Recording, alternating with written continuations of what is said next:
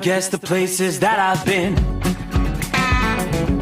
You never guess the places that I've been.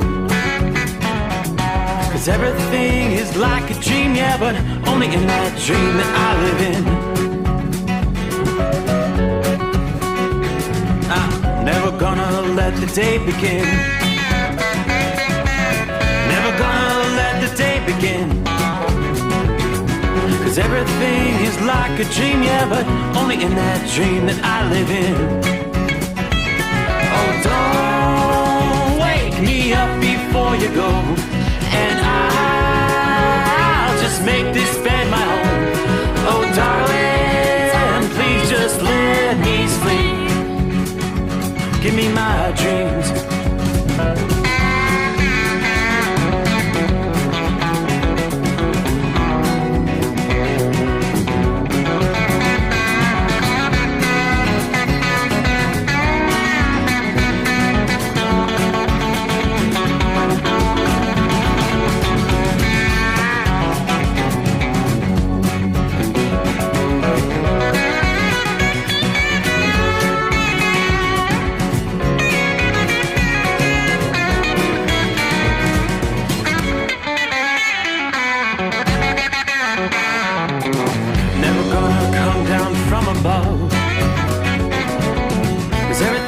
Better from above. Nothing's ever as it seems, yeah, except in that world that I dream of. Never gonna lose the ones I love. Never gonna lose the ones I love. 'Cause everything is like a dream, yeah, but only in that world that I dream of. Oh, don't before you go, 'cause I can't face this day alone. Oh, darling, please just let me sleep. Give me my dreams. Give me my dreams. Give me my dreams.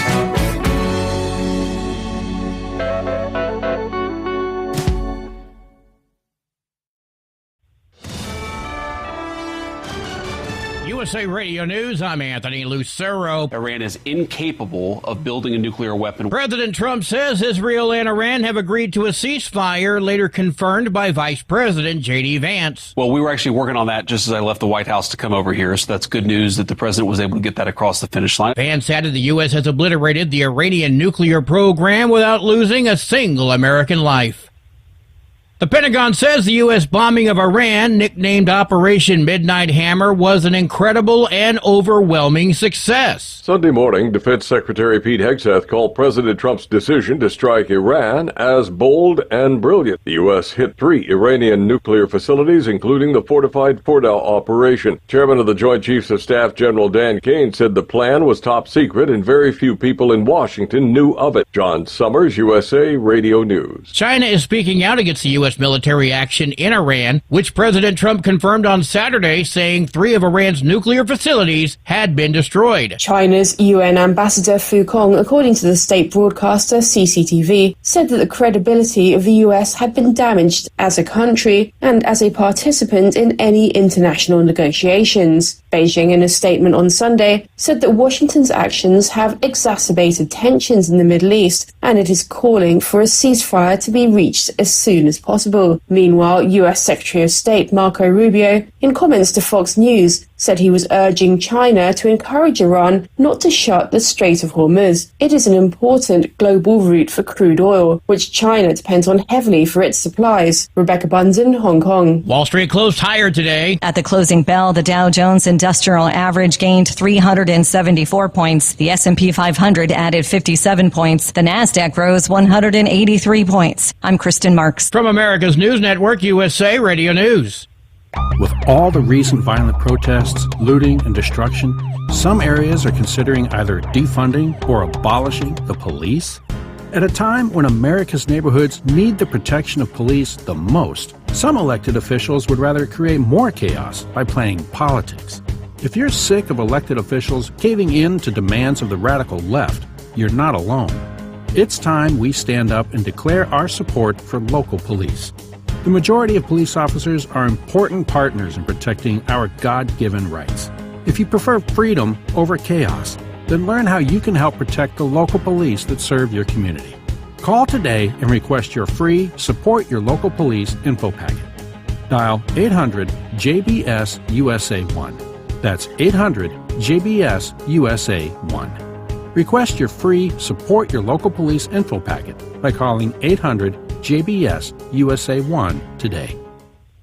Researchers in Seattle have found a possible link between a gene mutation and sudden infant death syndrome. The Aaron Matthew SIDS Research Guild includes researchers from Seattle Children's Research Institute and data scientists from Microsoft. They examined genes from 144 children who died sudden unexplained deaths. The gene variant was also found in people who suffered sudden deaths for other reasons, including cardiac arrest. The gene variant does not mean a child will die from SIDS, only that they might be prone to a sudden death. I'm Brad Ford. There's a growing battle in Texas over what is sold in smoke shops. Lieutenant Governor Dan Patrick blasted Governor Greg Abbott for vetoing his bill that banned all products containing THC. One can only come to this conclusion. The governor of the state of Texas wants to legalize recreational marijuana. The governor's veto was one of about 24 that were announced. He wrote that a ban on THC would drive the state into a legal battle that it could not win. Lawmakers will now be tasked with regulating what becomes a billion-dollar industry in a special session that begins in about a month.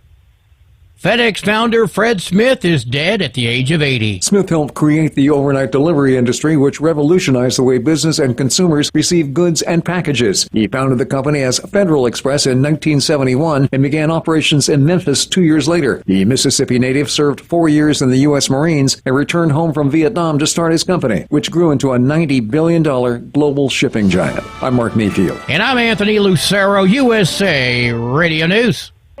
In a study, it was found that 33% of 44 herbal supplements had no trace of the advertised herb. Don't let that happen to you. Hi, this is Dr. Mitch. If you want to ensure quality, go to TotalWellness.com. Supplements made for physicians, only now available to you too. TotalWellness.com, helping you to look good, feel good, and enjoy total wellness.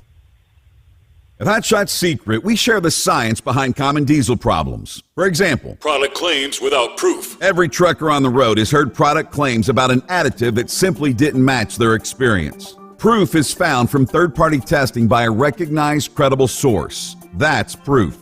Hot Shot Secret Stiction Eliminator will improve your performance and fuel economy. For proof, we engaged the Ohio State University Center of Automotive Research to conduct an EPA-certified fuel economy test with Stiction Eliminator on a FedEx truck, a 2006 P500 Freightliner with 247,000 miles. The test showed a 3.6% increase in highway driving fuel economy from Stiction Eliminator, an oil additive. The complete report from OSU is available for download at hotshotsecret.com. That's proof. Hot Shot Secret Stiction Eliminator, available at truck stops, Tractor Supply, O'Reilly's Auto Parts, and online at hotshotsecret.com. Hot Shot Secret, powered by science. Another dark night on the interstate. Another 100 miles in the pouring rain.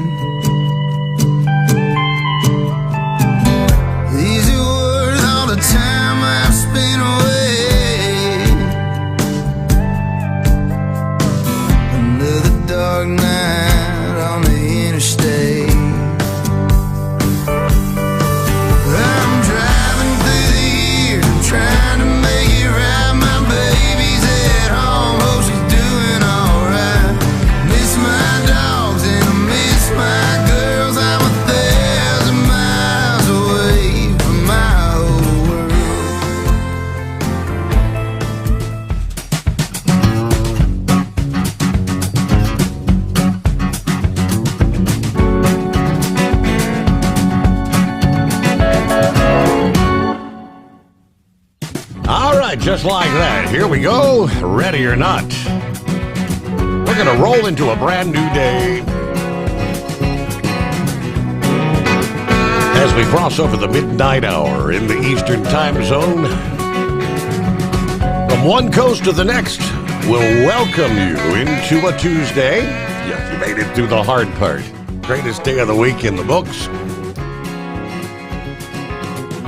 We are looking at 80 degrees at the midnight hour outside the secret bunker. A little bit of a tropical air mass parked overhead in the eastern USA, no doubt about it. So welcome aboard the Steve Sommers Overnight Drive, live from the Hotshot Secret Studios. Trust your week's off to a good start here. Anybody heard about a heat wave? Yeah? Well, for the eastern half of the country, for sure, we continue to deal sweltering temperatures. And they've been warning us for several days. Not a lot of relief even during the overnight hours.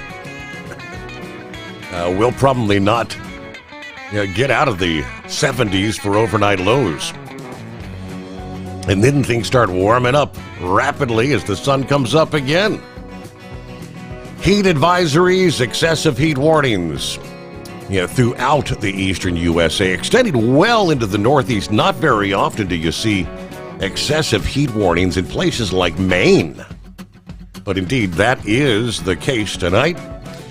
As we roll into a Tuesday, excessive heat warnings extending up the entirety of the eastern seaboard from eastern North Carolina, South Carolina. You've got it. Maryland, New Jersey, Pennsylvania, and again on up into Maine. The heat dome continues to build off to the east. It's, of course, enveloped the plains and the Midwest. We've seen readings in the 90s and triple digits, a pretty commonplace since late last week. This is what they describe as dangerous heat will maximize across much of the Northeast and Mid-Atlantic.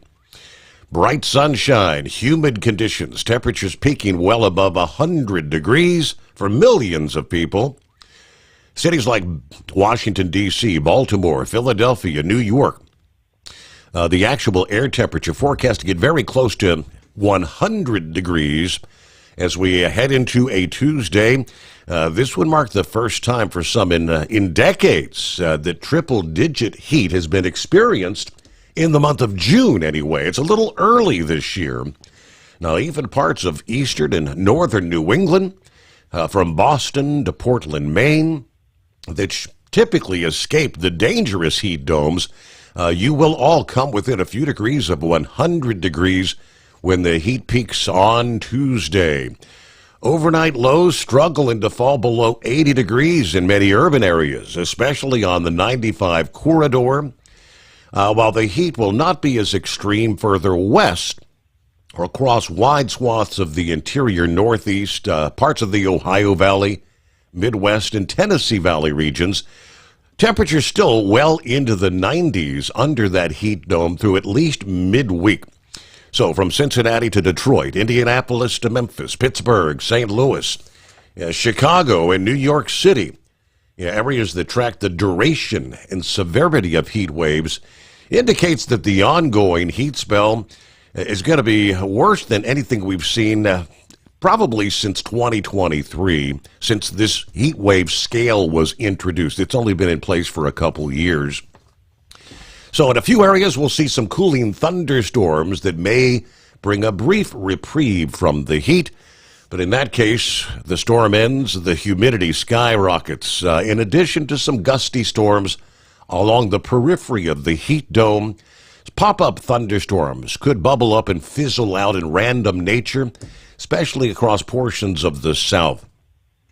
Now, due to the cumulative effect on the human body, prolonged exposure to hot weather can be deadly, with the New York City mayoral primary taking place here today, Tuesday.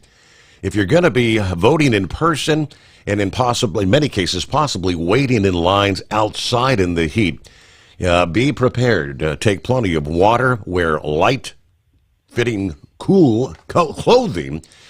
Ground temperatures in the hotter pavement areas are going to feel well above 105 degrees today. Of course, your pets, don't chain them up outside. Yeah, be considerate of the heat in many municipalities, including the entire Commonwealth of Pennsylvania. It is illegal to tether your dog outside in the heat without access to cool water and shelter. For those that do not have consistent access to air-conditioned environments, hundreds of cooling centers are being made available across all states expected to be impacted by this heat. The National Center for Healthy Housing actually has a web page with contact information state by state if you are in need of a cooling shelter. But it's officially summertime. You deal with heat waves. Meanwhile, along the periphery, as we've been talking for days, they're calling it the Ring of Fire, thunderstorms. A swath of thunderstorms, sometimes thousands of miles long, often goes along with these huge heat domes during the summer. The pattern this week will be no exception, according to AccuWeather, because the air in much of the heat dome is warm enough through most layers of the atmosphere. Clouds have difficulty forming, let alone thunderstorms, but on the edges of the heat. Along the northern and western flanks, the air's cooler well above the ground, which makes it easier for those clouds to tower, producing thunderstorms. The pattern is referred to in the weather community, as I mentioned, the Ring of Fire. Thunderstorms form along the edges of the heat dome. Within this ring, there can be spotty individual thunderstorms or large clusters of thunderstorms or even a solid line that can repeat or kind of meander back and forth as the hot and cool air changes hands. Of course, during the afternoon and evening hours when thunderstorms tend to be most active, those towering clouds, downpours, thunder, and lightning extending from north-central Mexico all the way to southeastern Canada, an arc of about 2,200 miles.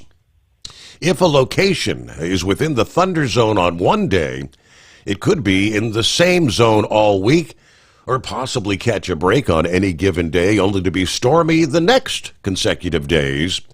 Where those storms repeat, there will be the heightened risk of flash flooding. Of course, any thunderstorm in that zone can pulse to severe intensity, high winds, lots of lightning, hail, and possibly even a brief tornado.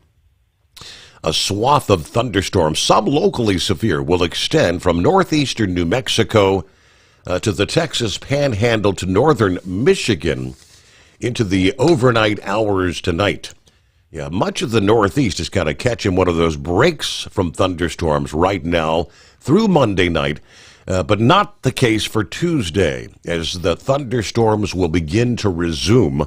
More storms will be targeting some of the hard-hit areas of central, eastern upstate New York, as well as northern New England, western New York, northwest Pennsylvania, maybe northern Ohio, back into northern Indiana, southern Michigan, and vast populated areas of southeastern Ontario and southern Quebec. Looks like the day ahead will be another active day in terms of severe weather for the plains. Most of the severe storms will focus from the eastern half of Colorado and Wyoming, stretching to maybe northern Illinois and southern Wisconsin. Active pattern, but as the song went so many years ago, the heat is on. Glenn Fry, wasn't it? Well, hello to Philly Dan from the city of brotherly love this morning. Pappy checking in, saddle up nocturnal listeners, the midnight hour, and from the sounds of it, a ceasefire in the works. Looking at 80 degrees on the cruiser dash cam in southwestern Ohio. By the way, Little Steven and Stryker doing fine as about 50 minutes ago. Figured I'd save Daryl some time. All right, snuggle up to whomever or whatever. Dial it up at 844-844-3388. Don't be a scarecrow. Give us your thoughts. Are you with me? Larry is on board. Good afternoon. Hammer down. Be safe. Hello to Brett. He said, I was not joking. 42 degrees outside now. And the low tonight, 23. Where is this place? Of course, West Yellowstone, Montana. I actually need my overalls tonight. It's cold. Isn't that amazing? From the eastern half of the country, it was hot last week out west, and all that heat dome has been expanding to the east, much cooler out west. Looks like the other Brett from Denver, the Mile High City, said they've got partly cloudy skies, 67 degrees at this hour. Not a bad night. And it says, I do not understand why anyone would be upset that we actually took the initiative to strike Iran. They're terrorists. The Democrats have really lost their marbles. Oh, well, but what else is new? Thanks to all the first responders out there keeping us safe and all those third shift workers out there helping to keep this loony world turning 24/7. And hello to Tank. Morning, Steve. Happy Tuesday. 76 degrees here in Joseph City, Arizona. Yes, thoughts and prayers for Knucklebuster and his family. We're headed out toward Fontana. Everybody truck safe and have a blessed day. All right, a heads up for you here. Yeah, we'll come back and say hello to some of our other listening friends checking in, but I got a notification from the Carolina Monkey Gouger a short time ago that he's actually on his final run as we speak. Yeah, I thought that was going to be last week, so he'll break it down for us. He's going to be checking in here once we get to the news break, bottom of the hour. And folks had been asking, give us a chance to dial up and say, yeah, thanks for what you've done over the years, whatever you've got on your mind. But the Carolina Monkey Gouger will be joining us. Just thought I'd give you a heads up there. 844-844-3388. It is the Steve Sommers Overnight Drive. Your factory fuel filter is letting you down. AirDog heavy-duty diesel fuel systems don't just filter your fuel. The AirDog fully optimizes your truck's fuel system for peak efficiency. The factory-provided filter simply removes particulates and water from fuel. The AirDog system removes all contaminants, including entrained air, water, and particulates, and feeds the engine pump with optimal pressure. Check out airdogdiesel.com to learn how you can capture every bit of performance and efficiency from your fuel system. We know being over the road isn't easy, but getting parts for your truck can be. Rainey's offers over 100,000 parts and accessories, from chrome to cab comforts, watermelon lights to necessary replacement parts. It's all available on our website. Got questions? Our team of experts has your back from start to finish with unmatched customer service you won't get anywhere else. Head to Rainey's.com to get $25 off any order over $250 with code DRIVE25 at checkout. Hello, Big T here with Diesel Power Group. Listen, if your truck's in a repair center and you think it's being misdiagnosed or worse, being overcharged for an overhaul or an engine replacement, you need to stop and call Diesel Power Group now. Allow us to build the DPG solution that is right for you, not the repair center. We have over 4 decades in engine remanufacturing experience and specialize in Caterpillar, Cummins, Detroit, Mack, International, and John Deere. DPG offers an industry-leading warranty and turnaround times. We want to earn your trust every day. Don't believe us? Challenge us today by calling 574-594-5888 or visit us at dieselpowergroup.com and follow us on Instagram and Facebook. We are available 24/7. Mention code 374 and receive a $200 rebate towards your major failure repair.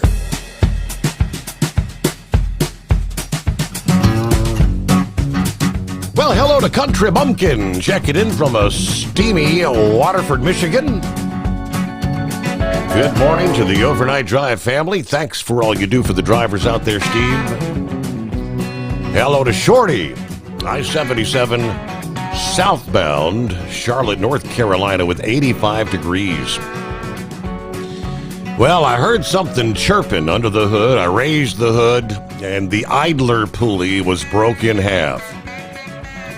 We are 6 hours behind with our Orlando turnaround #1. That's the way you wanted to start your week, isn't it? Oh, boy. Double trucker, warm 75 degrees, Madison, Ohio. Last Wednesday night, I left the yard, and while I was working, my car was totally flooded. It is now still drying out.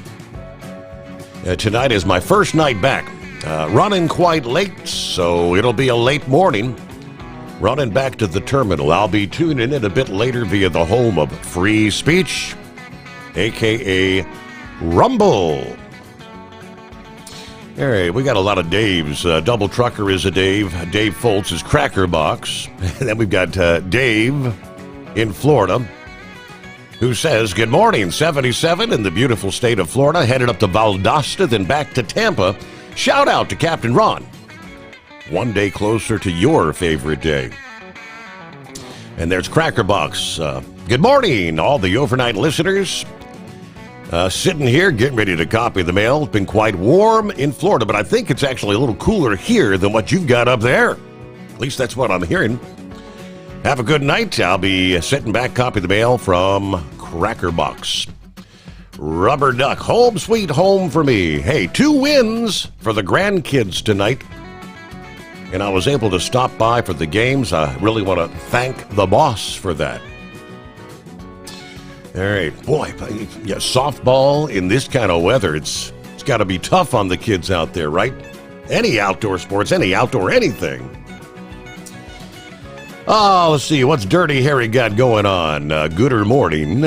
Been a while, but I'm here to check in, let everybody know I'm doing good. I did my 7th of 12 infusion of immunotherapy. The pneumonia's all cleared up, and with a Doppler test on my legs, yeah, not good, but not bad. Flowing at 70%, and I guess the left leg, right leg at 46, or maybe it's vice versa. I heard there was a woman professional cook that died the other day. I forget her name. Yeah, I saw that. She was only like 55 degrees, but 55 years old, 55 degrees. All right, good to hear from you, Dirty Harry. Continued healing there. Hope all goes well with your final treatments there. You got this, brother, right? Buckeye Boy from Ackworth, Georgia, 81 degrees. Wildcat and I pretty much slept most of the day away after he dropped off the granddaughter this morning. Got up, ate, went back to sleep. This past week, wiped us out. I say there's no way Iran's going to honor this ceasefire. What do you think? Yeah, they cannot control their proxies. They cannot be trusted. In fact, they bombed Israel within 15 minutes before this was supposed to take effect, killing 3 from what I'm hearing. Anyway, I had to fix the toilet this afternoon. Wildcats' honey-do list is getting longer and longer before we head out Thursday to the Buckeye State. Update on the trucks. The one in Maryland's waiting for a stupid part. They'll be working on the tree-damaged truck. Hope to have it by the end of the week. So there you go. Up to speed. Have a great night. Everybody be careful out there. Had a lot going through here, right? There is Captain Ron checking in. 78 degrees, Lake City, Florida. Semper Fi to Knucklebuster and Truck and Fill tonight. Very good. There's a tapeworm checking in from Valparaiso, Indiana, delivering a load of cable reels. Then it's off to Baltimore. How about Lauren Weiss, 2-time world champion bull hauler? We've got 74 degrees and some rain in St. Joe's, Missouri. Just got off the phone with the Carolina Monkey Gouger. As Steve said, he's fixing to be live action. So yeah, get your ticket, get some popcorn for the Great Gouger special end of the career shout out. So there you go. Shout out to the trucking icon Hall of Famer, the Carolina Monkey Gouger from the Show Me State. All right, real quick before we get to the Gouger here. Yeah, things started off Monday. Go back to 24 hours ago. We were talking about the possibility of shutting down the Strait of Hormuz. Where's oil prices going? All that stuff. What a difference a day makes. Israel fired off a fresh round of strikes early Monday, targeting various facilities across Iran, including, again, the Fordow uranium enrichment plant that the U.S. had hit over the weekend. They attacked the Fordow nuclear site again, according to Iranian media. The second strike specifically targeted roads around the facility in order to obstruct access to the site. They reportedly also hit the Evin prison in Tehran, as well as the security headquarters of the paramilitary Revolutionary Guards. Israel's defense minister said the Iranian dictator will be punished with full force for attacking the Israeli home front. Now, this was a payback for Iran's Sunday strikes on Israel after the U.S. had bombed the nuclear facilities there. By the end of the day, word coming down, and this is what several have alluded to, President Trump announcing that Israel and Iran have agreed to a total ceasefire. Now, the original announcement said in 6 hours. Congratulations to everyone. It's been fully agreed by and between Israel and Iran. There will be a complete and total ceasefire in approximately 6 hours from now, when Israel and Iran have wound down and completed their in-progress final missions.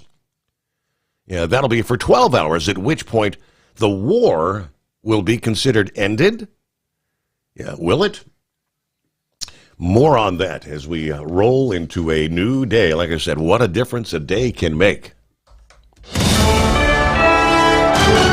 USA Radio News, I'm Anthony Lucero. President Trump says Israel and Iran have agreed to a ceasefire, later confirmed by Vice President J.D. Vance. Well, we were actually working on that just as I left the White House to come over here, so that's good news that the president was able to get that across the finish line. Vance says the U.S. has obliterated the Iranian nuclear program without dropping a single drop of American blood. Trump posted that this is the official end to the 12-day war. The NATO summit at The Hague in the Netherlands tomorrow will have a different agenda. NATO leaders will now discuss the U.S. and perhaps NATO's involvement in the peace process in Iran and Israel. President Trump is scheduled to travel to the Netherlands for that summit. Wall Street closed higher. At the closing bell, the Dow Jones Industrial Average gained 374 points. The S&P 500 added 57 points. The Nasdaq rose 183 points. I'm Kristen Marks. From America's News Network, USA Radio News. Business owners, are you paying high phone bills for old school systems and lousy service? StrongTel cuts your phone bills in half and turns every phone you own into a feature-rich business system. Sean Roddy, CEO of Hennings Brothers Drilling, had this to say: "We've been a StrongTel customer for over 10 years. It's great, and even includes an intercom with video to our equipment yard. I can watch live from anywhere with my smartphone. I'd recommend StrongTel to anyone. Never miss a customer call again with your StrongTel business system. StrongTel is a proud iTex partner and always welcomes your iTex dollars. You'll get award-winning StrongTel service, a business-class phone system, and cut your phone bill in half. So visit StrongTel.com right now. That's StrongTel, StrongTel.com. It's StrongTel.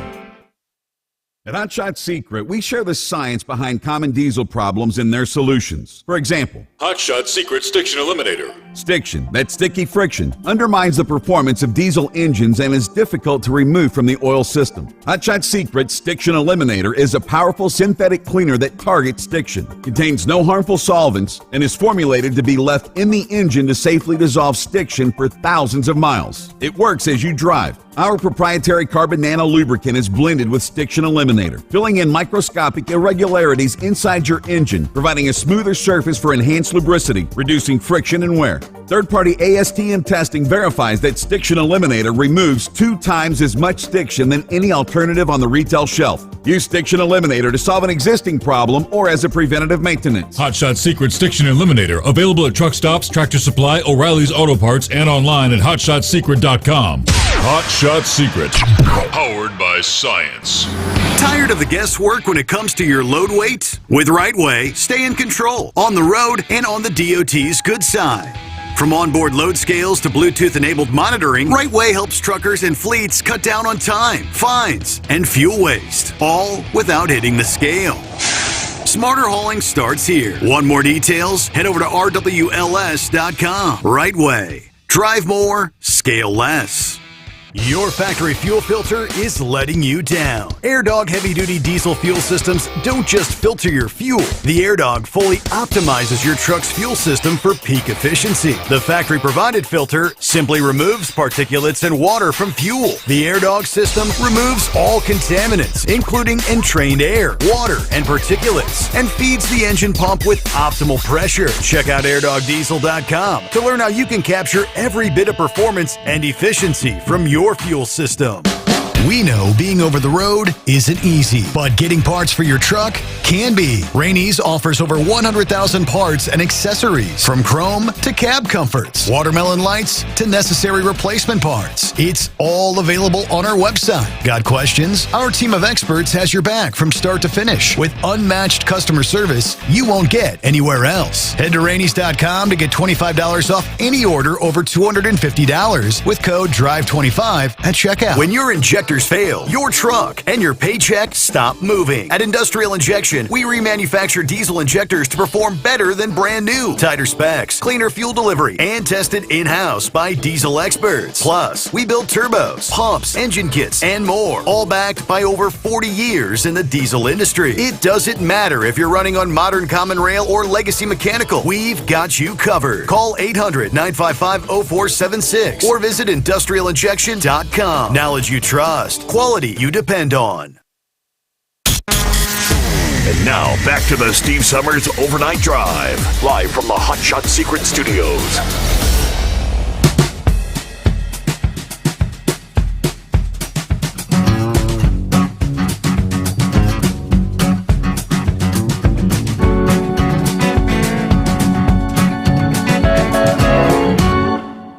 All right, underway, off and rolling. Kicking off a Tuesday. And hello to Bob in Michigan. Thanks for joining us.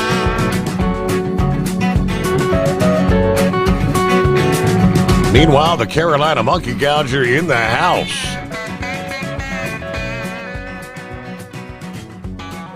Morning, Gouger. Well, good morning, Steve. How you this morning? Well, we're plugging away, a brand new day. You say this is the final run, huh? This is it. This is the final week. We're done. And, matter of fact, we're taking the load back out to Texas, delivering the truck Friday to the guy that bought it, and then we got us a car rented out there. I was gonna fly back home, Steve. I told Debbie I just didn't feel good about getting on an airplane right now with all this that's going on. Okay. You know, and so I said, we'll just get a car, just come on back. I said, that I feel more safe doing that, you know. But yeah, we got what we wanted for the truck, and everything's good, and it's going to a good home. The new owner is a bull hauler, and so he's excited, and I'm excited. But you know, Steve, Lord Weeze asked me a while ago. He said, "You having a hard time coping with it?" I said, "Well, you know, Lauren," I said, "I don't know whether it's a hard time coping it or just gonna miss all my friends and stuff that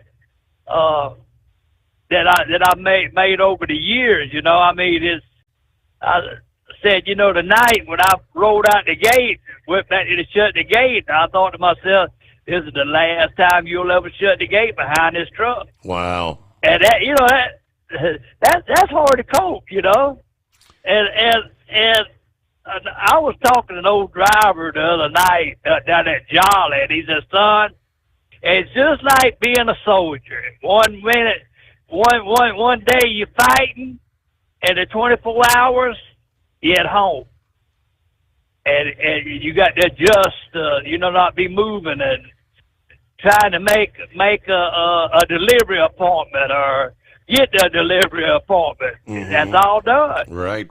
You know, and I think the thing that I'm not going to miss most is having to put up with his ELD.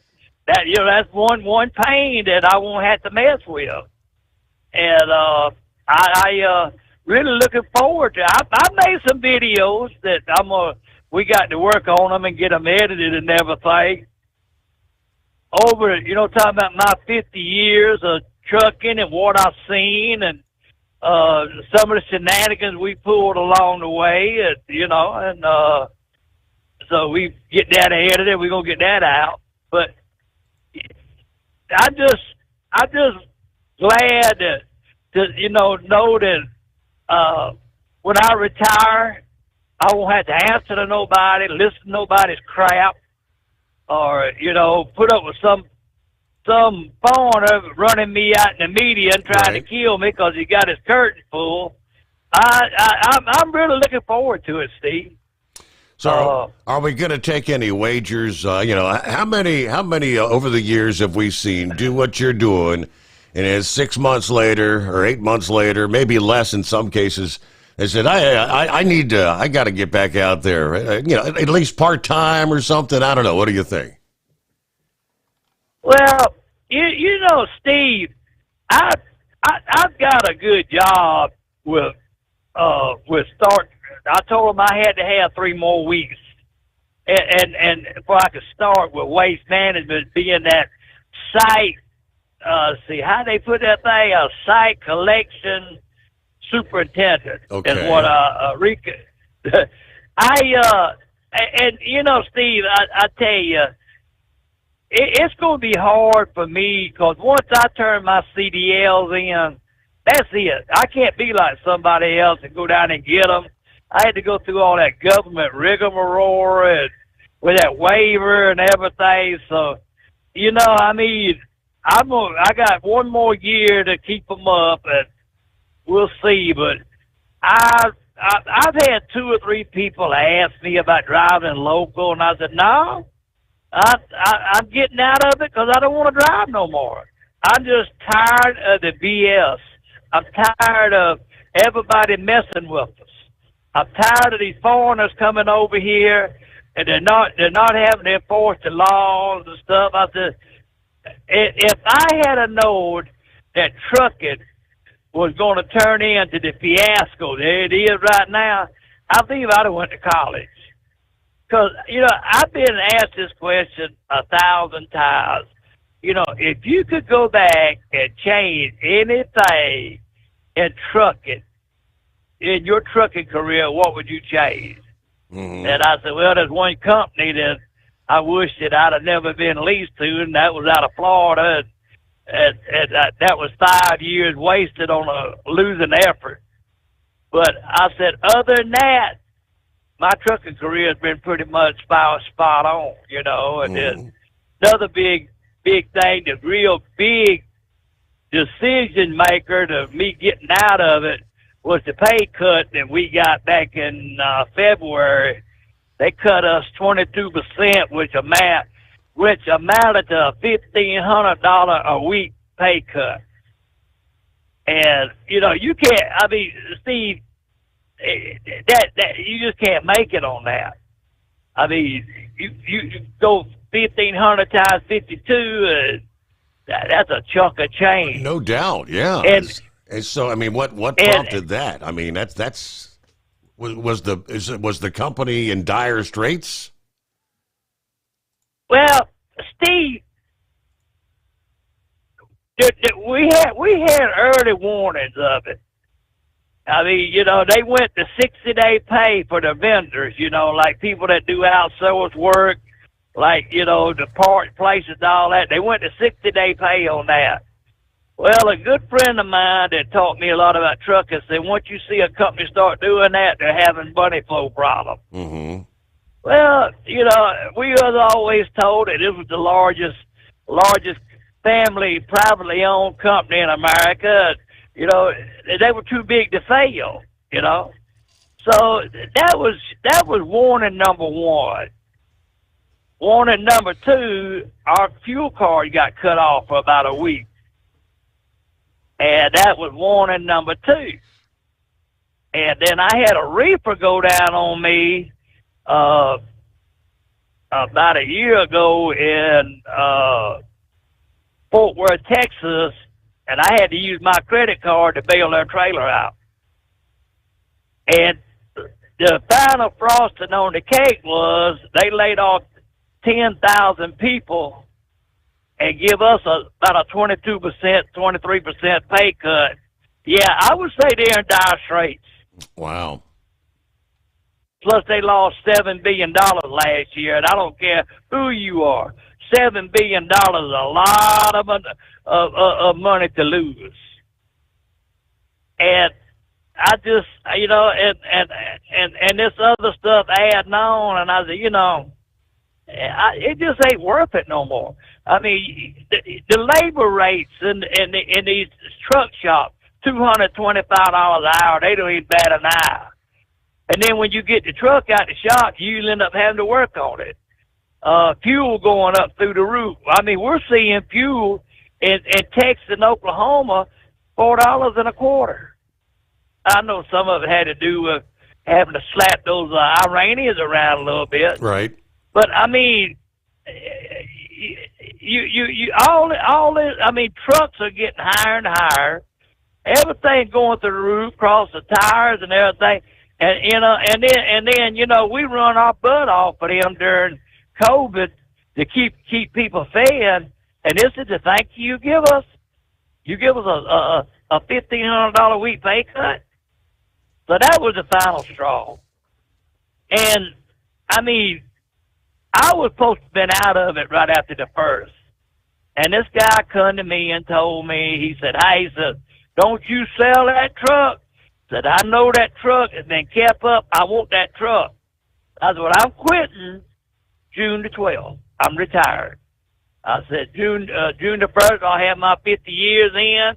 And I said, June the 12th, I'll be 67. And I said, that's going to wind it up right there. Okay, well, I'll stay in touch. So, hell, June the 1st come around. I said, hey, look here, you about ready to come get your truck? Well, yeah, I got to get with my money man, and I knew right then he was a lying SOB. So I come in, and I had some things I had to get done. The fish was really biting, and so I took biscuit fishing, and then Debbie wanted to go fishing, and I was just going to try and sell the truck from the house. And I told Debbie, I said, now I'm not getting out of it. Now that truck's out my yard. And she said, I understand. So when I come back out last week, I got her to make me up some posters, for sale, truck, what I wanted for it, and all this good stuff. And I stopped at Truck Stops Texas, where I have a lot of work done, and I went in there and I said, can I put this on your bulletin board? Oh yeah, that'd be fine. And then I got on up to Freona, Texas, and a friend of mine that runs a truck stop up there, I said, hey, can I put this up there? And he said, certainly. He said, I'll put it right on the front door. Well, I had left the truck stop and went down to the local cafe to eat, and left my telephone in the truck. And when I come back, I had about 15 phone calls from this one guy. He just, hey, don't you sell that truck? Don't you do nothing? You talk to me. Don't you do nothing? So I called him back, and he said, where are you at? And I said, well, I'm at the motel now. I'll be right there. So he come down, and me and him talk a little bit, and we agree on a number that I thought I'd done real good with, and he says, I need to take a test drive. Well, let's go for it. He went out, come back, and he said, is there any way that, when you sell this thing, and I buy it, that, you're going to give it to me that day? And I said, well, boss, I said, it's like this. I got all my stuff in the truck, and I said, I didn't think the truck was going to sell this fast. And I said, I've got to take it back to South Carolina and get my stuff out of it. He said, that's fine. That's fine. You go ahead and do that. So anyway, when I was sitting there, phone calls start coming in from down at Jolly Truck Stop at the shop. people wanting to look at the truck, and 3 or 4 of the bull haulers come by the motel. Hey, we want to look at the truck. It's off the market. The man shook hands and gave me $1, a West Texas handshake. Mm-hmm. You know, so things is working out. But Steve, I reckon the hardest thing to really try to put up with is losing my friends and family on this radio show. Bubba, we have been through a lot together. And, Debbie asked me, said, what you going to do about talking on the radio? I said, we'll still call in from time to time, you know. I said, I probably won't be as active as I was. You ain't going to be up past the midnight hour. You're going to be at you'll be fishing, and then you'll be hitting the skull busters and hitting the hay as soon as the sun sets.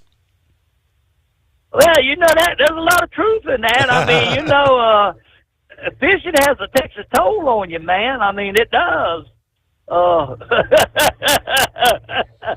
I don't know if you've seen the pictures, but every time I don't ever put no pictures of the fish I catch. Well, I put some up the other night, and we were catching some golly whoppers. I mean, these fish busted up everything in the boat, plus committed suicide. Mm-hmm. So I sent a message. I was okay. Y'all want to see some fish? Here they are, you know. And so I put some up there. But I'm looking forward to it. It's time, Steve. I mean, it's time. I told Debbie, that with things just ain't the way it was 20 years ago, Steve. I mean, it went 180 in the wrong direction, and I don't see no change in it. I don't see no change coming. Do you? Probably not. I mean, hey, I think starting tomorrow is when they're supposed to start enforcing the English language proficiency. You think they're going to actually do it? Well, Steve, from what I've heard and talked to people on this day is they're not going to have no choice but to do it. Because, I mean, they found out there's been so many people killed by these people not being able to talk and read English. And, we can go back and talk about wrecks off from now to sun up that these people have created. And I looked at, they have put enough pressure on the FMSCA and the CBSA and all them. I mean, that, hey, look, this has become a problem, and our agencies are the ones that is looking bad. We want this put a stop to. So we're already seeing some of it at some of the scale houses, and listen to people talk about what they've seen and stuff. But I don't think the penalties are severe enough to really, put a hamper on it. What they need to do is when they catch one of them, driving, no English, no comprehending the English language, anything, snatch their license for a year. Mm-hmm. Put them out of business. And well, that's supposed to be a part of the plan. But like I said, will they actually do it? Hey, we're going to pause there. I want to jump in, say hello, farewell, sayonara, hasta la vista, happy retirement. It's 844-844-3388. Back into. When your injectors fail, your truck and your paycheck stop moving. At Industrial Injection, we remanufacture diesel injectors to perform better than brand new. Tighter specs, cleaner fuel delivery, and tested in-house by diesel experts. Plus, we build turbos, pumps, engine kits, and more. All backed by over 40 years in the diesel industry. It doesn't matter if you're running on modern common rail or legacy mechanical. We've got you covered. Call 800-955-0476 or visit industrialinjection.com. Knowledge you trust, quality you depend on. At Hot Shot Secret, we share the science behind common diesel problems. For example, fuel additives. The purpose behind most fuel additives is to impact performance of your diesel or provide protection to your fuel system. Hot Shot Secret Everyday Diesel Treatment provides both performance enhancement and protection with 6 key components. This fully formulated premium fuel treatment includes the performance-enhancing cetane boost, injector cleaner, and LX4 lubrication, as well as protection against water with a demulsifier and rust inhibitor, plus a stabilizer that minimizes fuel filter clogs. Everyday Diesel Treatment delivers a 6-in-1 premium fuel treatment for every fill-up, every time. Everyday Diesel Treatment is available at truck stops, Tractor Supply, O'Reilly's Auto Parts, and online at HotShotSecret.com. Hot Shot Secret, powered by science. We know being over the road isn't easy, but getting parts for your truck can be. Rainey's offers over 100,000 parts and accessories, from chrome to cab comforts, watermelon lights to necessary replacement parts. It's all available on our website. Got questions? Our team of experts has your back from start to finish with unmatched customer service you won't get anywhere else. Head to Rainey's.com to get $25 off any order over $250 with code DRIVE25 at checkout.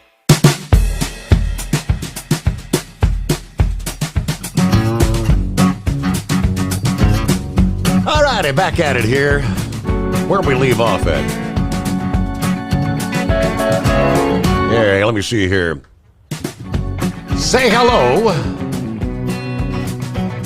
to the 2-time world champion bull hauler, live on the line with the 2-time world champion manure hauler. That's got to be a first. Yeah. I just was on the phone with the man here a little bit ago. We thought we better get off of here and so he could call in and get his recognition going, you know. Right. So I'll tell you something, Steve.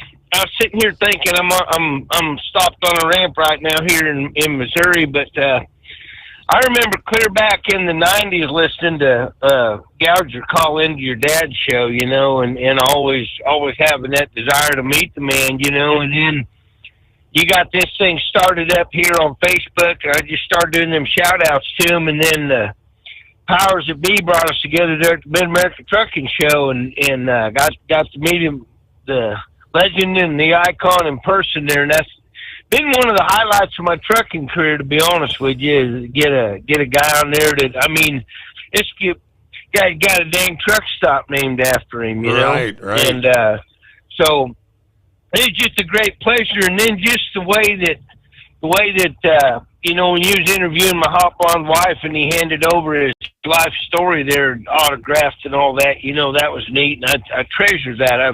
I've had it home and I've read through it and all that. I treasure that for her, and you know, she don't really. I've had to tell her the legend of the Gouger, you know, and she embraces it like most of them do. She's not real into trucking and that, but I told her, you know, you got a book here that could be this could be a collector edition someday. Could be for our retirement. We sell that signature down the road, you know. Well, Lord, I'll tell you something, man. Me and you've had some in-depth conversations over the years. Different points of view. We bring something different into the conversation and stuff. I really enjoyed it. And enjoyed meeting y'all up at the Louisville Truck Show. Talking about the Louisville Truck Show. I will be attending my last Louisville Truck Show when I took this job with Waste Management. I told them, I said, look, I go to the truck shows, and, we can work around that. We can help you out there. But next year will be my last truck show. I just figured it was, if you're going to get out of it, get out of it. You know what I mean? It's like when me and my daddy quit fox hunting. I mean, we was at the top of our game. We had one of the strongest kennels in the United States. And we just got to where we got complacent. We wasn't turning out good hunting dogs like we were. We got lax. And I told Daddy, I said, you know, I don't have time to do it like I need to. I said, you know, and you want to retire. I said, we'll just sell out and get it over with. Well, we sold out all right. Sold the dogs, sold everything. went home, tore the dog pens down, never looked back. And I hadn't been back to a fox hunt since it started. Because, I mean, I was scared that if I start back, I'll get hooked on it like I was before. And I just want, it's just time to move on. But, well, I'll tell you what, we're going to give another 7 days or something, then you're going to go to what they call emeritus status, meaning that you're retired, and every now and again you get a shout out because you're going to pop your head up every now and again. But I don't know that going forward we're going to be able to have a one set shout out every night now. Well, hold the thought there. Gentlemen, we got to pause as we close out our first hour. Back after this. When your injectors fail, your truck and your paycheck stop moving. At Industrial Injection, we remanufacture diesel injectors to perform better than brand new. Tighter specs, cleaner fuel delivery, and tested in-house by diesel experts. Plus, we build turbos, pumps, engine kits, and more, all backed by over 40 years in the diesel industry. It doesn't matter if you're running on modern common rail or legacy mechanical. We've got you covered. Call 800-955-0476 or visit industrialinjection.com. Knowledge you trust, quality you depend on. At Hot Shot Secret, we share the science behind common diesel problems. For example, fuel additives. The purpose behind most fuel additives is to impact performance of your diesel or provide protection to your fuel system. Hot Shot Secret Everyday Diesel Treatment provides both performance enhancement and protection with 6 key components. This fully formulated premium fuel treatment includes the performance-enhancing cetane boost, injector cleaner, and LX4 lubrication, as well as protection against water with a demulsifier and rust inhibitor, plus a stabilizer that minimizes fuel filter clogs. Everyday Diesel Treatment delivers a 6-in-1 premium fuel treatment for every fill-up, every time. Everyday Diesel Treatment is available at truck stops, Tractor Supply, O'Reilly's Auto Parts, and online at hotshotsecret.com. Hot Shot Secret, powered by science.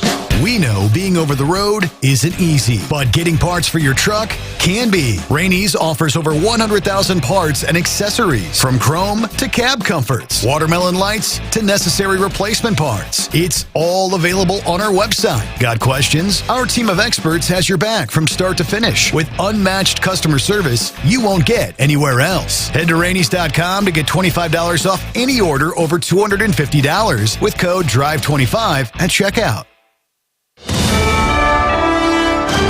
USA Radio News, I'm Anthony Lucero. President Trump says Israel and Iran have agreed to a ceasefire, later confirmed by Vice President J.D. Vance. Well, we were actually working on that just as I left the White House to come over here, so that's good news that the president was able to get that across the finish line. Trump posted that this is the official end to the 12-day war.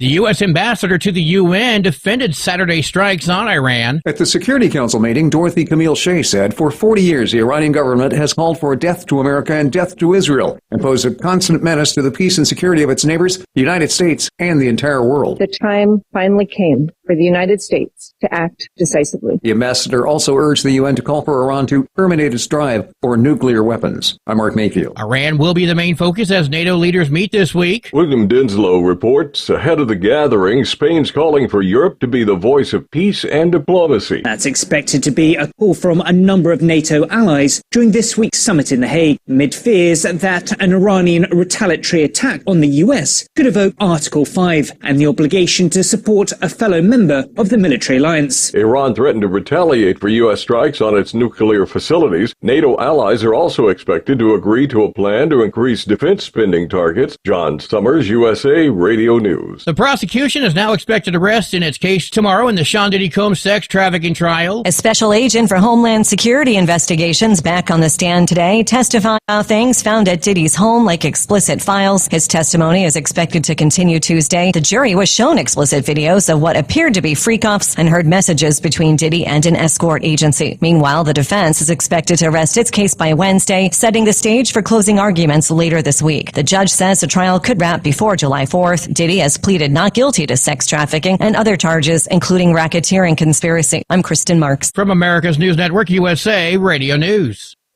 Hi, it's Mark Falter, host of the Financial Fitness Show. I strongly believe that no one should ever pay 1 penny more in taxes than they are legally obligated. Unfortunately, for most hardworking Americans, this just isn't the case. Why? Because most people spend more time planning next weekend's getaway than trying to ensure they're going to pay less in taxes. My financial fitness team has put together some materials that I know are going to help you. It's the Tax Savings Kit. Tax Savings Kit includes 3 things: free tax analysis, top 10 ways to pay less in taxes, and an investor's guide to taxes. Now, how do you get it? Simple. 866-764-2635. Again, 866-764-2635. I'm Mark Falter. This is Financial Fitness, making personal finance profitable. Congressman Carlos Jimenez continues touring detention centers. Last week, he paid a visit to the Federal Detention Center in downtown Miami. It's not the Ritz, but I can tell you that there's nothing going on in there that would be cause for alarm. He says conditions are adequate. For 100 people, there are 6 toilets and 6 showers. ICE standards call for a ratio of 12-1 when it comes to toilets. The standard is 14-1 for detainees for showers. Alcohol consumption is being linked to an increased risk of pancreatic cancer. A new study by the World Health Organization gathered research from nearly 2.5 million people across 4 continents and found a modest but significant link between alcohol and pancreatic cancer, regardless of sex or if the person smoked. The study shows that an extra 10 grams of alcohol consumed per day is associated with a 3% increase in the risk of pancreatic cancer. I'm Michael Kastner. House Minority Leader Hakeem Jeffrey says President Trump broke a promise he made to stay out of foreign wars. The New York Democrat criticized Trump's decision to launch an attack on Iran without first getting approval from Congress. The use of military force, which is offensive in nature, must be approved by the House and the Senate. Jeffrey says the move goes against the Constitution and added while Iran cannot be permitted to have a nuclear weapon, the Trump administration chose to intentionally ignore the aggressive diplomacy that was available. Jeffries also noted that a briefing with the Gang of 8 congressional leaders has not taken place. For USA Radio News, I'm Anthony Lucero. Many Americans are currently celebrating the election of Donald J. Trump. If you'd like a deep dive look into the mass movement behind his political success, visit TrumpWorld.net to get your complimentary digital copy of the Trump World Bookazine from The New American. It's a 96-page special collector's edition, and for a limited time you can receive the digital edition for free. Visit TrumpWorld.net today for your free digital copy of Trump World. That's TrumpWorld.net.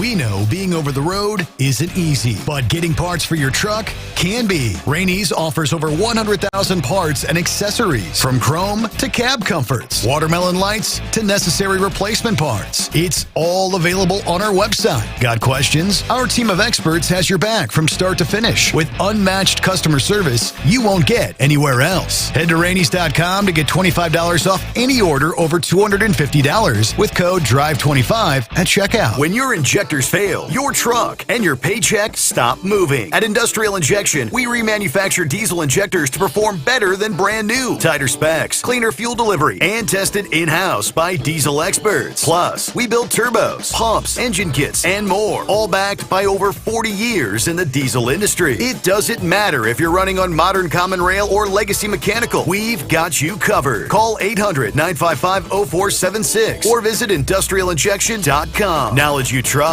Quality you depend on. And now, back to the Steve Sommers Overnight Drive, live from the Hot Shot Secret Studios.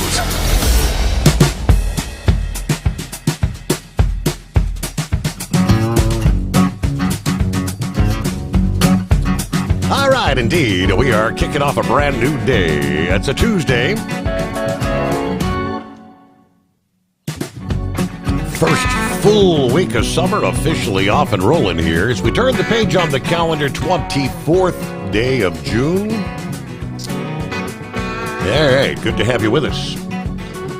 Carolina Monkey Gouger out there on the final run, headed toward the home 20. You know, Lauren mentioned a few minutes ago here, Gouger, that, hey, the guy even has a truck stop named after him. Yeah, you were actually one of the honorees, the very first round of Travel Centers of America Citizen Driver Award honorees. Of all the things, I mean, 50 years out there, and I know you're on the Wall of Fame there in Louisville, and you've got.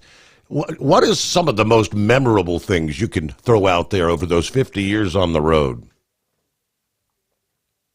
You know, Steve. I mean, there were so many things that happened during my trucking career. I mean, the TA down at Manning, South Carolina, being named after me was something that was. I thought you couldn't top that. Then I got on the Hall of Fame, and I mean, it was in a major motion picture. Right. You was a part of that because we called your show.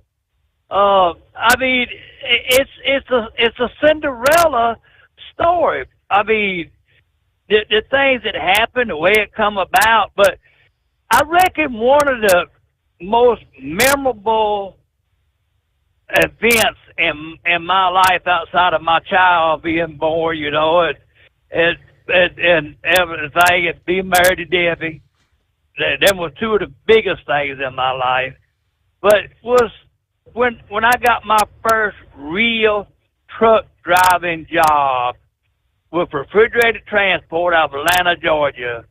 I feel like I have finally jumped the hurdle to being accepted by being physically challenged, and had a great career there. That was one thing that was I've been working for the largest refrigeration trucking outfit in the back at that time. That was pretty hard to that was an accomplishment. And I mean, we go on to being an ambassador for Mobile Oil. I mean, you go on a truck stop and there you are, plastered all over the wall, meeting people. I mean, Steve, some of the things that me and Jim Stattmiller done, me and you done, Bubba Boats, Seg Dennison. I mean, the list could go on and on and on, but I mean, just when I didn't think that anything would, opportunity would present itself, it was there, and I'll tell anybody, anything that I ever wanted to do, I asked the good Lord to let me do it, and He provided a way for me to do it. And I mean, it's been a hell of a ride. I mean, I've enjoyed every minute of it. I mean, I've got to hang around with some of the biggest magnets in the trucking industry, the Fortune 500, the movie stars, not movie stars, but Deadliest Catch, Eric Hansen, Lisa Kelly. Matter of fact, we was with Darryl Ward right before he got killed up there in that airplane. But I mean, I reckon just to go to a truck show and people come up and talk to you and you're accepted. You're not looked at anymore or pointed at or stared at. You've been accepted. Yeah. And but I mean, Steve, there's been so many things that's happened in my 50 years of trucking. It's just, I reckon it's just hard to pinpoint everything that, it's just like a roller coaster. Right. Well, Bull Hauler, would you like to interject there? Yeah, I was saying right before the break there, Monkey Gouger's going to go to what we call emeritus status, and that's generally they give that to college professors, but he's a trucking professor, and it's having retired but allowed to retain their title as an honor. And all of those things that he talked about, being in movies, having a truck stop there, talking to the famous people, and just generally being the Carolina Monkey Gouger. So we're going to put him on emeritus status on the shout-out list there. And I don't know, Steve, if we're going to have a set set one each night anymore. You know, just I don't think you could put, not that anybody out there's any less, but you know the fame and the adulation that goes with it. It's really hard to find somebody to have a regular shout out to. I mean, we're still gonna throw it out there to each individual now, but sure. I think we're gonna leave it out there, and we'll throw it out occasionally as an emeritus honor to Monkey Gouger, and then I'll plan on coming to the truck show next year. Maybe we'll make up some kind of a plaque or trophy we'll give him after all that time that he can take home as a acknowledgement of all the years he's been on the road, you know. And but I'm gonna tell you one thing before I get off here, Monkey Gouger. Let's not do like George Strait and them doing right off into the horizon, and then here 6 months later we see you back out here on the road truck. Of course, George don't come out every week though anymore either. He just comes out about once a month for about $500 a pop to sit up in the nosebleed seats, and he still gets some money. So you know, maybe you'll get incentivized enough to go haul a load for good money somewhere sometime. I'll get off here, Steve, and let other people get on there. All right, good to hear from the two-time world champion bull hauler. Yeah, let me jump down to, there's another icon in the industry. Morning, Brother Rambler. Well, praise God, Steve, and glad to be on the air with you. And ironically, today makes my 27th year in trucking. So I can't hold the candle to Monkey Gouger. He's got me beat by a country mile. But Jimmy Artis, it's a pleasure to talk to you and meet you. Man, you were by and large my father, Dirty Diaper's favorite caller. Man, he used to love whenever you called in. He'd be sitting up at night, couldn't sleep, dying of cancer. And you helped make his night and many a nights, my man, and I thank you for that. I thank you for that. Well, Rambler, thank you for everything, and enjoyed listening to you at night. I mean, Dirty Diapers, I remember when he was out here, and, it's just great to talk to you tonight on the show. I mean, it's great to talk to you, and thank you for all your inspiration you talk about, and to talk about the Lord and everything else, and really enjoy. Jimmy, it's not a problem, sir, and I've enjoyed you throughout the years. When I got into trucking, you and Hollywood were two of the first two that I ever heard called in Bozo Show, and Boss Hog and Gorilla and so many others used to call in, and man, y'all entertained me, kept me awake all throughout the night. Of course, there was some producer that seemed like he had to stick up his butt sometimes, but he finally loosened up after all these years and got to be pretty good friends with him too. And I plan on being over there. There's a lot of folks want me to come up there to the trucking show. I'm going to make plans to be there this time and save vacation time. So I'm going to try and be up there. Brother, I would love to be able to shake hands with you. And I was thinking, I remember seeing your picture going into different truck stops and over there at the mobile Delavac section, seeing you over there. I never knew that was you, but it's kind of amazing. But it'd be nice if Kyle can make Monkey Gouger the representative for Hot Shot Secret. That would be awesome, man. Still get out there and travel, just not have to do all the driving. But I'll get on off here. I'll call in another time, and I appreciate it. We're going to tell people about Jesus Christ, and we're not going to stop doing that. And of course, we'll always be praying for you. I mean, you got them grandkids that's going to have an inspiration. I've got grandkids myself, and I love being around them, so they're looking forward to being around Papa. And I know you're looking forward to watching the Dabo Sweeney and Clemson play. Of course, I'll be roll tide roll here on my end. So praise God. Congratulations, brother. Happy retirement. Love to see you. Hopefully we'll be able to shake hands and meet one another. And Steve, I love you, brother. And Knuckle Buster, and keep praying for his family. And I'll call in some other time. Bye now. God bless you. Good to hear from you there. There you go. Brother Rambler in the house.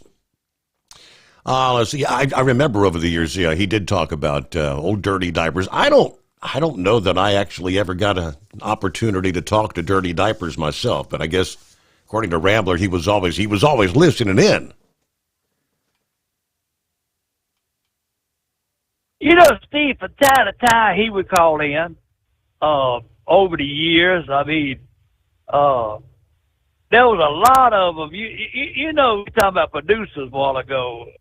Who was the one that was always talking about the waterhead? Oh, Harold Sizemore. Yeah, right. Does anybody ever hear any bad thing from him anymore? I have not heard. I mean, we were Facebook friends, but I haven't heard or seen a post from him in a long time. Right. Chip, no, we can't forget our favorite tater, Bradley Mays.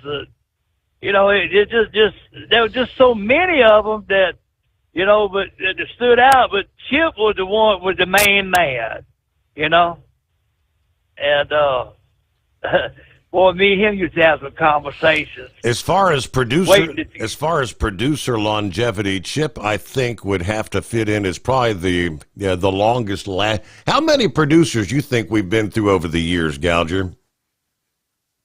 Oh man, Steve, I don't know. I mean, it was like a revolving door. I mean, in many cases, though, working with me and the overnight crew was the starting point, and many of those previous producers have gone on to very, very successful broadcast careers elsewhere, you know? Well, Steve, who was the young man that done that segment on your show on Fox TV that time? And then he went into Fox TV. You remember him? That was Brandon Sejo. Brandon. Yes. Brandon, right. But, I mean, Chip, I mean, if you want to know where somebody was at, if you needed somebody's phone number or you need to get a hold of somebody, you call Chip. Chip had a Rolodex, I reckon, up there. But, I mean, if you need to get a hold of somebody, you could call Chip. He'd give you the phone number. Or he'd say, hey, let me send him a text message and make sure it's okay for me to give his phone number out. He'd do it. I mean, you know, I mean, and look at the characters that we have met, you know, this Doc Holliday, Big Ed. I mean, it just, the list just goes on and on and on. And, you know, and we still hear from Big Ed. I don't know what happened to Doc Holliday. I see he's still out there missing in action. He's out there cooking in the truck and whatnot. He does more cooking videos than anything else that I see anymore. But I mean, he needs to pick up the phone and dial us up, give us a live report. Is he still smoking on the fuel island, you reckon? I imagine so. Yeah. Well. That nut. I would tell you something about old Doc. Old Doc was over there at the casino one night, right there in Memphis. West Memphis over there. He called me up and he said, "Hey, Mark Gouger, how about you come over here? So I need you." I said, "Doc," I got a hard day tomorrow. Last thing I'm gonna do is come over there and watch you play cards and lose your ass. Oh no, we got another problem over here. I said, "What's that?" He said, "Well, I was in there eating them atomic nuclear chicken wings and said I come out here, was crossing this stream that goes into this here casino and said, let's just say my teeth is in the bottom over there. Some catfish is swimming right." I said, "You got a problem there, buddy." I do remember that scenario, and my most memorable with Doc was how many years ago might it have been? We were at the truck show there in Louisville.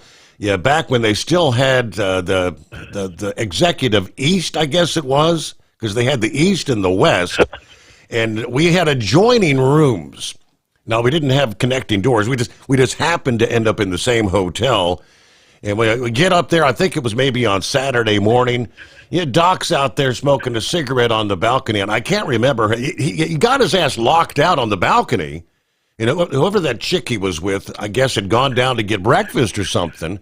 Next thing you know, here's somebody pounding on my balcony door. Doc Holliday standing out there in his underwear, had got locked out and was able to climb from his balcony over to my balcony saying, "Hey, Steve, let me in. I'm locked out."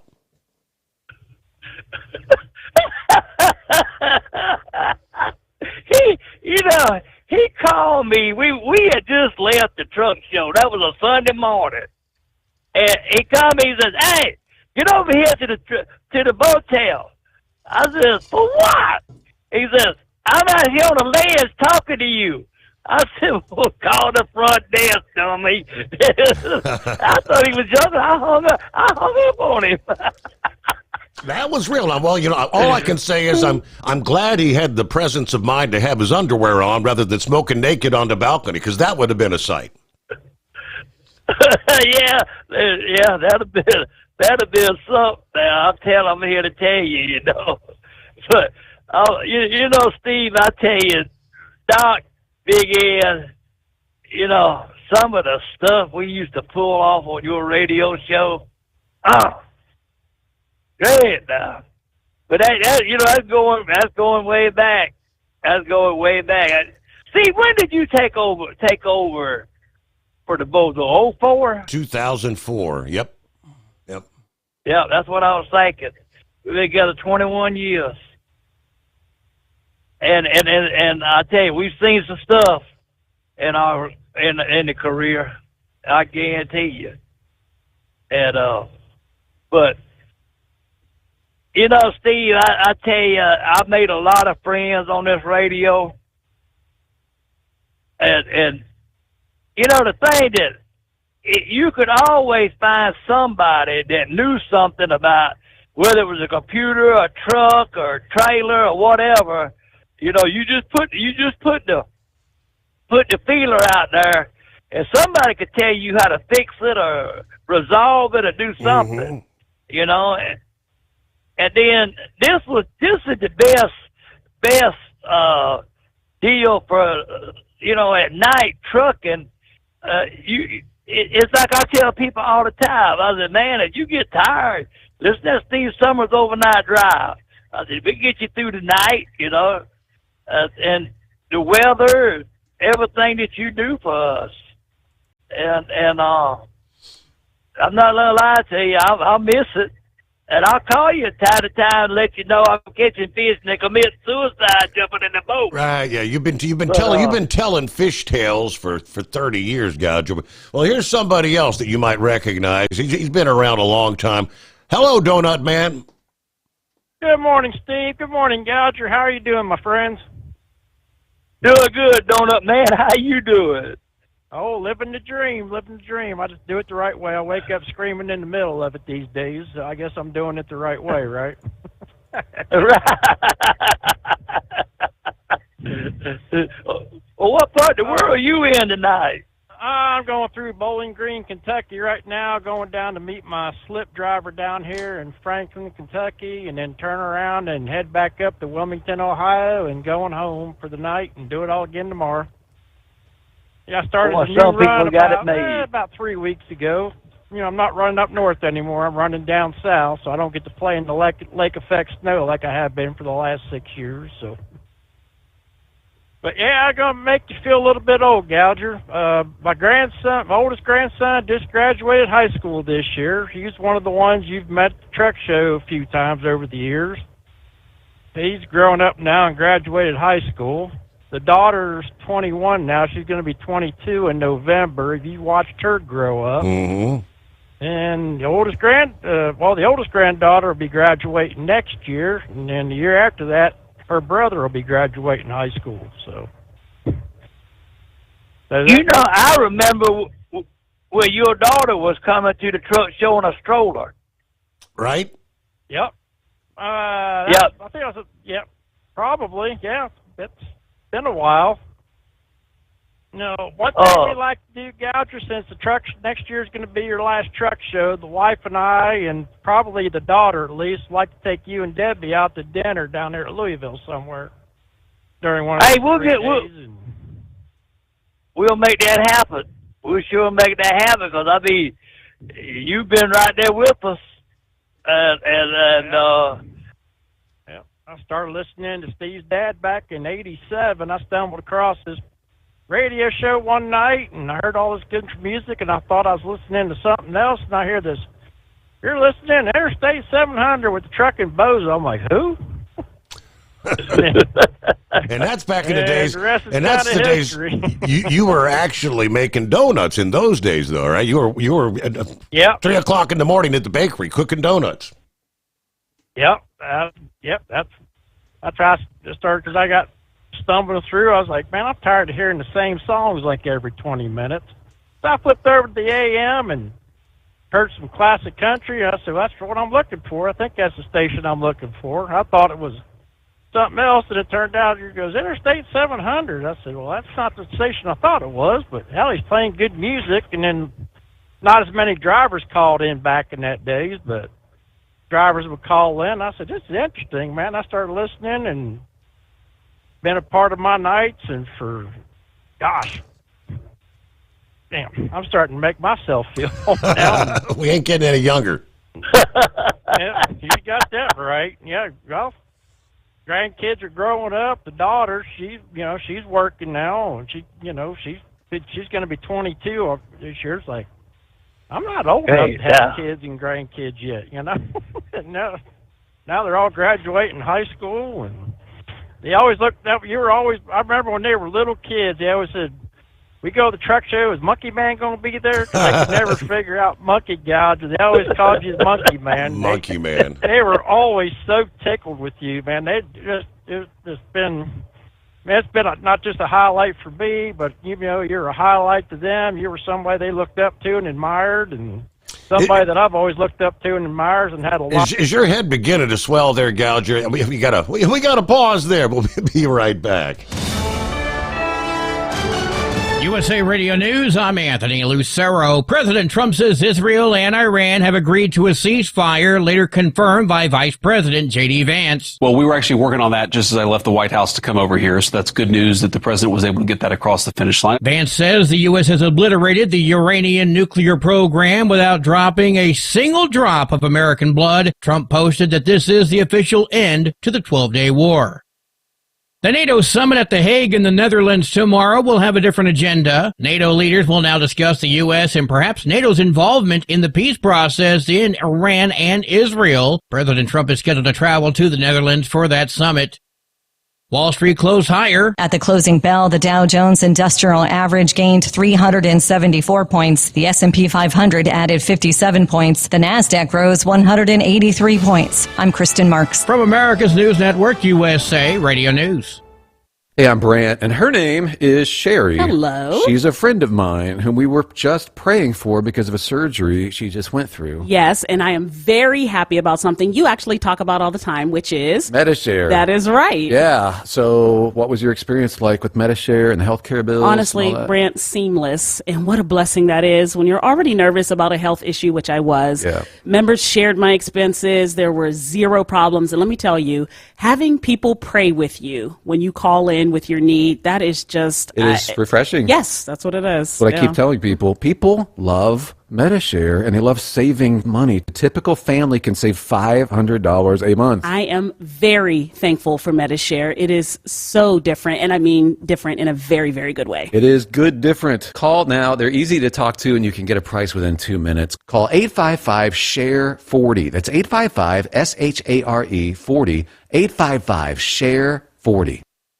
Your factory fuel filter is letting you down. AirDog heavy-duty diesel fuel systems don't just filter your fuel. The AirDog fully optimizes your truck's fuel system for peak efficiency. The factory-provided filter simply removes particulates and water from fuel. The AirDog system removes all contaminants, including entrained air, water, and particulates, and feeds the engine pump with optimal pressure. Check out airdogdiesel.com to learn how you can capture every bit of performance and efficiency from your fuel system. At Hotshot Secret, we share the science behind common diesel problems and their solutions. For example, excessive black smoke, Excessive black smoke has two causes: carbon buildup and internal diesel injector deposits, also known as IDIDs. Carbon buildup obstructs the fuel spray. IDIDs are varnish inside the injector that alters ideal injector timing. Both of these cause reduced engine efficiency, leaving unburnt fuel to generate black smoke. One treatment of Hot Shot Secret Diesel Extreme will remove carbon buildup and improve efficiency. Diesel Extreme has the highest concentration of active ingredients allowed by law and will safely remove all types of injector deposits, including IDIDs, eliminating black smoke. The 6-in-1 Diesel Extreme formula also includes a cetane improver, lubricity enhancer, water demulsifier, rust and corrosion inhibitors, and a fuel stabilizer. Hot Shot Secret Diesel Extreme is available nationwide at truck stops, fine farm and auto stores, and online at hotshotsecret.com. Hot Shot Secret,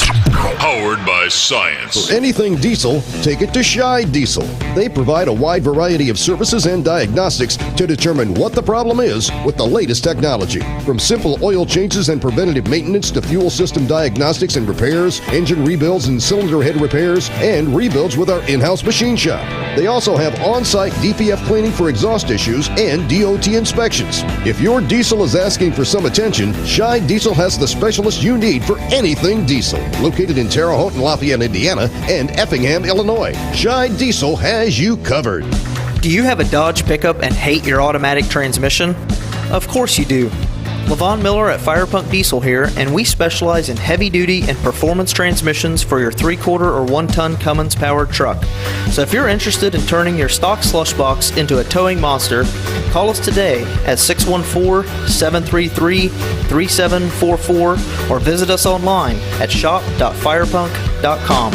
We know being over the road isn't easy, but getting parts for your truck can be. Rainey's offers over 100,000 parts and accessories, from chrome to cab comforts, watermelon lights to necessary replacement parts. It's all available on our website. Got questions? Our team of experts has your back from start to finish with unmatched customer service you won't get anywhere else. Head to Rainey's.com to get $25 off any order over $250 with code DRIVE25 at checkout.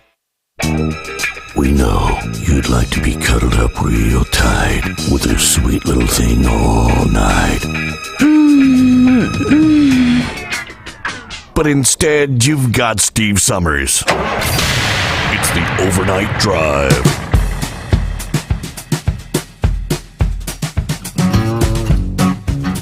All right, yes, indeed it is, as we try to help you make it through the night, right? I'm looking through some of the comments here. Let me throw a couple of these your way there, Gouger. Tapeworm checking in to say, I'm 42. Been out here 18 years. I feel the exact same way as the Gouger. I used to love it. Now, there's no money. Yeah, the foreigners, the mega carriers, the government regulations, the e-logs. Terrible. All right, let me see. Gerald checks in. Happy garbage day, or Tuesday. Steve had some intense rain in my parts a couple hours back. Have to go down and scoop the rainwater out of the basement crawl space. Yeah, what a difference 72 hours makes. Well, better yet, what a difference 24 hours makes. Referencing, obviously, the Middle East. He goes on to say, be well, Monkey Gouger. Enjoy your retirement at the Marina del Rey, a.k.a. the Carolina Swampland. Kim says, good morning, Steve, and happy retirement to the Monkey Gouger. Dennis says, how about we start a trucker's card collection? Maybe one day a trucker's card might be worth more than the least paid rookie in baseball. Yeah, that wouldn't be much, would it? Yeah, there you go. Who else we got? Buckeye Boy, Jimmy Artis. If I ever get close to the Marina del Rey, you're going to have to take me fishing so I can watch them fish jump in the boat committing suicide. It's been a pleasure listening to you all these years, and please don't be a stranger. Very good. Bill says, congratulations. Bill's the one that's starting his new job. 68 degrees, humid, rainy here in Beaver Dam, Wisconsin. He said, I started my pizza shuttling training sessions tonight. Have a great night. Be safe out there, drivers. So much like you, Bill had been out on the road for 40 years, and he's just now starting his new local job where he's going to be home every night at least, but he's still going to be driving, but I guess he's going to be delivering Red Barons or Tombstones or something out there. Welcome back, Gouger. Steve, before we go any further, I want to thank everybody that's called here. But there's one person, if I don't mention his name tonight, me and you both ain't going to hear the end of it. The Pillsbury Doughboy. You know who I'm talking about? The producer, the Doughboy, yes. No, you're talking about the Pillsbury. Yes, yeah, Bostrom Seating. What the hell's his name? Brunetti, Mike Brunetti. Mike Brunetti, he sent me a message the other night, and you know Michael at National Seating Group, CBG. Yes, they have been a big part of this show, and he sent me a message. Hello, you hunky chunky monkey man, what you doing? You know, and that was that's something we had going on for years. But I want to give a shout out to Michael Brunetti because National Seating, I rode on top of their seat for many years on this 6.5 million mile trip. And well, they actually, with your prosthetic, they actually customized a seat. How did that work? The settings or the little controls are normally on the left side or the right. Whatever side they were on, they had to make a special seat for you, which they did, right? Yes, sir. They sure did. They made two of them for me. They made. We went to the truck show, and there was an engineer there. He looked at it. He said, we'll have it to you in about 3 weeks. Wore that out. Called Michael up again. I said, hey, man, that seat, I done wore it out. He said, what we going to do on this one? I said, well, let's go with the same thing. He said, well, we got the plans. Those, I mean, that's just the kind of people those people are over there at National Seating. I mean, they'll do, when they say they'll customize your seat, they will. And good, I got good service out their seats. They were good people, still good people. But I just want to give them a shout out real fast because I knew that if I didn't say something about him, his old head, he'd be dejected and he'd probably put me off the Christmas tree list or whatever. But Michael, I can't thank you enough for all you done for me over the years. I really appreciate you. But you know, Steve, there was a lot of vendors, Hot Shot Secrets, the company you're working for right there now. Mm-hmm. I mean, they done a lot for me. And I mean, when Chris first got going, and he'd come to the truck show or come in the studio and you tell him you was having a problem, and the thing about it, the one thing that really, really just stood out about Chris Robertacek, Hot Shot Secrets, I was having injector problems, and he was on the show one night. I told him what it was doing. He said, Jimmy, he said, as much as I'd like for you to run the product, he said, this won't cure what you got. You got electrical issues, son. And I mean, just talking, and sure enough, I had a wiring harness going out on the injectors. Cincinnati Microwave. I said, Kim, what was her name that, not Cincinnati, it was something else, that made the bird dog. Beltronics, the STI driver, Beltronics. Yes, yep. Ron Gibbon I mean, we could just go down the line here. Great people, I mean, they had a lot to play. Monkey Gouger. I mean, every time we was there, they had something new. You want to take and try this, But I mean, who else did we be leaving out of this mix? Oh man, going back after that many years, I mean, we could go all the way back to Delphi. Remember Delphi? Oh yeah, Delphi. Got to go to the races with Seg, the compliments of Delphi one year. I don't think you didn't get to go to the races with us, did you? No, I never did. I never did get to go to the races. But I remember one time Sig Dennis. You know my favorite saying. I was just banging on them Jaffa crappers, and he was coming to work or going to work. I can't remember. He was in the studio, and I heard him tell Chip, says, "Thanks to Monkey Gouger, we ain't never gonna have a Toyota commercial." That's about the truth, right? Well, I did sell them Chevrolets for that guy over there. I can't think of the name of the Chevrolet place now, but we sure did sell them Chevrolets. But we sure didn't do nothing for them Jaffa crappers. But, I mean, you know, I'm just glad you gave me the opportunity to sit here tonight and talk to some of the guys. Yeah. And people call in and stuff. Well, hang on a boy, second. I'll tell you something. Say hi to the Scrapyard in Arkansas. Morning, Scrapyard. Yeah, morning, guys. By God, Monkey Gouger, how the hell you been doing, brother? I've been praying hard for you and the missus. And over here in Arkansas, glad to hear of your retirement. I hope you have plenty of fun, because you sure as heck deserve it, my brother. And I'll tell you what, that day you and I met down there at JJ's, I heard your voice and looked over there. It's like, that's the man himself right there, hell. And we sat there and talked for hours, and I got a picture. I'll cherish that to the day I die, my friend. Hell, I'm fixing to get hitched, of all things. It took me all this time to finally meet a good one. But you're welcome. You and the missus welcome to put your feet under our dinner table at any time. Scrapyard, I remember that day, and we met down there and took the picture, and I can't thank you enough for calling in tonight, and you know, just it brings back old memories. I mean, I tell you, I don't care how much you try not to do it. You get to thinking about all the people you met. It's like I was telling Steve tonight earlier. You know, we're a family here. You know, we're a big family. Exactly.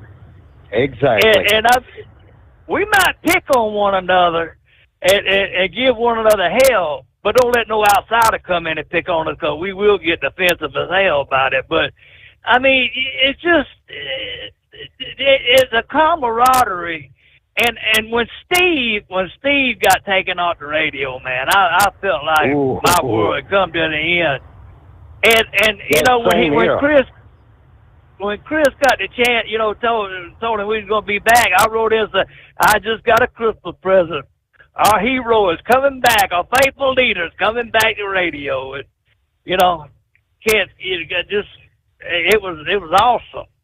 And how long we been going now over here, Steve? 3 years? 4 years? No, we started in 2021, January of 21. We're rolling through our this is kind of like our 5th year in, believe it or not. Yeah. We're about 4.5 years in. Once we get to the end of the year, it'll be 5 years full. Yeah. Yeah. And shout out to Knuckle Buster and Miss Tennessee. Y'all are in my prayers and all that. Much love and respect. And been praying for you every single day and all that. You ain't left our hearts. So but yeah, it's like, you know, you say it's a real big family. Like when my mother nearly passed away, she had that massive heart attack. And then my sister died this year. The outpouring of support from all y'all out there, I just want to say thank you. Mercy, because people really pulled together and all. I had people searching me out on Facebook and Messenger and all that, offering thoughts and prayers from off of the channel. Mm-hmm. And so I just want to say thank you to all of you. You're my brothers and my sisters and all that, and I appreciate every one of you. Well, Scrapyard, we appreciate you being a caller, but there was something I wanted to bring up while you were on here. You talking about my voice. We was up at Louisville Truck Show one year, and Steve, I think, knows what I'm fit to talk about. People from Turbo 3000 was there. Mm-hmm. And Steve and the owner of Turbo, they had been in the the skull busters real heavy that night. They couldn't work. You could see it, but they was feeling bad. You know, the fella from what was his name? Steve? Andy Matouche. Andy Matouche. And he says, Steve, I want to meet that monkey gouger. He says, well, he's standing right there behind you. You go, hell no, that ain't the monkey gouger. And Steve said, yes, it is. He said, nah, he's too white to be the monkey gouger. Oh, mercy. That's speaking of truck stops, Steve, did you tell Monkey about that idea of mine about his truck? No, I did not. No, Scrapyard, go ahead and tell him about it. The truck's been sold. That travel center that's named after you, Monkey, that you ought to sell them your truck and have them put it up as a shrine and cordon it off, and several times a year people could be able to go in there and sit in the truck and have their picture taken and make some little extra scratch on the side and all that as a tourist attraction. And as a shrine to all that you've done out here, that's Scrapyard, I thank you. There's one other thing I want to tell you. See, the name of that truck stop was Deja Vu for me. My name was already on that truck stop. Just nobody could see it. And what happened is my uncle lived there at the 119 mile marker, and the land where I used to go and climb the fence and go over there and sit on that hill, he owned. And I'd go out there and make them truckers, I reckon I was 12, 13, blow them horns coming up there. Well, my uncle was in the concrete business, right? And he got the job to pour the foundation for that truck stop. And so we was out there, and I don't know if anybody knows a lot about pouring concrete or whatever, but once you start dumping, once them trucks back up there and start dumping, it's on like Donkey Kong. Well, about that time, this thunderstorm rolled up off the lake down there, and everybody knows how them Santee Cooper thunderstorms could be in it. So they started rolling tarps and everything and trying to get everything. They put us all the nephews and everybody up under these tarps trying to use us. They were using us for weights. And I'm up under that thing, and I found me a nail, and I wrote my name. I wrote my name in that truck stop on the foundation, right? Well, next morning, I got my butt warmed up for it because they was putting a marble finish on that on that floor because that was going to be the restaurant, right? And there it is, Jimmy Artis, 1971. Oh, Lord, boy, that was bad. Well, after Hugo come through, the owner of that thing was named Jerry Bradshaw. And boy, that man helped a bunch of truck drivers over the years. Whoa, did he ever. I said, Mr. J, I got my name on your truck stop. He said, Jimmy, what kind of BS you pushing tonight? I said, come here, I'll show you. And there used to be, anybody used to go on that truck stop, there used to be a big fish aquarium. And that guy had everything in there. Fish, deer heads. It was called Jerry's Menagerie Restaurant. We pulled that carpet back, and he said, well, I'll be damned.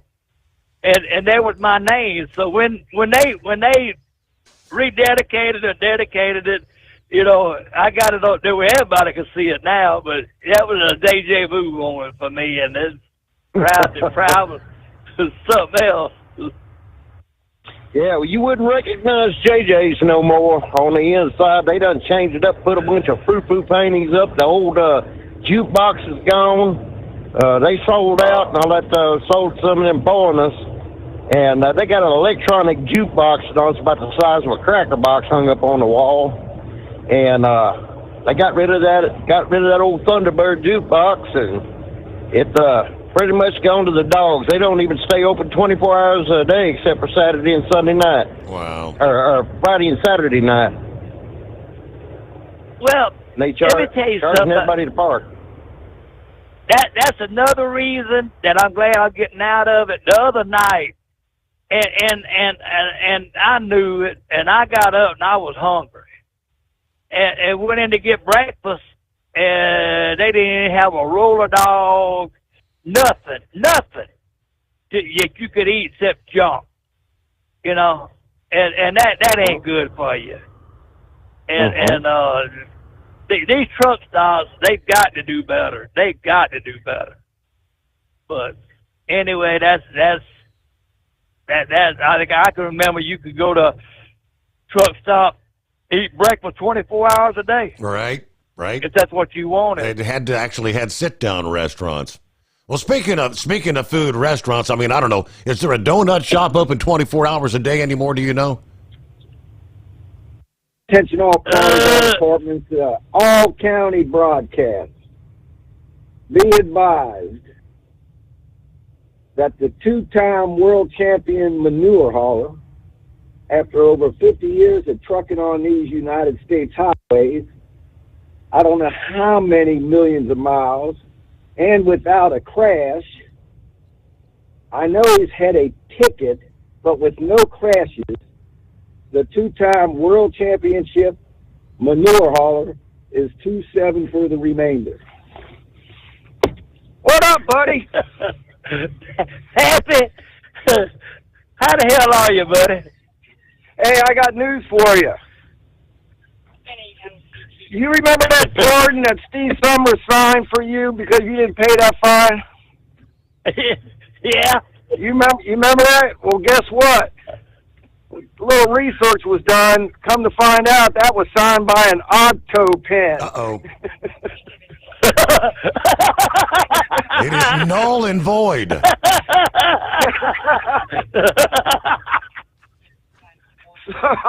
I think Steve Sommers is owed $200.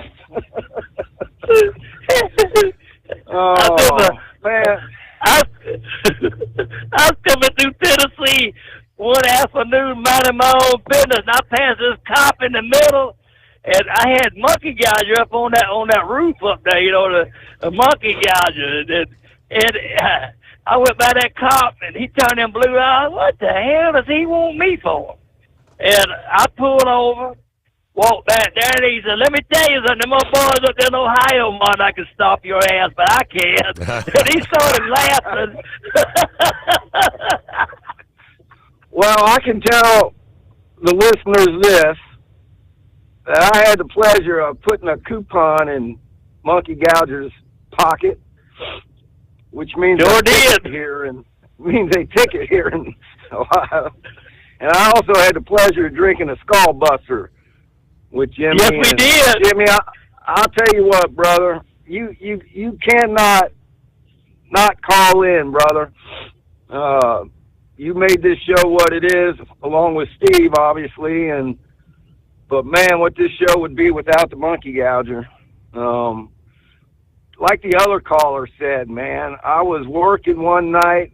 I don't know how many years ago that was, Gouger, but you were up in the studio, and it was Riding the Wave with Dave was on. It was a weekend, I think. Anyway, I found out you were in the studio, and I'm like, man, I got to go meet the Gouger. And that's how we ended up meeting. And but, man, listen, dude, you got to call in at least once a week, once a month. Keep us all informed of how this retirement's going. Keep track on how many of them fish are jumping in them boat committing suicide, and how many skull busters that you have been pouring down your throat. Right. You remember that night we was up there, and you come up there, and them fools were driving up in the car, want me to sign the sun visor or sign the upholstery and all that stuff. and old Dave was going crazy. He was going like, what the hell has these people been drinking? And you told us that, hey, the Monkey Gouger's in town. I went back down to Louisville that day, and me and Steve, you know, we walked right off the radio show, had a couple hours, and we ended up. I said, "Hey, Steve," I said, "I tore your radio show up last night." He said, "Oh yeah, what'd you do?" I said, "Well, we had a police escort." He come back up there and escorted us out. And my buddy was freaking out that night. He said, "You got a ticket for parking in a handicap place, and you got a handicap sticker? What kind of friends you got?" I said, "He eat too many donuts. He's kind of sugared up." Steve, you should have still got that ticket. You should have seen his face, Steve, when I pulled around, right? Gouger's getting in his truck to leave, and I'm pulling out to leave. And I roll my window down, and I said, "Hey, Gouger, I left something on the windshield for you." He was like, "Hell no." I still got that ticket. I think I wrote on it, age unknown or old, sex unknown. Fine, payable to Mr. Steve Sommers. And that's why he had to ultimately get a pardon? Is that what that was? Yeah, as like the other caller said, Jimmy was nice enough to give me an 8x10 photo of him standing in front of that Peterbilt, right? So I told the irony that he had 8x10s with him, right? It's hold the thought. We gotta get a news break here. Having fun on I guess we'll call it a casual Tuesday, the Steve Sommers Overnight Drive. At Hot Shot Secret, we share the science behind common diesel problems. For example, fuel additives. The purpose behind most fuel additives is to impact performance of your diesel or provide protection to your fuel system. Hot Shot Secret Everyday Diesel Treatment provides both performance enhancement and protection with 6 key components. This fully formulated premium fuel treatment includes the performance-enhancing cetane boost, injector cleaner, and LX4 lubrication, as well as protection against water with a demulsifier and rust inhibitor, plus a stabilizer that minimizes fuel filter clogs.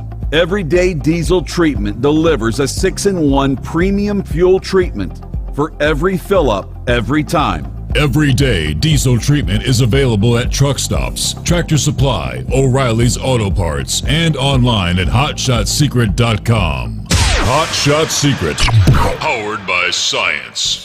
Hello, Big T here with Diesel Power Group. Listen, if your truck's in a repair center and you think it's being misdiagnosed or worse, being overcharged for an overhaul or an engine replacement, you need to stop and call Diesel Power Group now.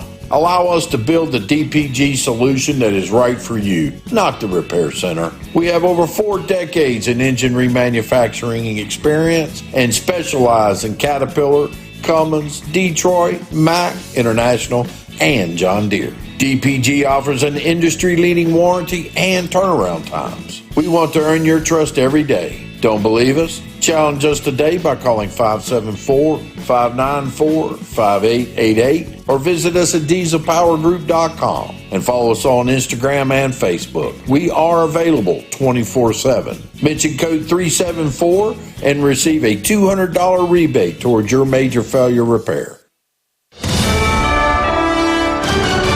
USA Radio News, I'm Anthony Lucero. Iran is incapable of building a nuclear weapon. President Trump says Israel and Iran have agreed to a ceasefire, later confirmed by Vice President J.D. Vance. Well, we were actually working on that just as I left the White House to come over here, so that's good news that the president was able to get that across the finish line. Vance added the U.S. has obliterated the Iranian nuclear program without losing a single American life. The Pentagon says the U.S. bombing of Iran, nicknamed Operation Midnight Hammer, was an incredible and overwhelming success. Sunday morning, Defense Secretary Pete Hegseth called President Trump's decision to strike Iran as bold and brilliant. The U.S. hit 3 Iranian nuclear facilities, including the fortified Fordow operation. Chairman of the Joint Chiefs of Staff, General Dan Kane, said the plan was top secret and very few people in Washington knew of it. John Sommers, USA Radio News. China is speaking out against the U.S. military action in Iran, which President Trump confirmed on Saturday, saying 3 of Iran's nuclear facilities had been destroyed. China's UN ambassador Fu Kong, according to the state broadcaster CCTV, said that the credibility of the US had been damaged as a country and as a participant in any international negotiations. Beijing, in a statement on Sunday, said that Washington's actions have exacerbated tensions in the Middle East, and it is calling for a ceasefire to be reached as soon as possible. Meanwhile, U.S. Secretary of State Marco Rubio, in comments to Fox News, said he was urging China to encourage Iran not to shut the Strait of Hormuz. It is an important global route for crude oil, which China depends on heavily for its supplies. Rebecca Bunden, Hong Kong. Wall Street closed higher today. At the closing bell, the Dow Jones Industrial Average gained 374 points. The S&P 500 added 57 points. The Nasdaq rose 183 points. I'm Kristen Marks. From America's News Network, USA Radio News. With all the recent violent protests, looting, and destruction, some areas are considering either defunding or abolishing the police. At a time when America's neighborhoods need the protection of police the most, some elected officials would rather create more chaos by playing politics. If you're sick of elected officials caving in to demands of the radical left, you're not alone. It's time we stand up and declare our support for local police. The majority of police officers are important partners in protecting our God-given rights. If you prefer freedom over chaos, then learn how you can help protect the local police that serve your community. Call today and request your free Support Your Local Police info packet. Dial 800-JBS-USA-1. That's 800-JBS-USA-1. Request your free Support Your Local Police info packet by calling 800-JBS-USA-1 today.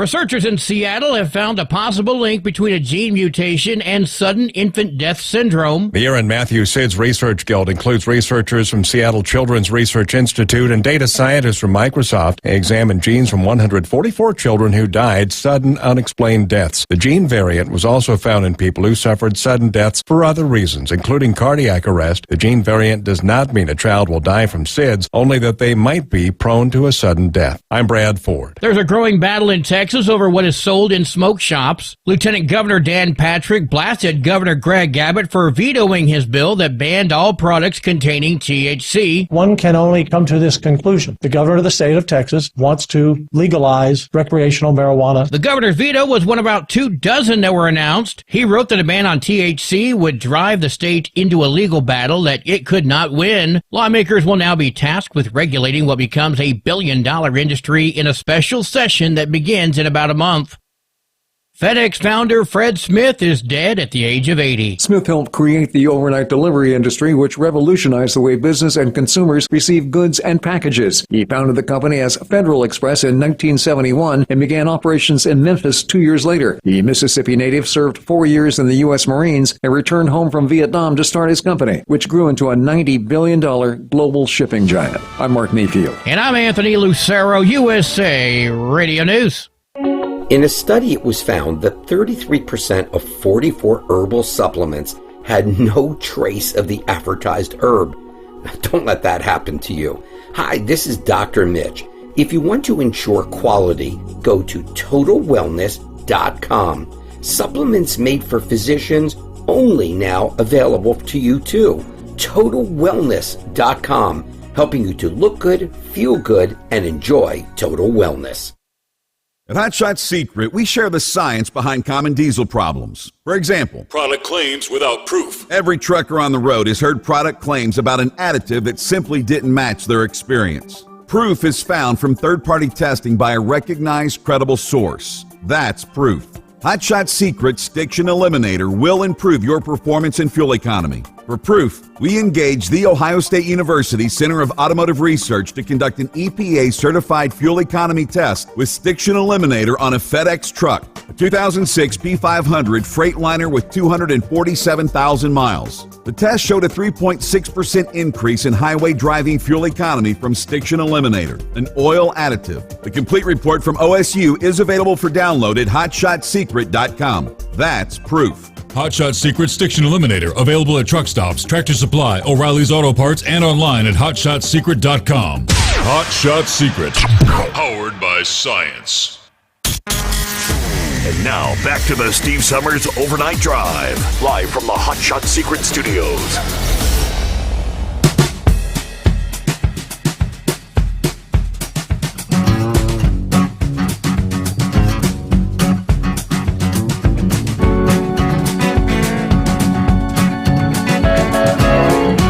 from time zone to time zone, rolling into a brand new day. 24th day of June, yes. Taco Tuesday. Yeah, we'll get back. A couple of others chiming in. Hello to John, who says all the best to Jimmy Gouger. We'll miss you out here, but I don't blame you for calling it a day. Godspeed to you and yours. Yeah, there's Gary. Enjoy your retirement, Monkey Gouger. Here's old 5-7, who technically he's retired. He said, the good old days, standing in a blizzard on a payphone, on hold, with a sub-zero wind chill. By the time the bozo pulled you up, your teeth were chattering. Happy retirement to the Gouger. It's 11 months for me. Here's Tank, who also says, happy retirement, Gouger. I thought I'd run into you somewhere across I-40 one of these days before you retired, but I'm glad you've reached your milestone. Me and Mama looking forward to it in a couple of years ourselves. All right, so we left off there. Gouger and Pappy reminiscing. Welcome back, gentlemen. Thanks, Steve. Hey, Steve, did you notice a while ago that Pappy said he got to drink a beer with me? That's what he said. No, it's a skull buster. Well, let me tell you what them lushes done to me. A certain radio personality called me on the telephone and said, hey, I need you to go do something. I ain't calling no names, but said, I need you to go do something for me over there. And said, I need it done today. I said, okay, boys, I got to run and do something for the king. And I said, I'll be back directly. Now, when I left the back of that pickup, of course, we'd been going out there all after. Every time a gang would show up, we'd slip out that back door and have a skull buster. And them was skull busters, them old blats. Woo! Yeah. Anyway, I went over there to do your project, and on the way, I must have passed 30 people that stopped and talked, everything. So when I got back over there, the cooler was on the back of the pickup, getting ready to pour the ice out of it, and there was one beer left in the cooler. My buddies was nice enough to save me a beer. That was at the truck show, what, like 2-3 years ago? Whatever. Yeah. But, real quick, Steve, I don't know if you remember all this, but so I saw this truck parked in this handicap zone, and I asked Brad. Bradley was working. God rest his soul. I said, hey, is that Gouger's truck? He said, it sure is. I mean, he's parked in the handicap zone. So I put a coupon on his car, and I called you a couple weeks later. I said, hey, did Gouger pay you that money, Steve, for that ticket? He said, no, he sure hasn't. So I took that 8x10 photo, and I copied it, and I made a warrant out for his arrest, and posted it on his Facebook page. $500 reward for the Carolina Monkey Gouger. I think it says something like, no, visit the great state of Texas. He is considered armed and dangerous. Arm. Yeah. That went on for what, about a year or two, and we finally gave him. But we had a lot of fun out of that thing. We had a lot of fun. Debbie called me when that thing hit Facebook. She says, what have you done? I said, what do you mean what I done? What I didn't do? She said, you better open your Facebook up. You got some explaining to do, and I opened that thing up. I said, that damn Pappy, I'm going to get it. Oh, man. Well, listen, Gouger, I'm going to get off here, let some other people get in, because I'm sure there's a lot of old-timers that have been listening a lot longer than I have that would like to talk to you, so I don't want to tie up the whole a lot of time here. But man, Gouger, enjoy retirement. God love you, brother. Enjoy them grandkids. Thanks for everything you've done with this show. And I'm telling you, dude, do not be a stranger. I don't want to have to call you and say, man, what the heck are you doing? We ain't heard from you in 2 months. Roger that? I'm gonna give you a fishing report for the swamp every week. How about that? One time a week, I'll call and tell you the fish is biting, jumping in the boat, commit suicide. It's happening. We love you, brother. Thank you for all you do for us, and be safe out there tonight. Thank you. Thank you, Pappy. Yeah, he's on the job. He's on duty. He's out there, and young Steven and Stryker are out there. They don't get to cross paths because they work in different jurisdictions, but yeah, both on the job, serving and protecting. What do you say, Plowboy? Good morning. Good morning. Good morning, Jimmy Gouger. Good morning. I want to say congratulations, brother. You've earned this one. I'm going to tell you, there's two sides of this truck show that you've been involved with many a year. Not only did Steve and you keep many a driver awake, Gouger, you kept a young lady some nights from going to bed. Probably more than one. Because Miss Becky Gouger would stay up until you came on with your shenanigans. And I mean, she would laugh and carry on. I mean, yeah. And yeah, I can't tell you how many laughs you brought to her. It's just something she always waited up for. Just I'll let you know that, sir. Hey, appreciate that, Plowboy. Good talking to you. You getting up there about retirement age too, ain't you? Sir, I've retired. I'm doing like you do. I'm not working at Waste Management. I'm working up here at the damn big oval. All right. All I do is move trailers in from the doors and out to the yard. That's all I do. 70 hours a week times. But, yeah, we want to hear from you because I know Pappy will put a warrant out for you. And he'll get JJ to extradite you. That could be a bad omen, my friend. You two were talking about the different sponsors throughout the year. Steve, I've got to ask you a hard question. I hope it's not hard to answer. Yeah. Whatever happened to Mr. Jerry and the Queen of Biloxi? They sold their business to, I think it was a relative of Jerry's who is still running the business. They moved to the Carolinas. They're actually running a restaurant.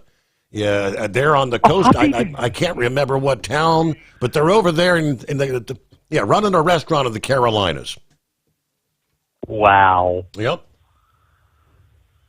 Wow. No, I had to ask. I didn't want to infringe on the contract, but just y'all were talking about the other ones, and it just kind of scratched my head. Oh, Jerry and Colleen. Gouger has some memories with those guys. Oh yeah, oh yeah. The pretty redhead. Yeah. You nailed it. But Gouger, Steve was just talking about Doc Holliday. We need to refresh him about some crap that happened in Louisville. Steve might have forgot about this one. I don't remember the studio numbers down there, but I remember when some radio host stepped outside to have a cigarette while down there at the Louisville, and the damn door locked behind him. Yeah. Remember that show? Yeah, I remember.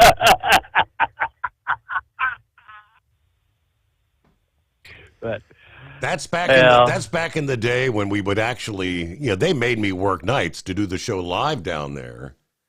I mean, we did it live in Louisville. We did it live there in how many years did we go live there in Dallas, Texas, at the iHeart facilities? I think it was it WHAS? I think was the Louisville affiliate where we would go into the studio there. Yeah, there was, everything was automated. They had a guard like in the front, but the guard didn't have any keys to anything. So, I mean, I'm panicking. I can hear it. I think Chip was producing that night. I could hear him on the intercom saying, Steve, you're back. Steve, you're back. And he's playing music, and I can't get in the damn studio. Well, Steve, one time on AM, you could go coast to coast and listen to you anywhere in the United States. How many stations was y'all on? I know you was had a heavy presence out there on the West Coast. Yes. Yeah. I can't remember. We were on a number of the big 50,000 watt blowtorch overnight. The Clear Channel affiliates. You had K2 there in Wyoming. We were on WHO in Des Moines. Of course, up there in the Northeast, what was the Rochester? Was it WHAM?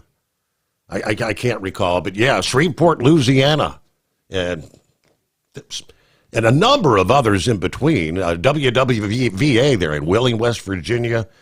Yeah, we're going back in time, Gouger.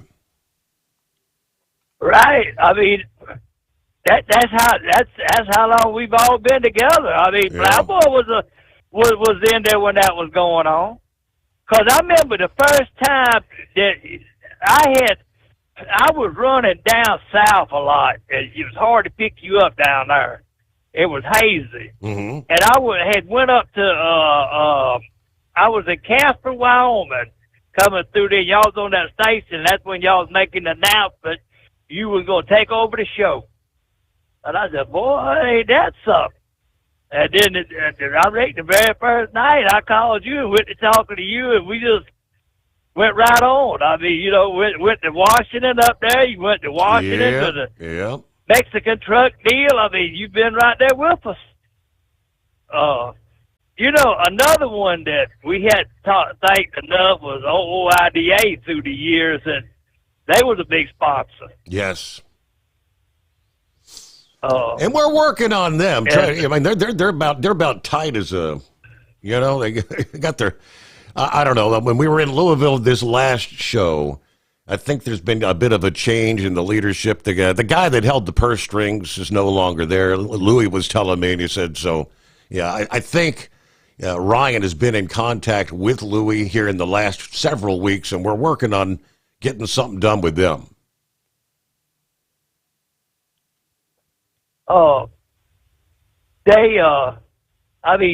It just tonight. I mean, my brain is racing when we got to talking and caring over about things that had happened over the years. And if people knew half of the shenanigans that went on behind the scenes or after a truck show when we all ganged up and got them skull busters and stuff. Right. It was a mess. Well, say hello to Philip in Florida there, Gouger. Philip, good morning.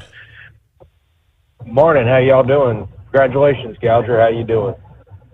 Philip, thank you so much, man. It's good to talk to you. How you doing tonight? I'm doing good, buddy. How you doing? I'm rolling down I-4 here. I'm just about just past Sanford, getting close to Lake Mary. So, I know exactly where you at. Doing good. We rolling across I-20 right now at a high rate of fuel consumption. Hey, Steve, I gotta thank Gouger for something. There's something he said over the years on your show, and I'm kind of blessed because I have one. I'm actually in it right now. I got to thank Monkey Gouger for my car's name. It's called a Japa Crappa. So I got to thank him for that because, my little Honda here, I'm pretty proud of her. She 382,000 miles on her. And,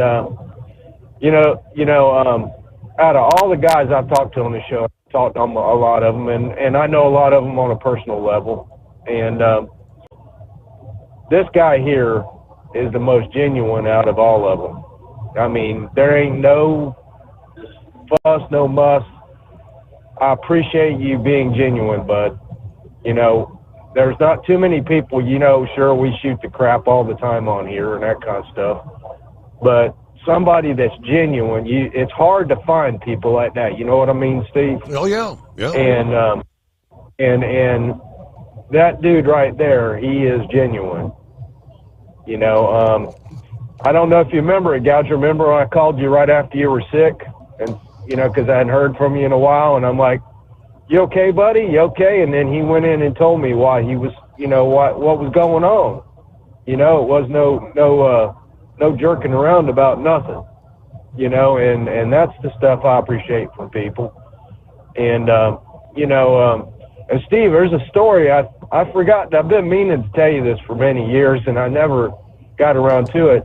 But I used to drive an old Astro, and when I worked for Sigma Network out of Ohio, and I used to run up the Kokomo area, and that's when I listened to your dad mainly. That's when I got more into the show. But do you remember WGN in Chicago? Certainly. They're still around. Yes. Okay. Do you remember they had a trucking show? It was called the America's Trucking Show. Do you remember that? I don't recall, no. Okay, so in those days when I worked at Sigma, I worked with a gentleman who lived in Portage, Indiana. His name was Muggsy. That's what we called him. Yeah. And his wife was the DJ for the America's Trucking Show at WGN. And he said, hey, you need to listen to my wife. I said, well, dude, I listen to your wife, but there's this other guy that I listen to out of Ohio. His name is Bozo. And he said, man, you mean you listen to him? I said, dude, I've been listening to him since, I'd listened to him. I listened to your dad before I got on the road. When I was learning how to drive a truck at national training in Jacksonville, Florida, Port Orange, Florida. And I told him, I said, dude, I'm dedicated to this dude, and I'm dedicated to the show. That's why I call in as much as I do, Steve, because, loyalty goes a long way with me. Yeah. Just like Monkey Gouger there, loyalty goes a long way with a lot of folks. And, but I talked to his wife several times privately, and I listened to her show here and there over the years, and I think she eventually got out of the radio scene after, I left Sigma. But, there's a lot of people that are loyal to this show. It carries us through the night. I remember coming home many times from Disney. I mean, think about it. Hey, Gouger, think about it. I've been at Disney now 15 years, man. Wow. 15 years I've been there. And I listened to Steve on 700 on the way home when I was on night shift. I worked night shift for 7 years. I've been on day shift now for 8. That's where most of y'all know me from Philip from Florida. But that's how it, is. And Monkey Gouger, how did you get that name, Monkey Gouger?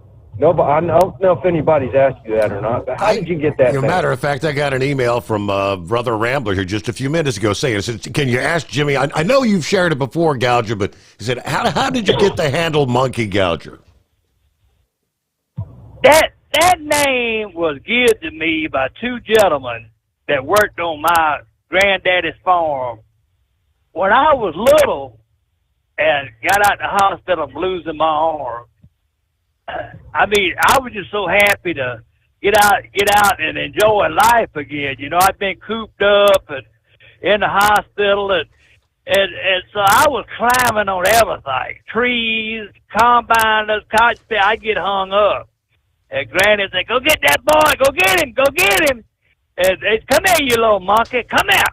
And so anyway, I got the monkey.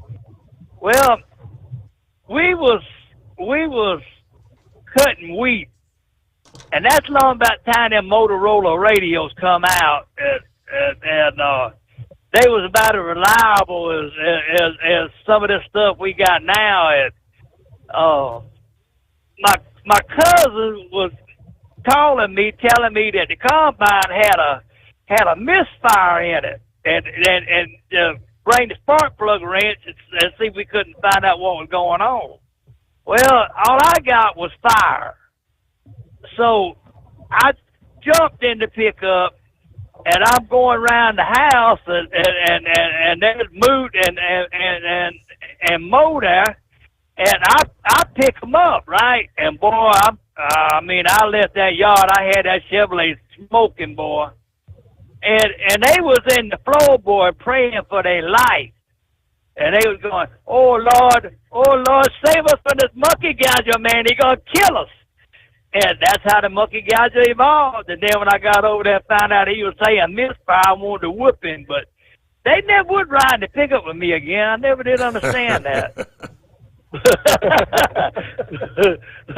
But that's how the monkey gouger come to life. I mean, it's just something that stuck. Everybody called me that.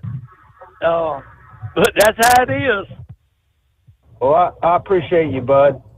And I got your number. And I got your number, and you got my number. And if you need to call me, you can call me anytime you need me there, Jimmy. And I call him Jimmy because on a personal level, see, a lot of guys, if y'all noticed, I haven't never had a handle, Steve. Yes. I've never had a handle on this show. Yep. And reason being is I had a handle back a long time ago. I'm not going to mention it, but I just like, you know what? I just want to be me. And that's pretty much how I work. I mean, if anybody wants to see me in Disney, I wear a name tag, says Philip on it. So, and if you're ever down around the Contemporary Hotel or today I'll be at the Grand Floridian or the Polynesian, come by and stop by and see me. I'll be there. I know I've had guys look me up. And I appreciate you, Jimmy. You have a good day, buddy, and hang in there and keep calling us. Thank you, man. There you go. All right, Philip in Florida. Thank you, Philip. Appreciate you, too. Been driving the train for 15 years now. All right. All right, Gouger, we'll come back if you got time for maybe a couple more here, and I know we'll be about, with the halfway point. You've got me halfway through the night already. Oh, yes, sir. We'll take whatever you want to get rid of it, get rid of it. Okay. but right. We got the news break coming up here. And yes, Pat Pappy, you are correct. He said, make sure you give the two-time world champion, the manure hauler, a.k.a. the Carolina monkey gouger, the Big Cookie. Yes, indeed, the Big Cookie. Hey, I'm enjoying it. Strolling down memory lane, right? All right, back after this. USA Radio News, I'm Anthony Lucero. Iran is incapable of building a nuclear weapon with the equipment they have because we destroyed it. President Trump says Israel and Iran have agreed to a ceasefire, later confirmed by Vice President J.D. Vance. Well, we were actually working on that just as I left the White House to come over here, so that's good news that the president was able to get that across the finish line. Vance added the U.S. has obliterated the Iranian nuclear program without losing a single American life.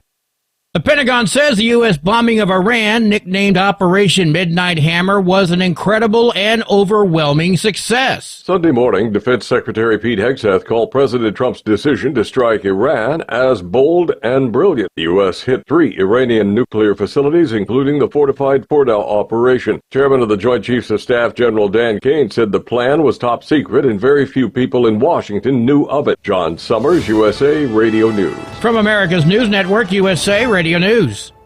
Let's see, if something costs less, a lot less, but people are actually happier with it, that sounds like something to look into, and that's MetaShare. Maybe you've heard joining MetaShare can save you or your family up to $500 a month, and that's huge, but it's also true. People are just happier with it. They love being part of something that reflects and promotes their values and what they believe in. MetaShare works, too. It's been around for 30 years now, and members have shared more than $7 billion of each other's bills. People love having telehealth and a huge nationwide PPO network.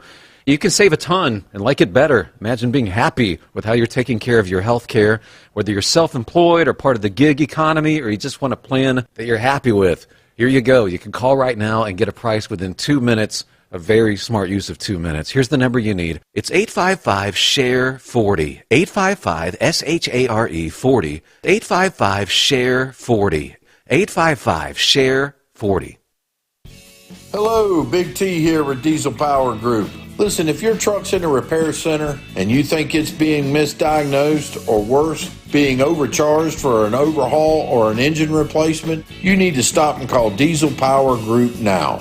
Allow us to build the DPG solution that is right for you, not the repair center. We have over 4 decades in engine remanufacturing experience and specialize in Caterpillar, Cummins, Detroit, Mack, International, and John Deere. DPG offers an industry-leading warranty and turnaround times. We want to earn your trust every day. Don't believe us? Challenge us today by calling 574-594-5888 or visit us at dieselpowergroup.com and follow us on Instagram and Facebook. We are available 24/7. Mention code 374 and receive a $200 rebate towards your major failure repair.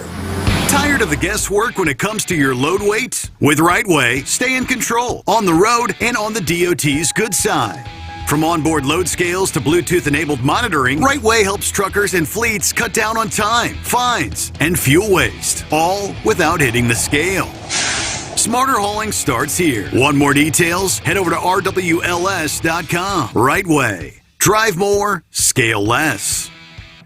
At Hot Shot Secret, we share the science behind common diesel problems. For example, ultra-low sulfur fuels. Fuel has 2 purposes, combustion and lubrication. Ultra-low sulfur fuels have diminished the fuel's ability to lubricate. Hot Shot Secret Everyday Diesel Treatment with LX4 restores lubricity, protects your engine, and optimizes performance. Everyday Diesel Treatment is available at truck stops, Tractor Supply, O'Reilly's Auto Parts, and online at hotshotsecret.com. Hot Shot Secret, powered by science.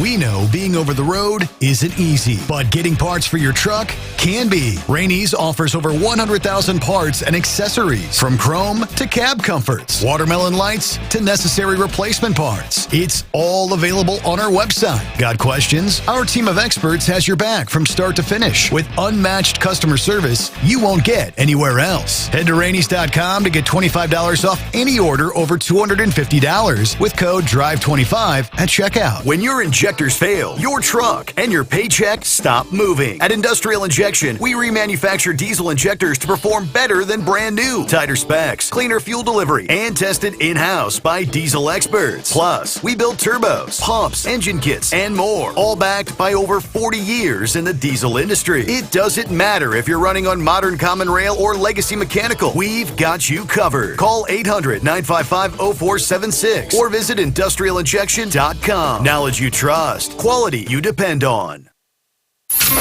Keep the bugs off your glass and the smokies off your ass. This is the Overnight Drive with Steve Sommers.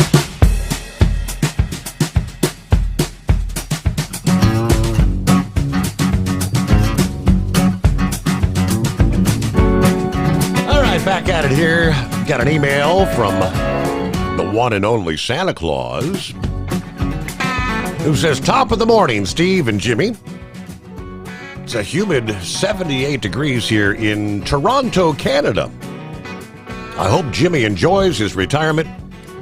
If he ever gets out to Sacramento, California, be sure to look me up. We are friends on Facebook. Pantyhose Junction truck stop is no longer in business, but I'm sure we can find somewhere to meet up. There you go, from Santa Claus. Hey, Jan, let me see here. I'm going to... C&I Dog's been hanging in there. Let me get Jimmy back up here first. And I want you kind of... see if you can refresh your memory there, Gouger. I got a story I want you to tell once we get through a couple of these calls here about one salesman a number of years ago. Yeah, something had to do with a red dress and paying for services before services were rendered. That might ring a bell with you. First, I want to get to the C&I Dog. Morning, Dog. Good morning. Hey, Jimmy, when you weren't around, I'd ask Steve, where's the monkey gouger at? And he's like, I'm not too sure, but hopefully we can find him soon. Yeah, I really like your stories because some people call in and talk real short, but you would really fill us in with a lot of information. And I don't take offense to this, but I do like the creative contents of your conversation, like a hurricane. You would call it a hurricanator, which absolutely made me laugh my rear off. As far as that WGN goes, back in the day, you could call in on your CB radio and be able to be broadcast onto the radio back in the day. But stories about the parking lots over at the truck show, and I honestly believe that the Monkey Gouger is going to become part of the Hall of Fame of people of the past, like Dusty Chrome and Long Ranger, Lone Star, Burnt Beans, Half Pint, Yoda. I call that the Hall of Fame of the trucking radio show, which is Steve Sommers' Overnight Drive.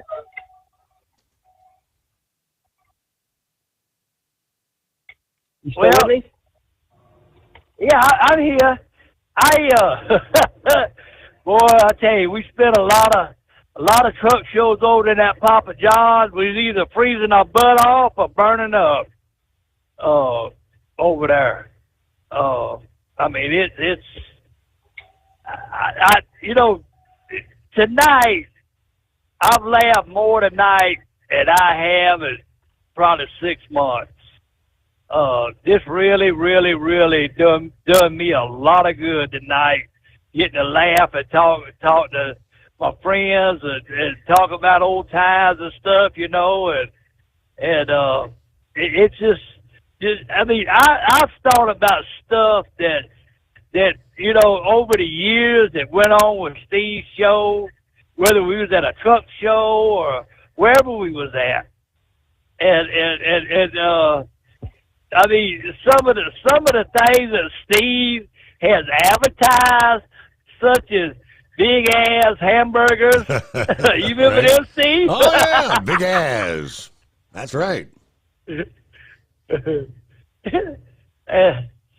I got in trouble over that.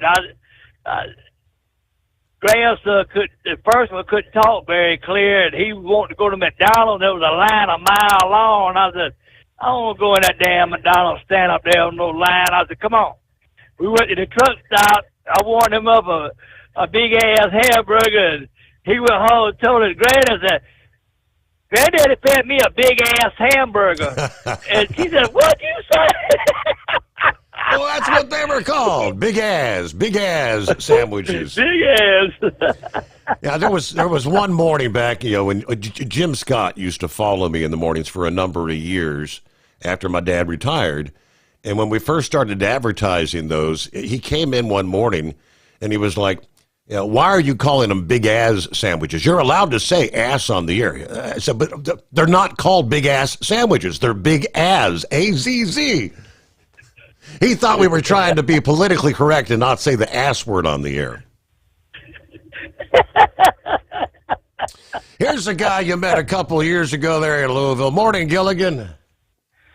Hey, good morning, Steve. Good morning there, Bucky Gouger. Good to speak to you again. Good morning there, Gilligan. I still got your ruler at the house. Is that how you measure your fish from this day forward? Yeah, that's how I measure my fish from that day forward. Steve, I don't know whether he showed you the ruler I got. I gave him. He did indeed. Yeah. Yeah. 1 foot equals 2 foot. 2 foot equals 4 foot. And 3 foot equals 6 foot. Genuine GMA and BS Enterprises fishlet measurer. So, yeah, there you go. Jimmy, it's been a pleasure meeting you. I would definitely make the truck show next year. I didn't make it this year because my wife had an accident, fell and broke her arm, so we couldn't make it. But we're definitely going to have to make it next year to see you again. I tell you, I still say I got that picture of me and Donut Man I think we got our handles backwards. He's skinny as can be, and I weigh about 300 pounds. He looks more like Gilligan than I do. Yeah, I tell you, I've only been here about half as long as you have. I'm coming in on 26 years. And I've got about half the miles you have, and I don't see me lasting more than 10 years, unfortunately. But then again, I started late. I was 32 years old when I started driving, so you definitely got an earlier start than what I did. Now, I grew up. I didn't know my dad growing up, but I knew he was a truck driver, and I've said this before on the air. I remember my dad said when I graduated high school in 1985, he said, "Chris, I don't care what you do as long as you don't become a truck driver." At the time, in 1985, he was driving a 72 cab over white. That truck wasn't much account when they drove it off the lot brand new in 72. If I'm not mistaken, it had a darn 318 Detroit in it. It's just, yeah. That's one of them Japanese Freightliners. That's what they call them, Japanese Freightliners. I got a question. How many different makes of truck did White end up on before it was over with? I've seen white Freightliners. I've seen white GMCs, of course. There was later Volvos. One time I even seen White on an old Western Star, and I'm just wondering if somebody didn't put the White emblem on that thing. It had nothing to do with Western Star. Do you know anything about that, or whether that was an actual legit truck? Well, see, when White Motor Company was, the woman that owned White Motor Company lived about 12 miles from me. And when they come out with the white auto car, that was supposed to be the answer to the Peterbilt and the KWs. Okay. And somewhere along the line, they all got tangled up over there, and that Freightliner conglomeration did. But, back in the day, man, if you had an auto car, buddy, you had a Cadillac. I'm talking about back in the 60s and stuff. Them auto cars, the Diamond T, the Diamond Rio, them was Cadillacs back in them days. But that's how that come about, and somebody's gonna probably call me wrong on that, but that's pretty much what I can remember about it. But I remember when they come out with it, White come out with that fancy auto car. That boy, that was something. But I was watching. I watch a lot of Tubi television, Will and Sonny, and I see there was a guy on there, and believe it or not, Tyrone Malone. I took lessons from him on how to be a damn showboat, because I don't know how many of you remember. Tyrone Malone was the first man to ever drive a Peterbilt truck 150 miles an hour on Baghdad recaps. Tyrone had it going on. Yeah, Tyrone had it going on. He hauled a whale all over the United States, sold tickets to go look at it. The thing got to stinking so bad they finally had to get rid of it. But old Tyrone, he was on there. We was watching it the other night, and I told Debbie, I said, I know that guy right there. Yeah, you know everybody. But who else? I said, that's Tyrone Malone. And she started laughing like, Tyrone Malone. I said, oh, yeah, baby. I said, that was my hero back in the day, But talking about memory lane, old Tyrone. First time I ever met him, he come into the truck stop down there at Jackson, Georgia, back when it was still a 76. I mean, that's how far we going back. And he was putting on a show. And I didn't know who he was to start off with, but I listened to him. And I said, this guy must be somebody important.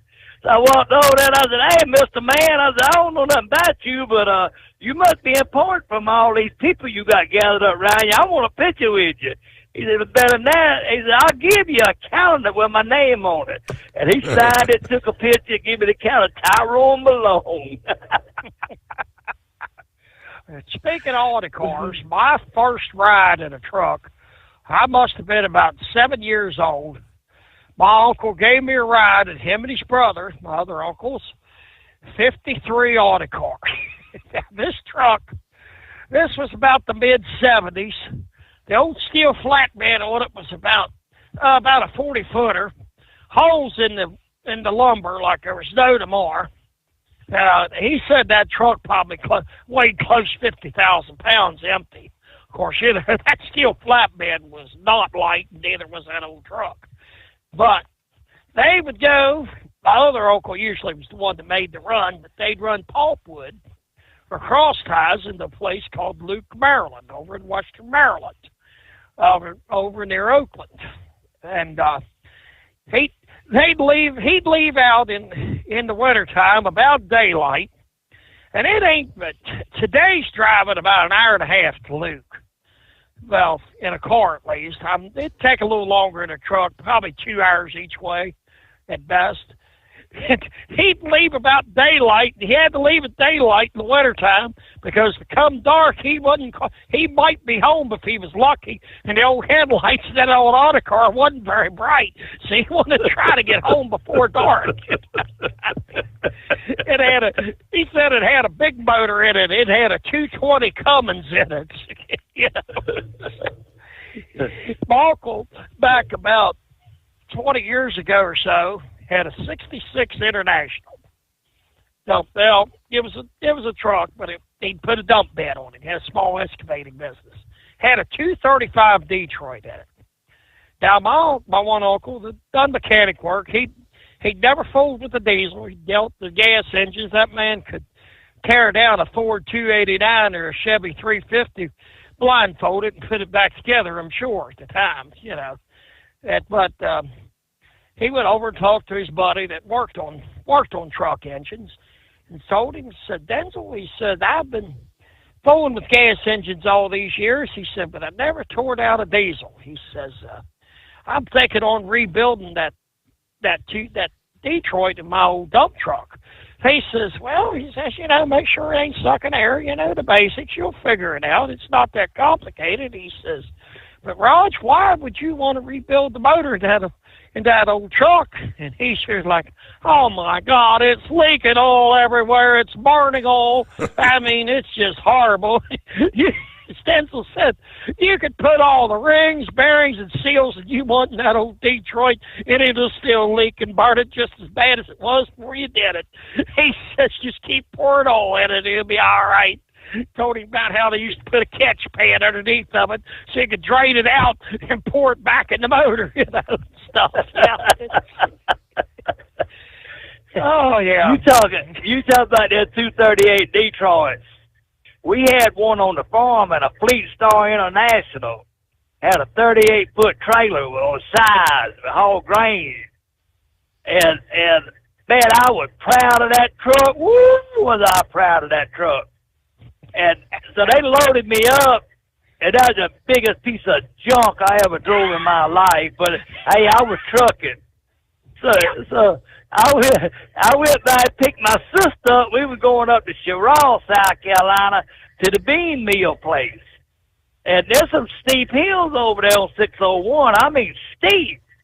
And boy, we fell off that first one. Went down, and I run about 80. About halfway up it, we were running about 8. Yeah.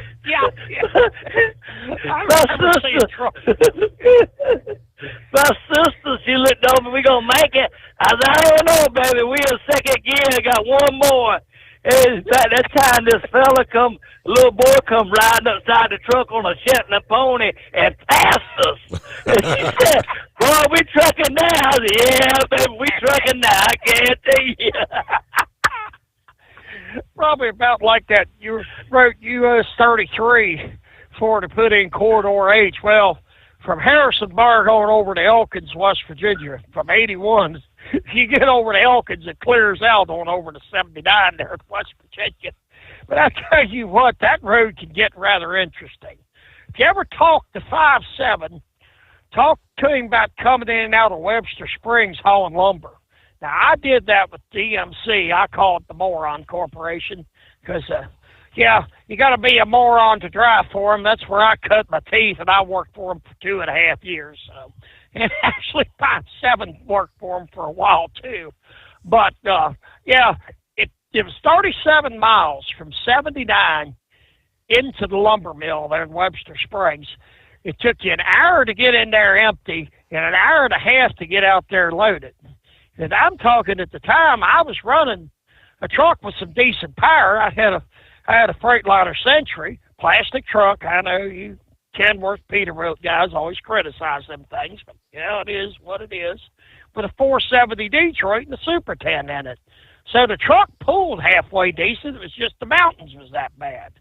And I'd come back the hard way because it cut out a lot of miles, and it actually cut a little bit off my time, cut up through the woods there, up through Elkins and across over into Seneca Rocks and come down through Petersburg, Moorfield, come across the mountains that way. Now, I tell you what, I'm glad I did that when I was younger because I don't think I'd want to do it anymore. I know I couldn't pull flatbed anymore. I've had my body beat to death too long, I can only imagine the aches and pains you've got after what I've experienced. But I gotta say, TMC started me off in a truck I'll always be proud that I drove. Now, it wasn't a W9, but I did start off in a 96 T600 with a 425 Cummins and a Rockwell 9-speed.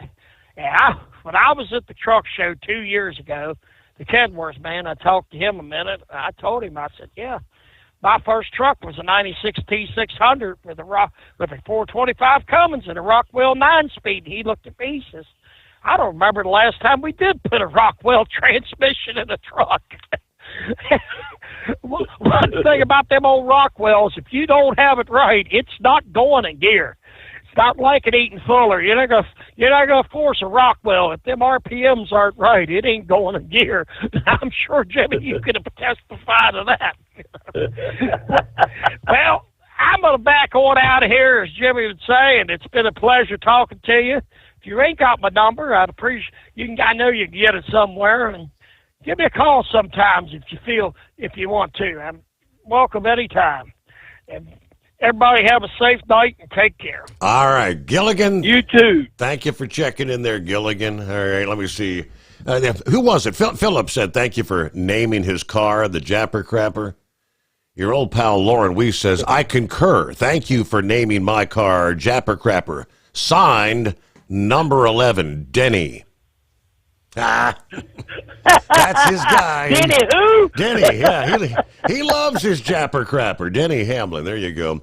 Who else we got? A couple of others here said, Gerald said, this is kind of like the classic overnights. Thanks for being here. Keeping it on, Steve. We need one Dynamic Don call. Whatever happened to Dynamic Don? He was a character. All right. Now, 5-7 said, he said, Gouger and I talked on the phone, but one Saturday morning, about 4 a.m., I was pulling up 17 out of Jacksonboro, South Carolina. That big blue Pete blew my little green Kenworth doors off. I tried to get him on the CB, couldn't get him on the CB that night. So I guess that's a memory of 5-7. Somewhere down the line, you blew him off the road at a high rate of fuel consumption. I'm not a big going to the Marina Del Rey at a high rate of fuel consumption that night. Let me see here. John says the 49ers truck stop at I-80, El Camino, is still a 24-hour sit-down restaurant with overnight and hotels nearby and truck parking. There you go. Fred is on board. Good to have you with us, Fred. And I guess we only got a couple minutes before we hit that news break there, so it'll take more than like 90 seconds. You remember the story I'm referencing, something about a red dress? Does that bring it? Can you tell that story when we come back? You know, I don't rightly know what he's talking about there. Yeah, squirrel paying for services, and she never showed up at the room. Oh, whoa! I know what he's talking about now. Yeah. When you come back, I'll tell that story. I know exactly what he's talking about now. Okay. Yeah. That brings back memories, don't it? He got a Dumbass of the Year award for that one, you big dummy. All right, real quick like here, under the industry headlines. If you're trucking in a truck with a pre-2000 engine and running on paper logs, just keep on trucking. According to the report, there is no truth to a rumor circulating the internet saying that the ELD exemption will be ending. Yeah, the last time the FMCSA talked about ending the pre-2000 engine ELD exemption was back in 2022. At that time, the agency was only considering ending it. Since then, it's basically been crickets on that subject, they say. Perhaps the rumors are being fueled by the FMCSA's regulatory agenda. The latest update, the fall of last year, has the FMCSA projected to consider revisions to the ELD mandate this month. The thing is, regulatory agenda deadlines are just goals. They're not set in stone. The other thing important to note is that it's set for a proposed rule stage. That is a far cry from a final rule. Of course, it's also important to note that the fall of 2024 regulatory agenda was set by the previous administration, with the current administration actually focused on reducing unnecessary regulations. So there you go. Keep on trucking. We'll return after this. Your factory fuel filter is letting you down. AirDog heavy-duty diesel fuel systems don't just filter your fuel. The AirDog fully optimizes your truck's fuel system for peak efficiency. The factory-provided filter simply removes particulates and water from fuel. The AirDog system removes all contaminants, including entrained air, water, and particulates, and feeds the engine pump with optimal pressure. Check out airdogdiesel.com to learn how you can capture every bit of performance and efficiency from your fuel system. We know being over the road isn't easy, but getting parts for your truck can be. Rainey's offers over 100,000 parts and accessories, from chrome to cab comforts, watermelon lights to necessary replacement parts. It's all available on our website. Got questions? Our team of experts has your back from start to finish with unmatched customer service you won't get anywhere else. Head to Rainey's.com to get $25 off any order over $250 with code DRIVE25 at checkout. Hello, Big T here with Diesel Power Group. Listen, if your truck's in a repair center and you think it's being misdiagnosed or worse, being overcharged for an overhaul or an engine replacement, you need to stop and call Diesel Power Group now. Allow us to build the DPG solution that is right for you, not the repair center. We have over 4 decades in engine remanufacturing experience and specialize in Caterpillar, Cummins, Detroit, Mack, International, and John Deere. DPG offers an industry-leading warranty and turnaround times. We want to earn your trust every day. Don't believe us? Challenge us today by calling 574-594-5888 or visit us at dieselpowergroup.com and follow us on Instagram and Facebook. We are available 24/7. Mention code 374 and receive a $200 rebate towards your major failure repair. USA Radio News, I'm Anthony Lucero. President Trump says Israel and Iran have agreed to a ceasefire, later confirmed by Vice President J.D. Vance. Well, we were actually working on that just as I left the White House to come over here, so that's good news that the president was able to get that across the finish line. Trump posted that this is the official end to the 12-day war. The U.S. ambassador to the UN defended Saturday's strikes on Iran. At the Security Council meeting, Dorothy Camille Shea said for 40 years the Iranian government has called for death to America and death to Israel and posed a constant menace to the peace and security of its neighbors, the United States, and the entire world. The time finally came for the United States to act decisively. The ambassador also urged the UN to call for Iran to terminate its drive for nuclear weapons. I'm Mark Mayfield. Iran will be the main focus as NATO leaders meet this week. William Dinslow reports ahead of the gathering, Spain's calling for Europe to be the voice of peace and diplomacy. That's expected to be a call from a number of NATO allies during this week's summit in The Hague, amid fears that an Iranian retaliatory attack on the US could evoke Article 5 and the obligation to support a fellow member of the military alliance. Iran threatened to retaliate for U.S. strikes on its nuclear facilities. NATO allies are also expected to agree to a plan to increase defense spending targets. John Sommers, USA Radio News. The prosecution is now expected to rest in its case tomorrow in the Sean Diddy Combs sex trafficking trial. A special agent for Homeland Security investigations back on the stand today testifying about things found at Diddy's home like explicit files. His testimony is expected to continue Tuesday. The jury was shown explicit videos of what appeared to be freak-offs and heard messages between Diddy and an escort agency. Meanwhile, the defense is expected to rest its case by Wednesday, setting the stage for closing arguments later this week. The judge says the trial could wrap before July 4th. Diddy has pleaded not guilty to sex trafficking and other charges, including racketeering conspiracy. I'm Kristen Marks. From America's News Network, USA Radio News. Hi, it's Mark Falter, host of the Financial Fitness Show. I strongly believe that no one should ever pay 1 penny more in taxes than they are legally obligated. Unfortunately, for most hardworking Americans, this just isn't the case. Why? Because most people spend more time planning next weekend's getaway than trying to ensure they're going to pay less in taxes. My financial fitness team has put together some materials that I know are going to help you. It's the Tax Savings Kit. Tax Savings Kit includes 3 things: free tax analysis, top 10 ways to pay less in taxes, and an investor's guide to taxes. Now, how do you get it? Simple. 866-764-2635. Again, 866-764-2635. I'm Mark Falter. This is Financial Fitness, making personal finance profitable. Congressman Carlos Jimenez continues touring detention centers. Last week, he paid a visit to the Federal Detention Center in downtown Miami. It's not the Ritz, but I can tell you that there's nothing going on in there that would be cause for alarm. He says conditions are adequate. For 100 people, there are 6 toilets and 6 showers. ICE standards call for a ratio of 12-1 when it comes to toilets. The standard is 14-1 for detainees for showers.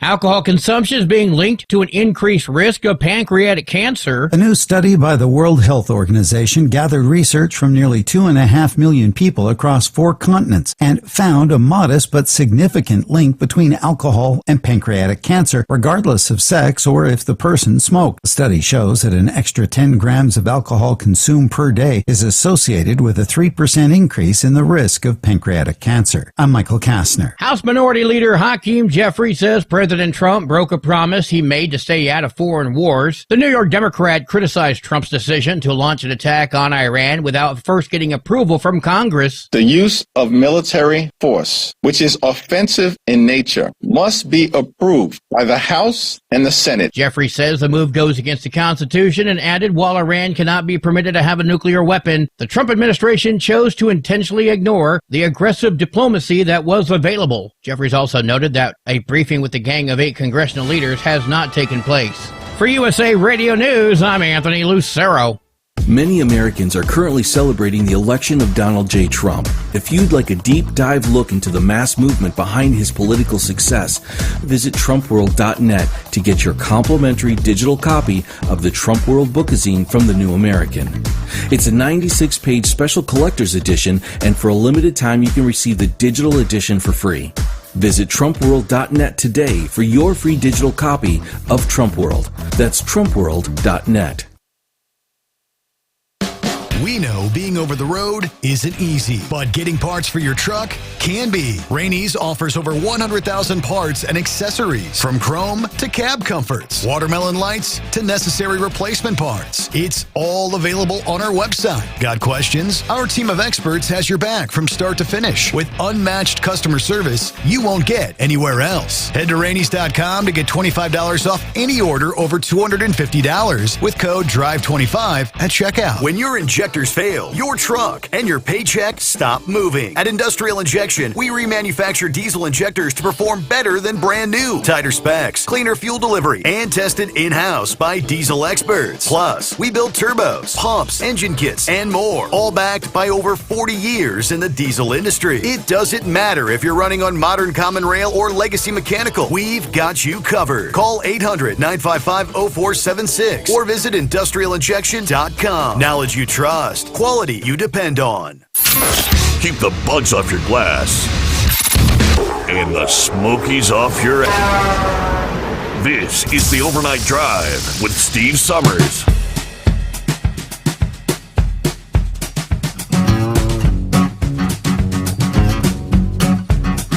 All right, would you look at there? We cross over the midnight hour on the West Coast. Just like that, we're rolling into a Tuesday. Brand new day. Going to be another hot one. Yeah, we're all the way down to 77 outside the secret bunker. Yeah, 77 at 3 a.m. It's pretty close to where we were 24 hours ago. I think we were down to 73, 74, but I really needed to get the grass cut this past day. And for whatever reason, we had a lot of dew that settled in Sunday night into Monday morning. So after the sun come up, I'm like, man, I got to get this done before it gets too hot. I think it was close to 10 a.m., so it was already warming up pretty quick before I could even get started. I had to let some of that dew burn off, but got her done. I had to take it slow in 3 separate segments, but man, by the time I got it done, it was scorching.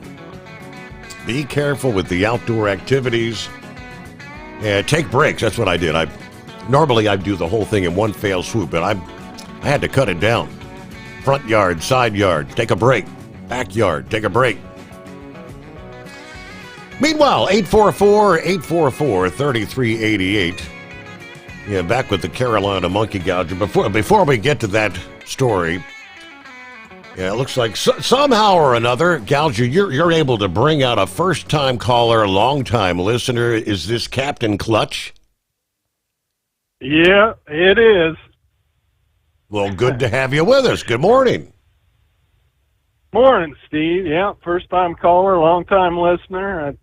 Monkey Gouger, that's my midnight modulator that I've been with for the last couple years. And thought, man, of all nights, let's just call in tonight and give him a big old congratulations on his 50 years. And yeah, it's been a good night to be driving, listening to all of his stories and everybody calling in. Yeah, so you've been out there. Why don't you call in?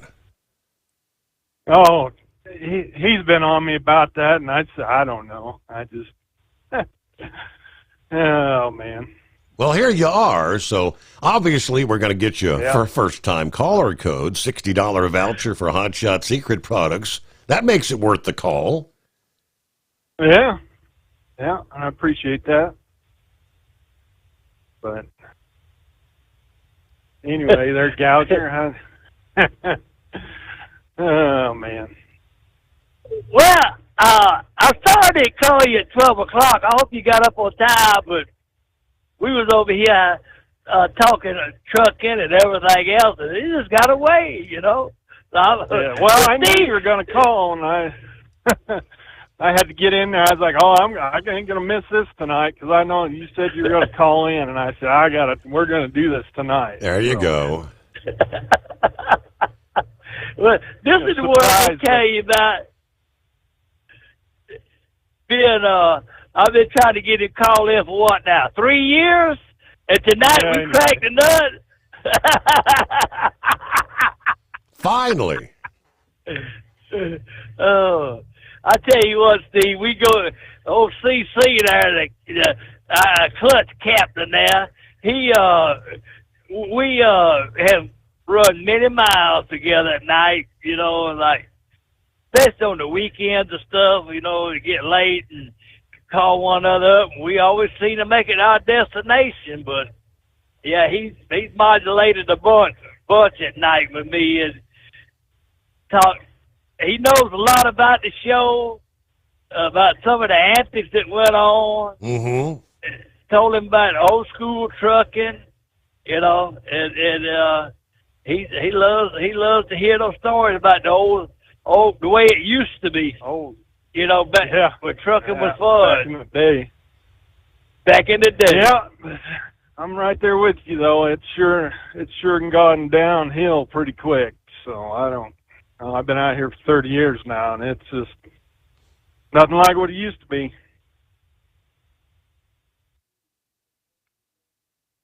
So meanwhile, who do you haul for, Clutch? Seaboard Transport. Okay. Out of Kansas City. And where did you run? Where did you run into the Gouger? Oh, I used to work Cargill with him. Okay, all right. That's where I met him at. All right. Yeah. Co-workers back in the day. Yeah, back in the day. My troublemaker. No. No, not him.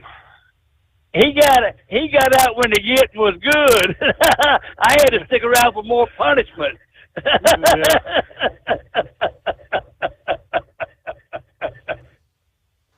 But man, I'm glad you called in. I've been telling Steve, I've been working on you. Been working on him, and see, you got a free gift for calling in. Yeah, now get some other people to call in. I have to call in more often. I'm losing my midnight trucking buddy. There you go. Yeah. Hey, somebody's going to have to start filling in some of that airtime the Gouger would help us out with from time to time, you know? Right. But anyway, I'm not going to keep on and stay on here very long because I know there's a bunch of other guys that want to talk to you, and I just had to call in and tell the man congratulations, and it's good to finally get on the show. So yeah, now you're gonna have to find somebody else to chat with, at 3:00 in the morning, right? Because the Gougers, hey, you're not going to be answering the phone at 3 a.m., are you? Oh no, 3 a.m. Right. I wouldn't be turned over into bed.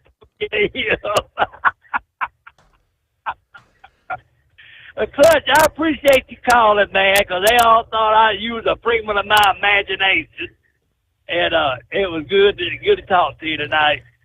Good to hear from. Was it Captain? Rather than Captain Crunch, it's Captain Clutch, I guess is the way he got that, huh? Yeah, Captain Clutch. We just call it CC. Take us back in time. I mean, there was a time years ago when we actually had truck shows in Las Vegas. I don't know. Myself, the Princess, and Squirrel. Well, I think we got out there at least maybe 3 years. Yeah, for the Vegas truck show, and of course it was always hotter than Hades. I mean, like 105 degrees in the shade out there. But there was one year, and of course you could probably tell stories about our old Jim Statmiller, a.k.a. Squirrel, who was salesman for my father, then stuck around with me when my dad retired. And I thought that was such a funny story. Squirrel was kind of gullible, wasn't he? I tell you what. Oh, Steve, Squirrel was like a brother to me. We traveled together, roomed together a lot, and he you know how he was. He was like, man, he was arcing and sparking all the time. Mm-hmm. And he called me, he said, Monkey Gouger, are you in Dallas? I said, yeah, I'm in Dallas. He said, pick me up at the airport. I said, well, when you coming to the airport, coming on this thing? He said, I'll be there in about 30 minutes. I got to lay over, then I'll be down. I said, all right. I go there, pick him up, take him over there to the truck show, right? Well, I don't know how we got separated, but he called me and said, hey, I'm going to my motel room. You pick me up at 9 o'clock in the morning. I said, okay. So, we went over to Fort Worth over there to enjoy the nightlife, and we was over there at the stockyards, and Billy Bob there, you know. Well, next morning, I said, you know, he never told me what motel he was in, but he was right across the street from where I was staying down there in Dallas. And I called him up and I said, hey, which one of these motels I'm in? He told me, I've got the name of it now, the Hyatt or something. Well, they was right there together. These two motels, I mean, just right there together. And I said, well, hell, he must be in this one. And he said, Mug Gouger, while you waiting on me, he said, you just go in and eat breakfast on me. I got this covered. Eat your steak. I said, oh, don't you worry, boy. You gonna pay for it. So I walk in this motel, and I mean, it's a fancy motel, you know. And I mean, I go back there and sit down and order me a steak and eggs, and toast, and pancakes, you know. Stat Miller got me covered. So I was sitting there eating, and I get finished eating. I'm sitting there drinking me another cup of coffee, and Stat Miller called. He said, hey, where you at, fool? I said, I'm over here in the motel. What does it say on that motel? And I told him. He said, you at the wrong damn motel. I said, come on, get me. And so I signed my name to the ticket and the room number he was in and just give it to him. Over. So we went and done the show, you know, and what we had to do. Well, that night, he calls me. And you know what I've been doing for the last 3 hours? I said, no, Squirrel, what you been doing? He said, I've been doing damn dishes trying to pay your food bill. Nah, he had the company credit card. You know, he wasn't paying for your dinner anyway. He was billing it to the company. That's what I told him. But, you know, Steve, we always ended up over there at Gillies, you know, with that damn bull. Had that bull challenge over there. Yeah, right. Yeah, I got on the damn thing once. Yeah, I remember that. Well, anyway, we were riding. I forgot how I ended up on that thing. But anyway, I got up on the bull and Stat Miller run out there, and I told that guy, I want you to turn this thing up now. And Stat Miller said, no, you turn that thing down. Turn it down. I can't have that boy getting hurt. Squirrel looked at me and said, I give you $100 to get off of this damn bull right now. And by the time he said that, they lost that thing. I went over the top of it, get out there on that mat. He said, I told you to get off that damn thing. I'm trying to remember, but back in the day, that was we had Kangaroo Cowboy. He was from Australia, right? And it was a fundraiser. Right. Who were we raising funds for then? Was it? I can't remember what it was. We make a Woods Convoy. Was it? Okay. Yeah, we done a lot. We you know, me and Dusty got where we putting that thing on together. And then Gill is closed down, and that, you know, that was pretty much the end of the bull. But man, we had some good times over there. I remember you talking about Colleen and Jerry a while ago. Old Colleen told me, says, get him up there on that bull. I want to get a picture. And I told Jerry, I said, you know, your wife wants a picture of you up there. Well, his brother got up there and wrote it. What was his brother's name? Jim? Well, Jim got up there and wrote it. We tried to get Jerry up there. Jerry, when we get up there, he said, I don't trust y'all. Y'all turn that thing on. No, I can't do it. But Colleen called him a chicken. Oh, Lord. And off he goes. Yep. Off he goes. Well, I do remember that story, but the one that I was referencing was actually in Las Vegas. Maybe Squirrel's the one that told the story, because he ran it. You know, Las Vegas. You're in the casino. He always stayed at the Hyatt there, in Vegas. Of course, you got these ladies, doing their business per se. And he ran into this, this knockdown, gorgeous, beautiful young lady in a red dress. And of course, they're conversing a little bit. What are you doing? And you remember that story? And she she made the offer to, come up to the room or something. What room are you in? And somehow or another, he gave her money to meet her in the room. And of course, the rest of the story is, he's up in the room waiting. Do you think she was actually going to show up? You done paid her, you dumbass. She never showed up. I don't know what he gave that chick, but whatever it was, that was a free night on the town for her. Hey, yeah, she done found a sucker, but I tell you something, man. He was a something else. But one, I reckon it was the last time he was out there. I come through there, and I stopped, and I think it wasn't your night that night. That was Bubba Bull's night. Okay. And man, we wore that waitress out going back and forth getting them Budweisers. Steve, I tell you something. Whoever thought of the idea of having a damn truck show in August out there, that was a terrible, terrible idea. Because I mean, even at night, like 12 o'clock at night, that heat was right there off that pavement. Squirrel ended up getting sick off that thing when it was over with. Mm-hmm.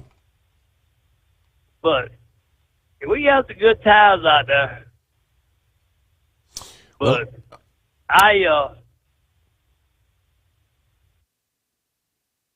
I'm looking here and I just never could understand. Go ahead. Go ahead, Grump. Good morning. Hey, Jimmy. Just wanted to say congratulations on retirement there, man. It's well deserved. 10 years ago we started writing that book about you, and you remember when we sat down and talked about that? I asked you where the boundaries were and what we wanted to talk about, and you said there was no boundaries. And so his life has been pretty much an open book. I mean, there's a lot of things that we sat down and just from start to finish, it was just it took 3 years to get that thing done, get it, something like that. We had a lot of conversations about his life, and if anybody's read the book or anybody talked to him in depth about his life and things, he's he's had a struggle, man. We don't ever give up for a reason. I mean, that guy never gave up. Mm-hmm. And I think one of the hardest chapters, was, and I know it was hard for him because he survived cancer and his sister didn't. And when we was talking about Melody and writing about that, and it was just a tough time. I mean, it was I enjoyed it. I did put that on I have it on a flash drive. I'm going to send that to you, and so that you can go ahead and if you want to continue it or do whatever, I'm going to send you that and a copy of the copyright with a release on there where you can do whatever you want with it. So, if you want to add to it, that's fine. It's it's your book. Told you that from the very beginning, but best wishes, man. I hope everything works out for you, and in retirement. Best to Debbie and all the family there, buddy. Anyway, that's all I got. I just wanted to, tell people that, hey, he's, laughing and stuff. He's had issues, man. I mean, with, throughout the years fighting these damn waivers and all the rest of this crap. Mm-hmm. Where, somebody, normally would give up and say, hell with it. I'm not, this ain't worth it. He didn't. He stayed with it. So, that's the way it is, and it's, if we had more people out here in this damn trucking industry right now that was more determined to do something and make this this job a little better, it wouldn't be in the shape it's in right now. But I guess we don't. I just seen a wreck back there, and truck had ran down in the median there, and the cop was standing there and had, two guys were standing there, 2 turbans and 3 sandals. One of them had lost his damn sandal out there in the weeds somewhere. Wow. So, yep, that's what we're up against right there, so anyway, good luck, buddy. Hope, wish you well, man. Good to hear from you, Grump. Hey, thank you. Thank you for, go ahead, Gouger. I just tell you thank you, and be careful. You too, man. All right. Bye. All right, we got, let me see, news break just around the corner. I had one more I'm trying to find. Five said something. He said his favorite monkey gouger story had to do with, the nurse taking blood pressure. Do you remember that? What is that? That was I'll never forget that night. You come back out the break, we'll tell that one. Okay, very good. The nurse, I don't know that I've heard that one or not. That's rolling down memory lane. Meanwhile, it is 844-844-3388.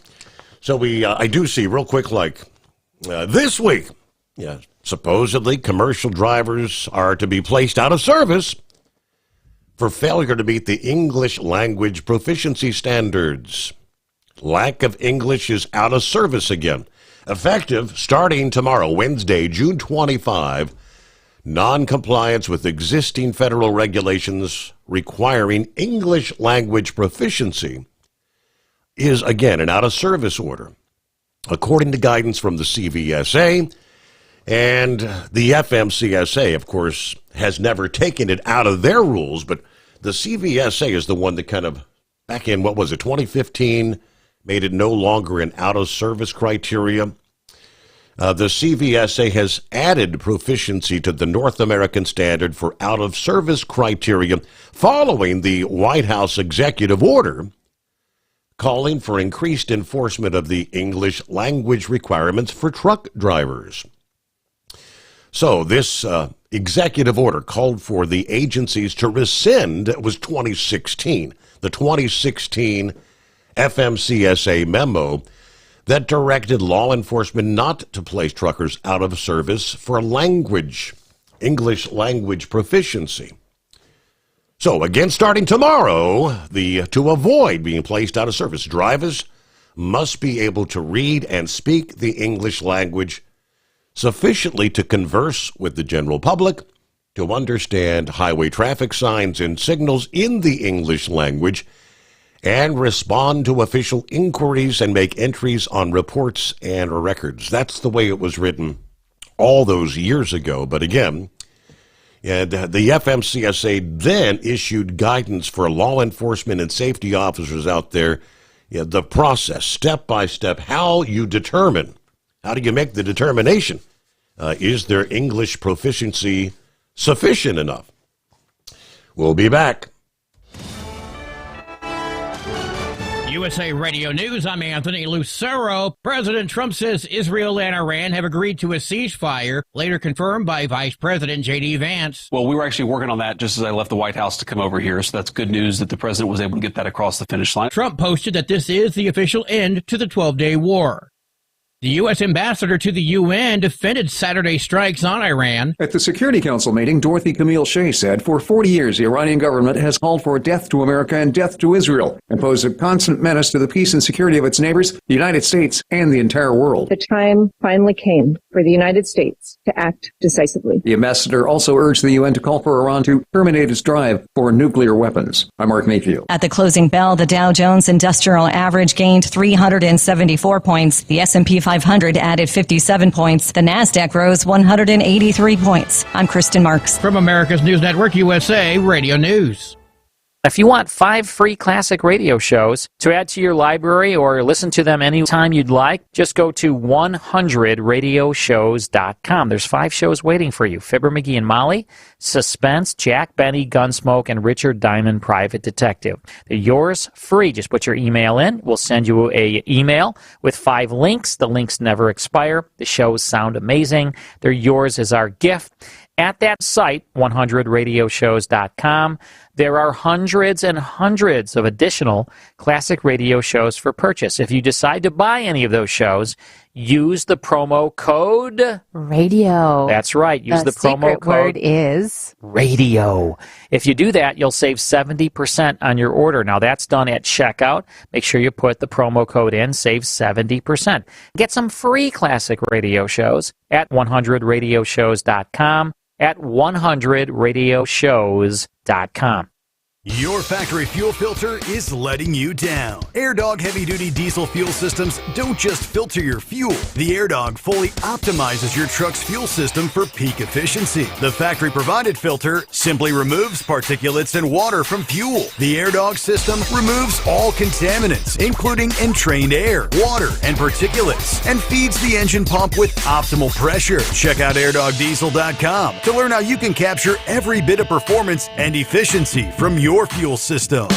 We know being over the road isn't easy, but getting parts for your truck can be. Rainey's offers over 100,000 parts and accessories, from chrome to cab comforts, watermelon lights to necessary replacement parts. It's all available on our website. Got questions? Our team of experts has your back from start to finish with unmatched customer service you won't get anywhere else. Head to Rainey's.com to get $25 off any order over $250 with code DRIVE25 at checkout. At Hot Shot Secret, we share the science behind common diesel problems and their solutions. For example, Hot Shot Secret Stiction Eliminator. Stiction, that sticky friction, undermines the performance of diesel engines and is difficult to remove from the oil system. Hot Shot Secret Stiction Eliminator is a powerful synthetic cleaner that targets stiction, contains no harmful solvents, and is formulated to be left in the engine to safely dissolve stiction for thousands of miles. It works as you drive. Our proprietary carbon nano lubricant is blended with Stiction Eliminator, filling in microscopic irregularities inside your engine, providing a smoother surface for enhanced lubricity, reducing friction and wear. Third-party ASTM testing verifies that Stiction Eliminator removes 2 times as much stiction than any alternative on the retail shelf. Use Stiction Eliminator to solve an existing problem or as a preventative maintenance. Hot Shot Secret Stiction Eliminator. Available at truck stops, Tractor Supply, O'Reilly's Auto Parts, and online at hotshotsecret.com. Hot Shot Secret. Powered by science. Tired of the guesswork when it comes to your load weight? With Rightway, stay in control on the road and on the DOT's good side. From onboard load scales to Bluetooth-enabled monitoring, Rightway helps truckers and fleets cut down on time, fines, and fuel waste, all without hitting the scale. Smarter hauling starts here. Want more details? Head over to rwls.com. Rightway. Drive more, scale less. When your injectors fail, your truck and your paycheck stop moving. At Industrial Injection, we remanufacture diesel injectors to perform better than brand new. Tighter specs, cleaner fuel delivery, and tested in-house by diesel experts. Plus, we build turbos, pumps, engine kits, and more, all backed by over 40 years in the diesel industry. It doesn't matter if you're running on modern common rail or legacy mechanical. We've got you covered. Call 800-955-0476 or visit industrialinjection.com. Knowledge you trust, quality you depend on. Because Channel 19's a little congested. Call Steve now at 844-844-3388. The Overnight Drive.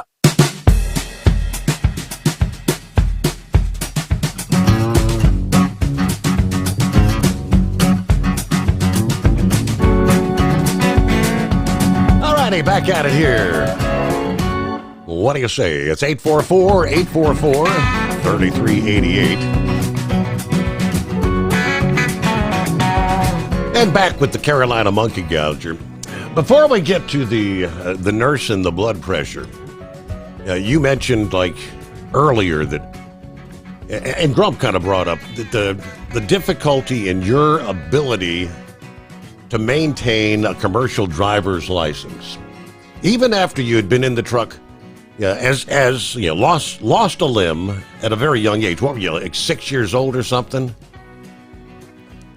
By the time you, Yes, sir. By the time you'd driven truck for 20 years safely, you still had to jump through the hoops and go through all the BS to renew your CDL. And even after 30 years and after 40 years, why is it? Why do they make it so difficult, especially for drivers that have 30 and 40 years of safe driving under their belt?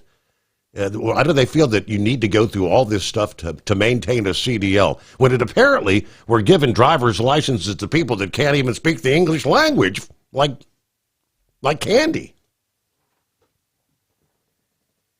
Steve, I am supposed to be going to Washington. They hadn't given me a date yet. The woman that is the director for the Southeast Field Office at the FMSCA, I don't want to say what I feel about her, because I still got to face her, but she is incompetent of her job. And so when we had this big meeting back in May, I asked them the same question you asked. So anyway, they wanted to know what I wanted to do, and I told them, and they said, well, we'll make it happen. I said, but, there's no need to talk to her no more. You got to go over her head, because that woman don't understand. I mean, she, and the thing, what people don't realize is, this lady holds my future in her hand. Say she has a bad day and comes to work, and I just take revenge out on him, and then I'm out of business. And I don't think that is, the government is too strong in that. And it's just like a couple of years ago, we had a meeting with all of them in Donald's first term up there. This lady started messing with me again, and like to cause me to get my driver's license suspended because I couldn't, she messed around and didn't get my waiver to me in time, and then you got a certain amount of time to get it to the highway department, get it taken care of. Where I mean, and Steve, I tell you something, and I got real vocal about this during that meeting. Let me tell you something. That Disabilities Act that y'all brag about all the time ain't worth the ink of the damn paper y'all wrote it on. I said, because you look at me and I'm discriminated against every day, and y'all ain't done nothing. I said, the thing I can't understand is why this is still going on, and and they were just blown away by it. Here I am, 50 years down the road, and still having to jump through hoops, and back when. Up until the last 20 years, the guy that done it, I just set my stuff up there. It was up there about 2 days. It turned around and come back to me. He'd call me and say, hey, I got your stuff to you. So, hey, we'll be looking to hear from you in 2 years. But I mean, why am I held to a different standard because I got one arm versus somebody that has two arms? Right. You know what I'm saying? Yeah, especially when you got, like I said, 20 and 30 years already under your belt. Right. And right now, 6.5 million miles accident free. I mean, and so we're hoping that, I don't know, and I'll let y'all know when I'm going up to let you know what the outcome of it is. But we're hoping it's going to be in the next month and a half when we go back up there. Okay. But, I mean, Steve, I've had people call me that listen to this show and listened over there on the other show, call me crying. Well, Steve, you read a letter a year ago or two about a guy trying to get it, and they was going to put him out of business because he couldn't find a doctor to sign off on it. You remember that? I do. Yes, sir. I mean, you know, and I mean, hey, that's bull crap. Mm-hmm. And this last time we was up there, you know, I've been trying to just float along. I'm tired of floating along. Because I look at all the people, and I mean, I've had people call me and you know, I'm going to lose everything. I'm going to lose my house. What I tell them, you know?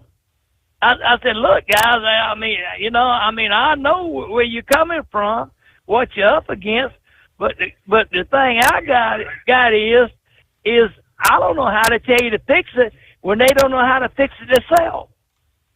And that one woman, I mean, they had write-up after write-up about her, where she was discriminating against these people coming back from, you know, Iraq, Afghanistan, one leg, one arm, or, you know, maybe no legs, right? No arm, you know. And I mean, they had a big write-up about that, about her, about the way she acted.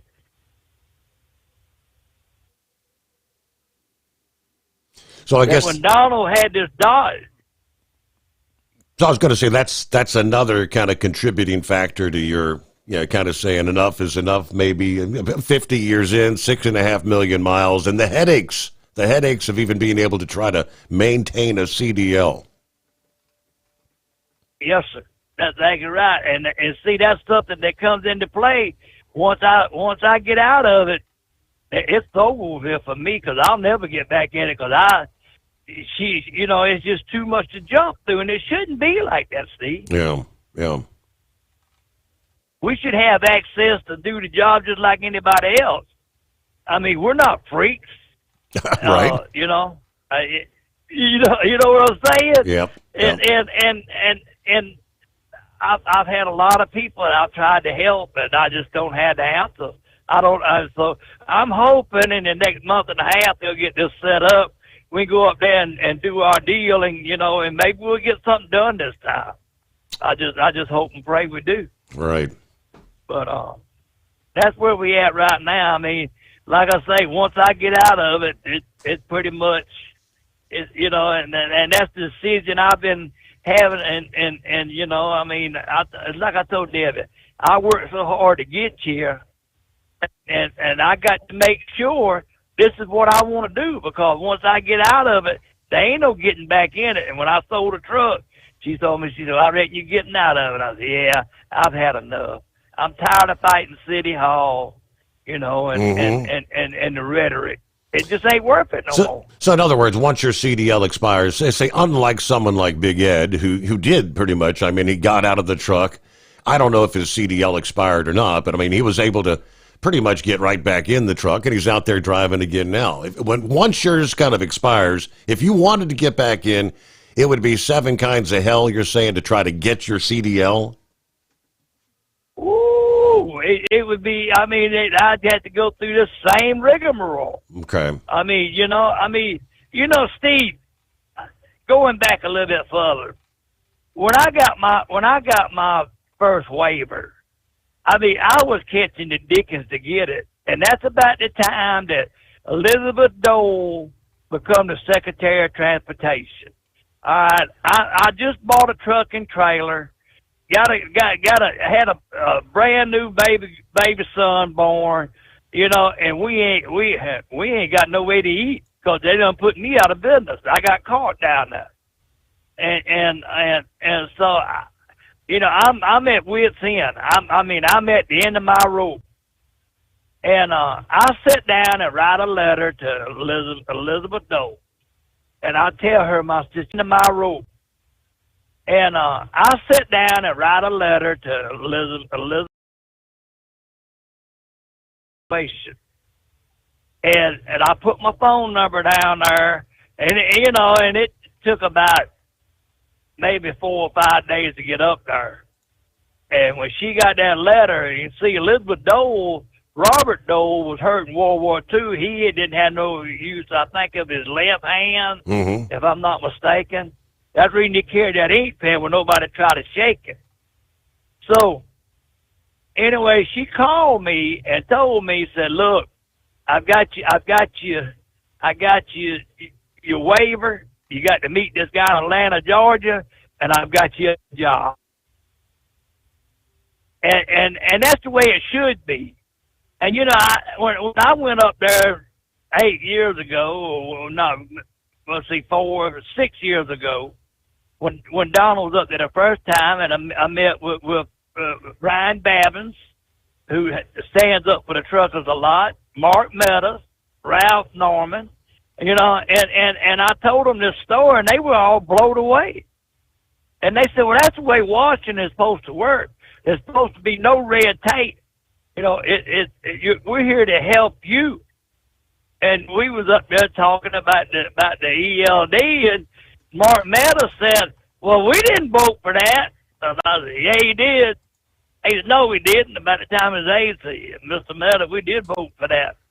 They voted for it and didn't even know what they was voting on. Well, that's half of what, you know, that's half of what passes in Washington. I mean, you got this so-called big, beautiful bill right now. You know, how much BS is buried in there, and how many of our legislators actually read through the whole thing before they vote on it? They'll vote on things they don't even know they're voting on.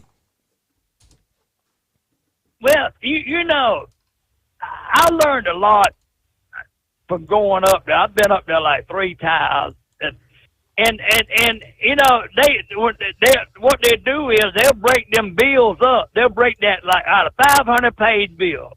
And you got 5 A's up there, and that one of them got 100 pages. Mm-hmm. You see anything in there's alarming? Well, they don't know what the hell they looking at. You know, they just up there being a page or a runner. They out of high school or whatever. They don't know what. No, we didn't see nothing. All right, we're gonna vote on it. Well, bam, it went through. You know, and that's scary that stuff is happening like that. Yeah. But you know, I mean, I made the decision that, you know, and Steve, I'm not gonna give up on this because I've come too far.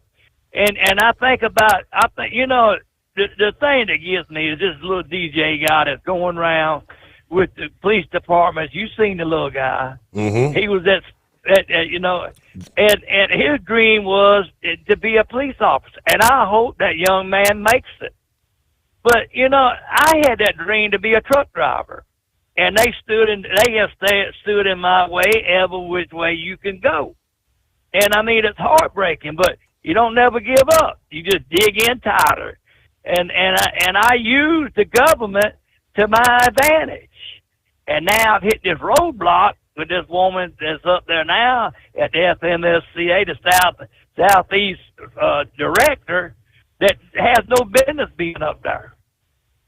But you know, I'm gonna fight it tooth and nail till we get something done, so the children that had dreams can pursue their dreams to be a truck driver or whatever they want to be.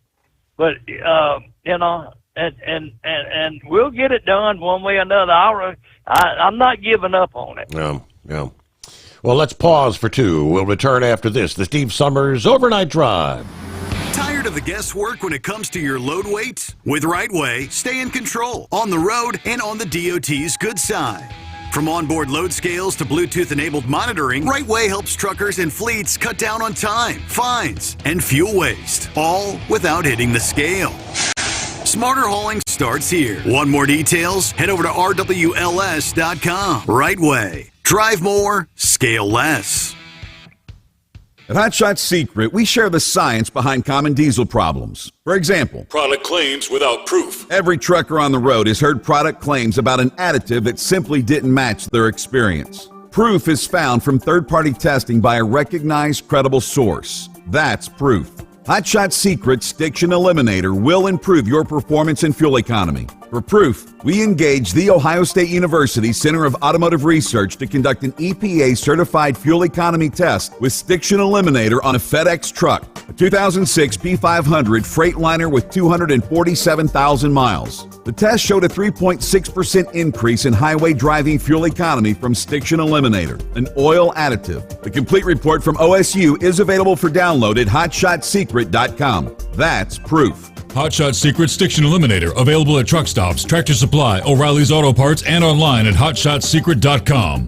Hot Shot Secret, powered by science. When your injectors fail, your truck and your paycheck stop moving. At Industrial Injection, we remanufacture diesel injectors to perform better than brand new. Tighter specs, cleaner fuel delivery, and tested in-house by diesel experts. Plus, we build turbos, pumps, engine kits, and more, all backed by over 40 years in the diesel industry. It doesn't matter if you're running on modern common rail or legacy mechanical. We've got you covered. Call 800-955-0476 or visit industrialinjection.com. Knowledge you trust. Quality you depend on.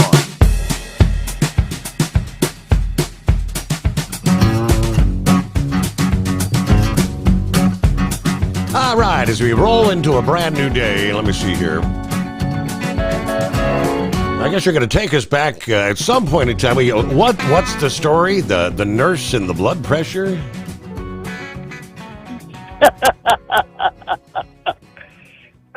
Steve, I can't remember which one. It was probably about 1998, 97, somewhere in there.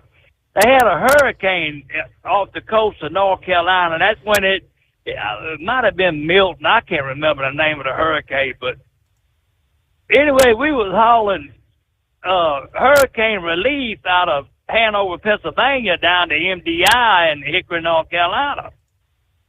And I had a headlight go out. So I whip in this truck stop there at Conover, North Carolina. And I go in and buy me a headlight, you know. So I come out, and when I'm taking that headlight out, that thing shattered. I've never seen one do that. And that thing cut me. Oh, man, it cut me. I was bleeding like a stuck hog. You could see the bone down in there. Oh, boy. So I'm thinking, what am I going to do? What am I going to do? You know, I got that glass in my hand. I couldn't make a fist or nothing. So I run in the truck stop for help, right? And that little old girl back there said, "You got to get out of here bleeding like that." I said, "Well, I need a ride to the hospital, but I'll call you an ambulance." I said, "I don't need an ambulance. I just need a ride to the hospital," you know? And so she was going, you know, crazy. And there was two drivers there for a company called ComScope. And so that guy said, "Hey, so you let my buddy drive your truck, we'll take you to the hospital, and you won't have to come back in and deal with her." And I said, "Oh, that's fine, you know." So he drives me to the hospital, right? Drops me off in the parking lot there, you know, and he gets in with his buddy. They riding double, and they take off. Well, I'm out there walking around in the parking lot trying to find a way into this emergency room. And by this time, boy, I mean, I am look like you know, the axe murderer. I'm full of blood. It was a hell of a sight. Well, this night watchman was out there on a golf cart, and he finally found me. He said, "Man, I've been looking for you for 10 minutes." Said, "You bleeding like a stuck hog." I said, "Yeah, tell me about it." So he throws me in the golf cart. We go there. We just roll right on up in the emergency room. There was one of them where you could open the door and drive up in it, you know, with the golf cart. I get up there, you know, and I mean, I'm holding my hand up on that table, you know, and every time I try to close it, that glass, that piece of shard glass is just jabbing. So I got my arm, left arm up under the table, right? So, man, this nurse come out there, boy, she was, woo, like something off Baywatch. And she come out there, "What happened?" And I showed her my hand. "We got to check your blood pressure." Okay? So she goes around there on my artificial arm. Oh, no. And puts it, yeah, she's pumping this thing. Oh, my God, you ain't got no blood pressure. So she takes off, man, and she does this 3 times. Went through this. Well, she's hollering and screaming and carrying on. Well, there was this old nurse come in there, She said, son, what in the world is she doing? I said, well, Miss America just took the blood pressure in a damn wooden arm 3 times. Boy, she went to raising hell. I mean, laughing. Well, the doctor that was on duty come out there. What the hell's the problem? Said, hey, you know that girl you always got your nose stuck up her rear end? Said, well, that idiot took the blood pressure in a wooden arm 3 times. And you sat there and let her do it. You didn't have the common courtesy to say, hey, ma'am, that's an artificial arm. I said, she'll figure it out directly. Wow. Oh, boy. Go back. We go back and get done sewing me up. And I go out there to pay, and the girl told me, said, hey, the doctor said no charge tonight. Said he ain't never laughed that damn hard. And I said, well, that's good. So, I go back out there and get the truck, change clothes, and they cleaned me up best they could. Yeah. 3 times she poked that cup up, just could not figure out. So she thinks she's actually, she's actually talking and talking with a patient that's dead. They ain't got no blood pressure. Dead man walking. That's good. That's a good one, Gouger. I thought I told you that one, but yeah, I told it on Bubba once or twice, but yeah, it was and you know something, Steve. I tell you something else that people don't. It's just like that right there. You never know when you're gonna get hurt on the road. But I was on the road when my sister passed away, and I was on the road when my daddy passed away. And none of these companies showed any compassion, nothing. Mm-hmm.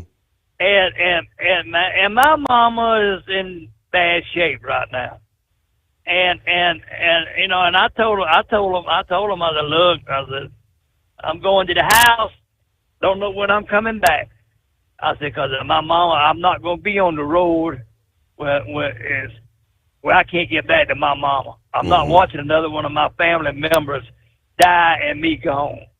And missing events for the children, I never realized how much I missed, and they just set me down one night and said, well, you missed this, you missed that, you wasn't there for this. Yep. And now I got those three grandchildren that live right down the road, and they stay with me all the time. They see that truck, they gonna stop that car, because they gonna stop raising hell till they do. And you don't want to be out there on the road missing now the grandkids growing up. And that's a good point to take a pause. We reach news update. Top of the hour, back after this. At Hot Shot Secret, we share the science behind common diesel problems. For example, fuel additives. The purpose behind most fuel additives is to impact performance of your diesel or provide protection to your fuel system. Hot Shot Secret Everyday Diesel Treatment provides both performance enhancement and protection with 6 key components. This fully formulated premium fuel treatment includes the performance-enhancing cetane boost, injector cleaner, and LX4 lubrication, as well as protection against water with a demulsifier and rust inhibitor, plus a stabilizer that minimizes fuel filter clogs. Everyday Diesel Treatment delivers a 6-in-1 premium fuel treatment for every fill-up, every time. Everyday Diesel Treatment is available at truck stops, Tractor Supply, O'Reilly's Auto Parts, and online at HotShotSecret.com. Hot Shot Secret, powered by science.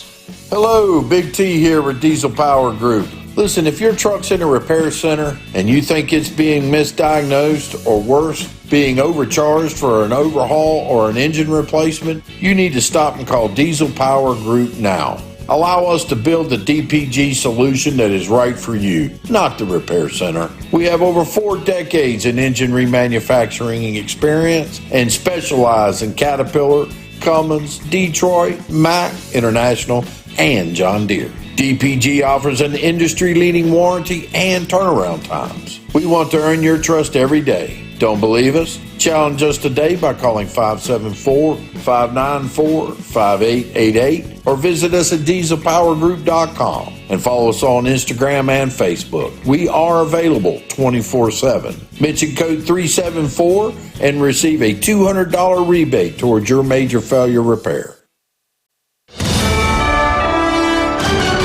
USA Radio News, I'm Anthony Lucero. Iran is incapable of building a nuclear weapon. President Trump says Israel and Iran have agreed to a ceasefire, later confirmed by Vice President J.D. Vance. Well, we were actually working on that just as I left the White House to come over here, so that's good news that the president was able to get that across the finish line. Vance added the U.S. has obliterated the Iranian nuclear program without losing a single American life.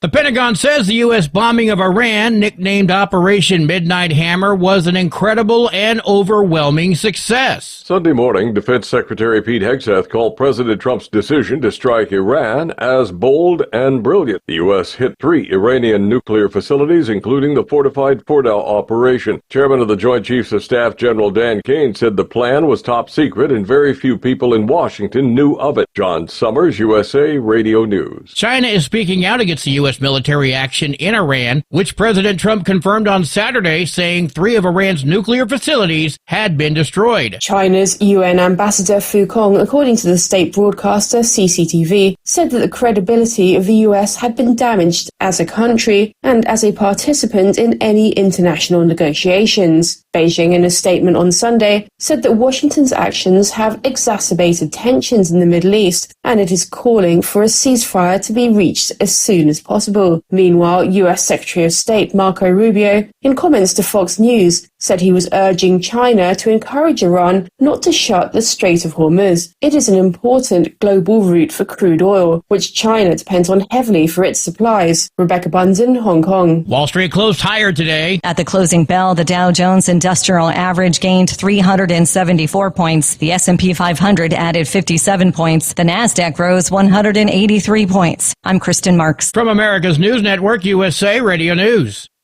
With all the recent violent protests, looting, and destruction, some areas are considering either defunding or abolishing the police.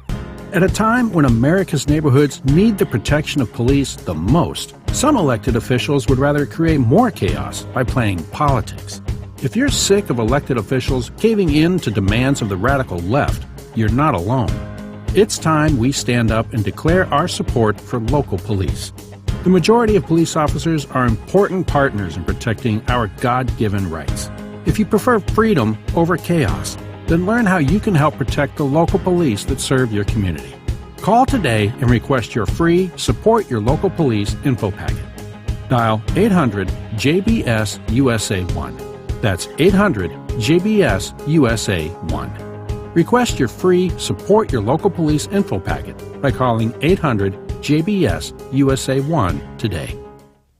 Researchers in Seattle have found a possible link between a gene mutation and sudden infant death syndrome. The Aaron Matthew SIDS Research Guild includes researchers from Seattle Children's Research Institute and data scientists from Microsoft. They examined genes from 144 children who died sudden, unexplained deaths. The gene variant was also found in people who suffered sudden deaths for other reasons, including cardiac arrest. The gene variant does not mean a child will die from SIDS, only that they might be prone to a sudden death. I'm Brad Ford. There's a growing battle in Texas over what is sold in smoke shops. Lieutenant Governor Dan Patrick blasted Governor Greg Abbott for vetoing his bill that banned all products containing THC. One can only come to this conclusion. The governor of the state of Texas wants to legalize recreational marijuana. The governor's veto was one of about 24 that were announced. He wrote that a ban on THC would drive the state into a legal battle that it could not win. Lawmakers will now be tasked with regulating what becomes a billion-dollar industry in a special session that begins in about a month.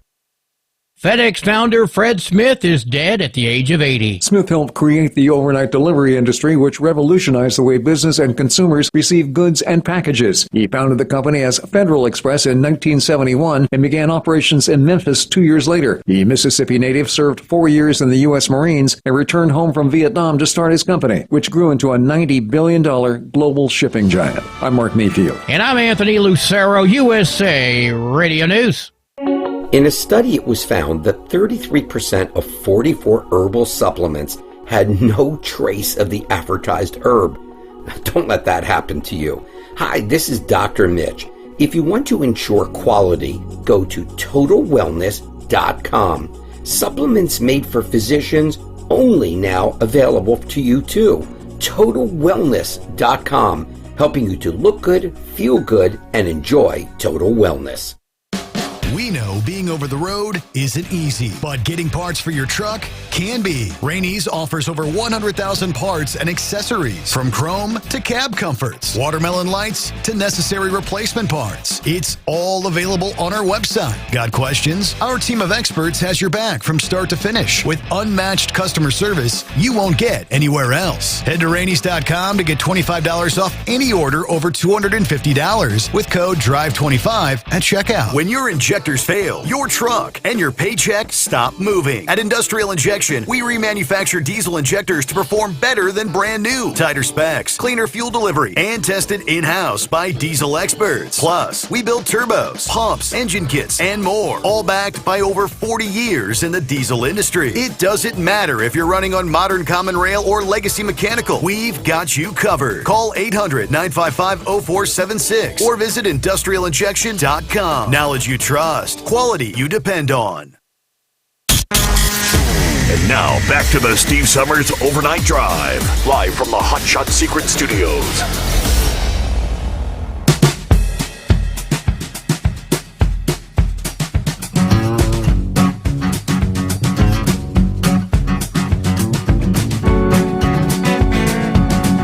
All right, just like that.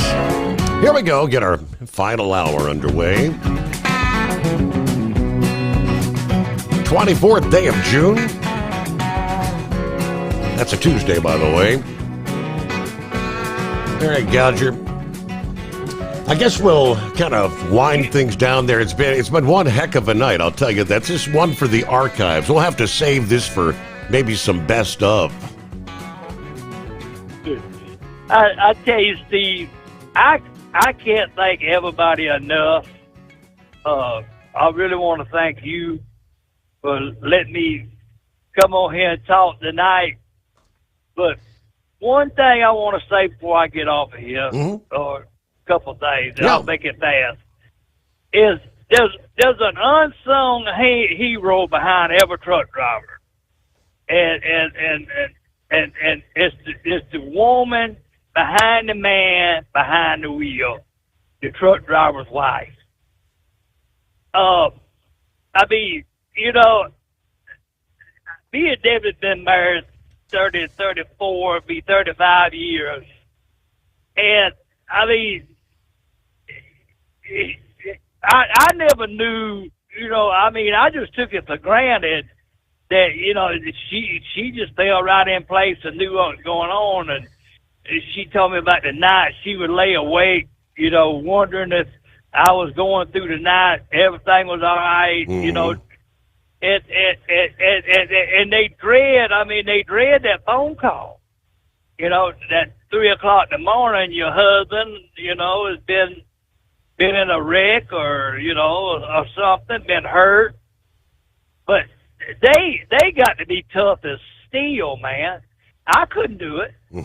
But I give a big shout out to the women behind the man behind the wheel. And I know there's a lot of women driving truck now that the husband's staying home, but either way it is, I don't know if I could stay home at night while they was out feeding America and, you know, getting the job done. But I just want to shout out to them. And Steve, I want to shout out to everybody in the listening community.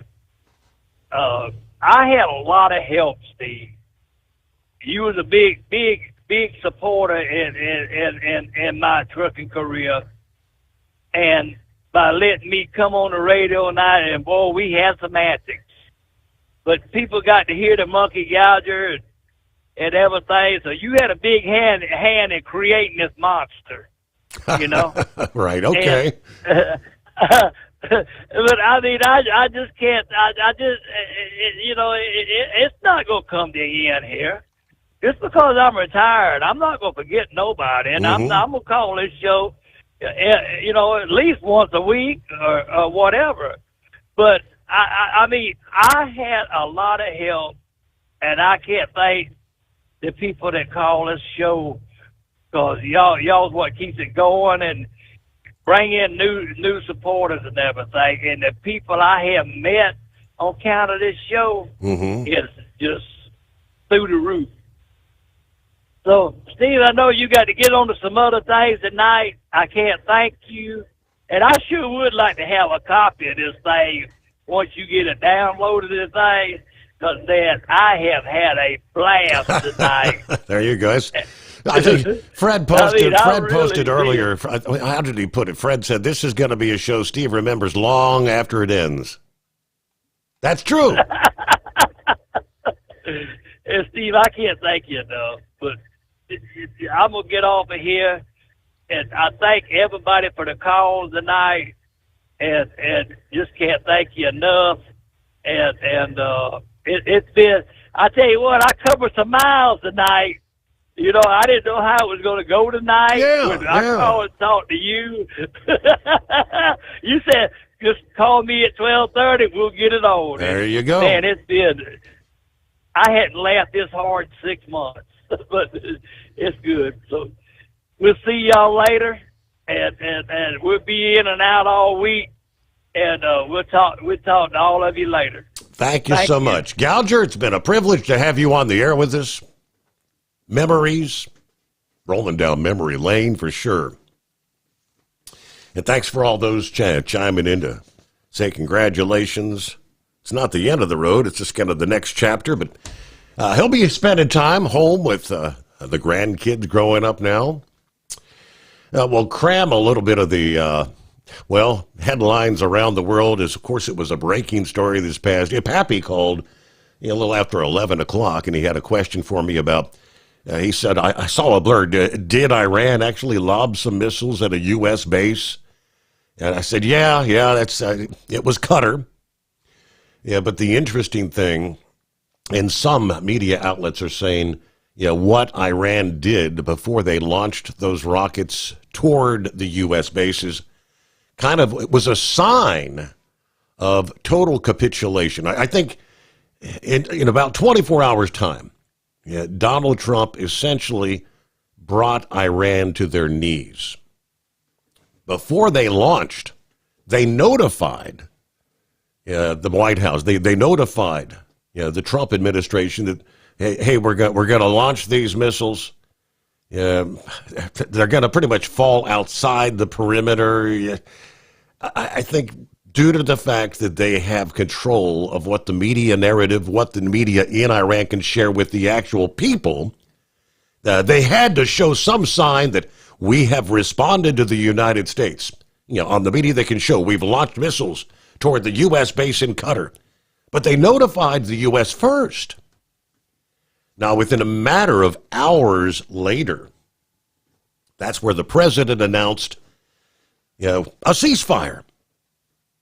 Officially, Iran will start the ceasefire, and upon the 12th hour, Israel will start the ceasefire, and upon the 24th hour, an official end to the 12-day war will be saluted by the world. During each ceasefire, the other side will remain peaceful and respectful. On the assumption that everything works as it should, which it will, he said, I'd like to congratulate both countries, Israel and Iran, on having the stamina, courage, and intelligence to end what should be called the 12-day war. This is a war that could have gone on for years and destroyed the entire Middle East, but it didn't and never will. God bless Israel. God bless Iran. God bless the Middle East. God bless the United States of America. God bless the world, was Trump's post via Truth Social. Of course, Iran reportedly coordinated the missile attack with Qatar to minimize any casualty there. And again, by kind of notifying them first. Now, you go up earlier in the day, 24 hours ago, we were talking on word of the first day of markets opening following the bombing of Iran, the missile, the nuclear facilities there. Where's oil going to go? The assumption was oil's going to go through the roof. Some were speculating oil could jump to $130 per barrel, right? The price of oil, even prior to the ceasefire announcement, was essentially flat Monday. After having opened higher Sunday evening U.S. time, following that military strike on Iran, even the initial increase in price was considered underwhelming compared to the more apocalyptic predictions that we were hearing prior to the attack. But from the perspective of the trucking industry, it was the continued strength of diesel compared to crude and gasoline that might get the greatest amount of attention. Early in the day, about 7:05 Eastern, about an hour after trading began on various exchanges, I should say 7:05 p.m. Sunday night, the global crude benchmark Brent was up to $78.89 a barrel. West Texas Intermediate at $75.70. But it was the ultra-low sulfur diesel that showed the largest increase Sunday evening, up 3.67%. In a remarkable reversal by 9:30 a.m. Eastern, oil prices were flat to actually down from the Friday settlement. In the interview on Bloomberg Television, the founder of Rapid Energy Advisors and a longtime Washington energy official said the early gains in the market already had moved the price to a level that reflected possible turmoil. I mean, we've been up about $10 a barrel since the start of the war. Now a little bit more, but traders were kind of holding their breath, waiting to see if Israel or Iran expanded the conflict beyond military and political targets into traded energy. No one has thus far pulled the trigger. And he said at the time, if they don't, I can see the price reversing. So here we are now, coupled with the fact that there was some discussion of a possible Iranian shutdown of the Strait of Hormuz. They opted not. Where will oil prices go this morning if this ceasefire indeed holds? Couple of the headline blurbs. President Trump brokering a ceasefire in a call to Israeli Prime Minister Benjamin Netanyahu, with Trump's team in contact at the same time with Iranian officials. This official provided some details on condition of anonymity, said that Israel agreed to the ceasefire so long as Iran doesn't launch fresh attacks. Iran signaled it would abide by the agreement. In direct and indirect contact with the Iranians were U.S. Vice President J.D. Vance, Secretary of State Marco Rubio, and U.S. Special Envoy Steve Witkoff. Suddenly, U.S. crude futures falling on Tuesday on the other markets overseas to the lowest level in more than a week as the announcement of the ceasefire.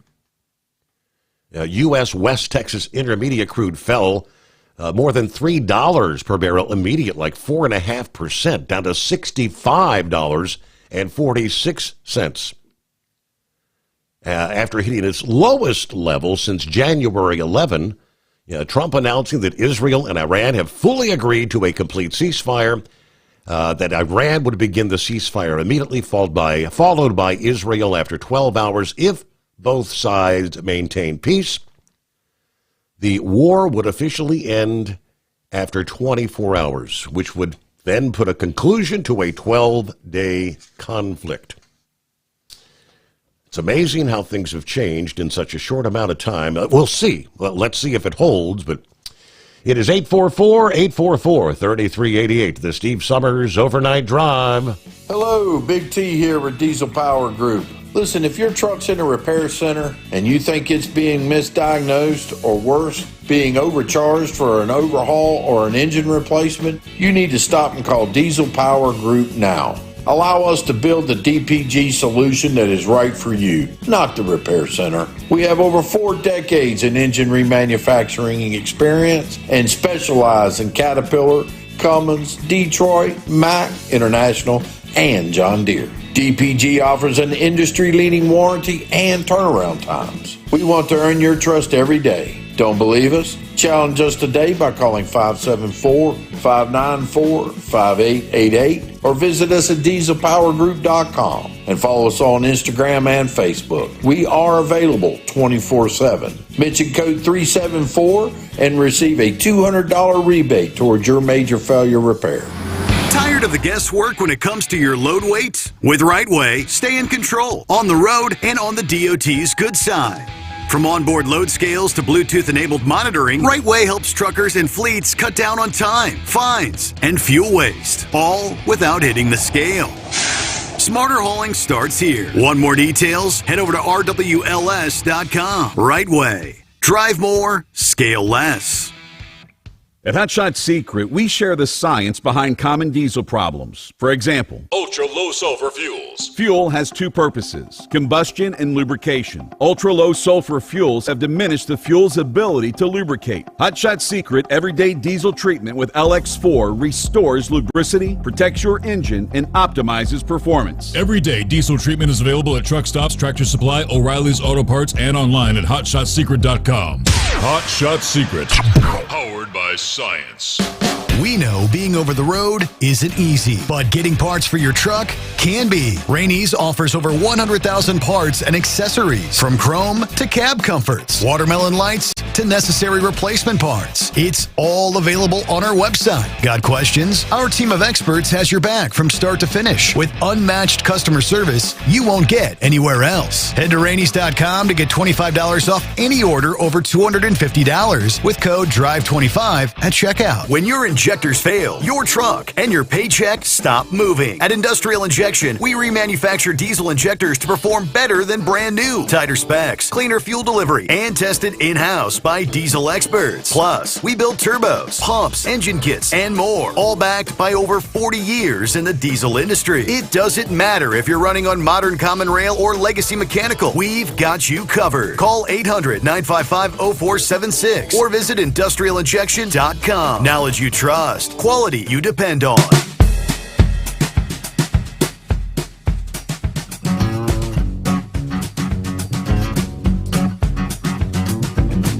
All right, back at it here, and good morning to the blind man.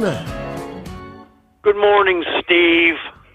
I just woke up and I had a life-like dream about Trump going to Iran and talking to the people, saying it's up to you to pick who you want to govern in the future.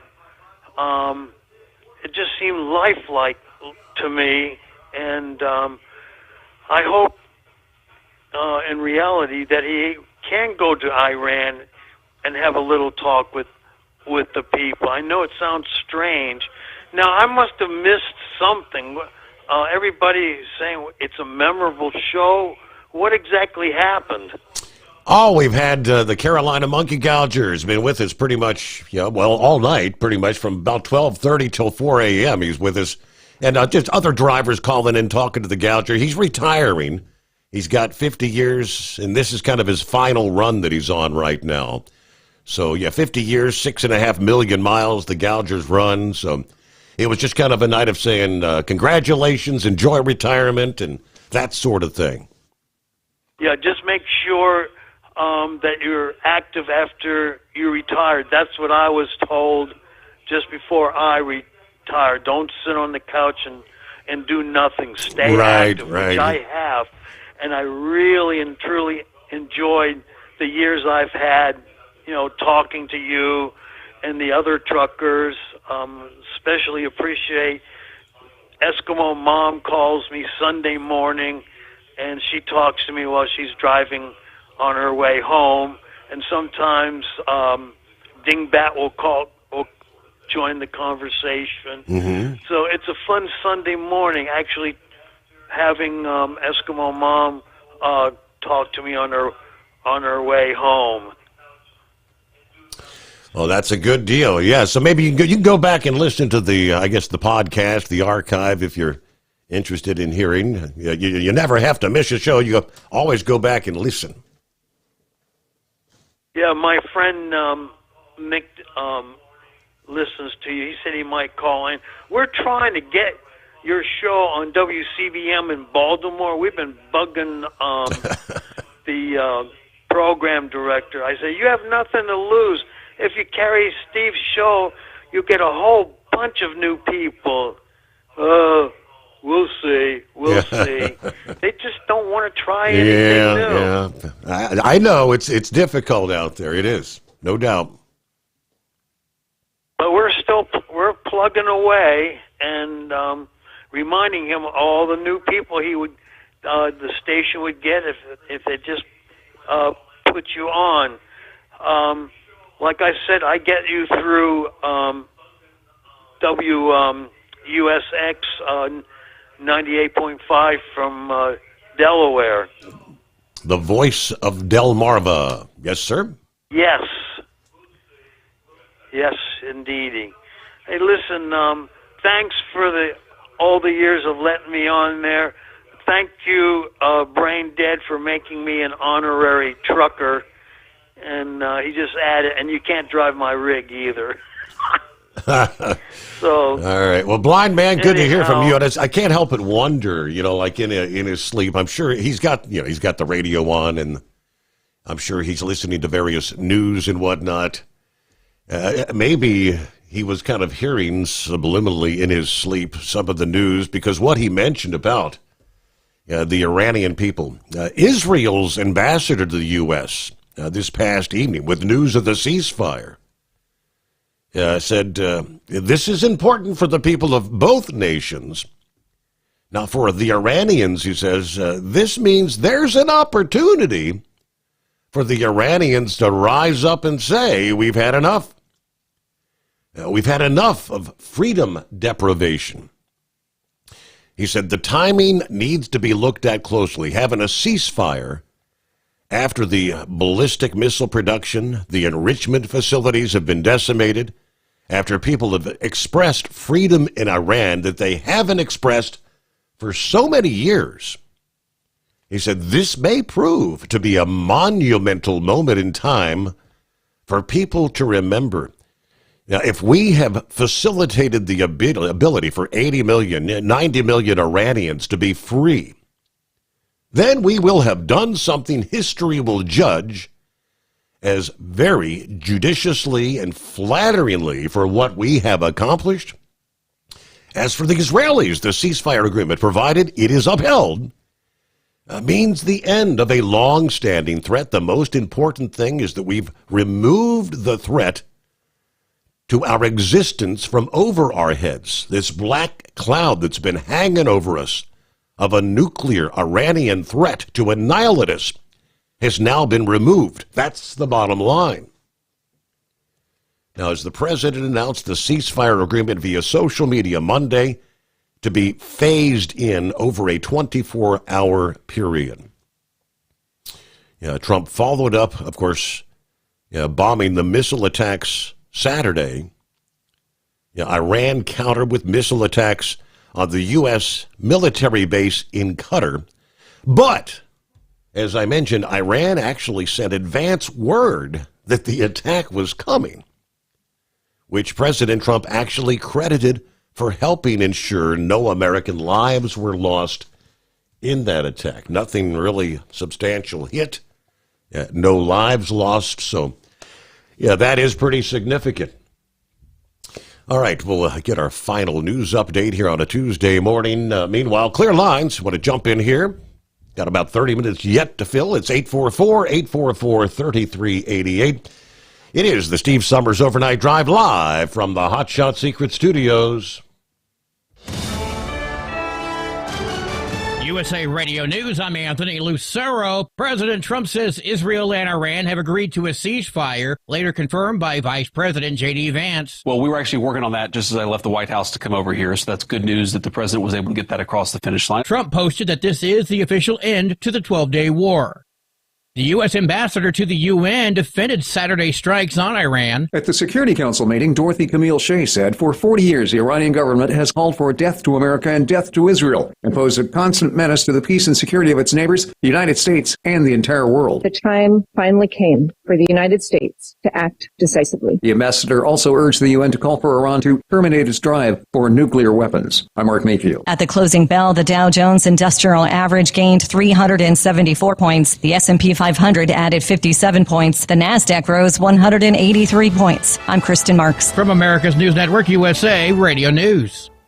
If you want 5 free classic radio shows to add to your library or listen to them anytime you'd like, just go to 100radioshows.com. There's 5 shows waiting for you. Fibber, McGee, and Molly, Suspense, Jack Benny, Gunsmoke, and Richard Diamond, Private Detective. They're yours free. Just put your email in. We'll send you an email with 5 links. The links never expire. The shows sound amazing. They're yours as our gift.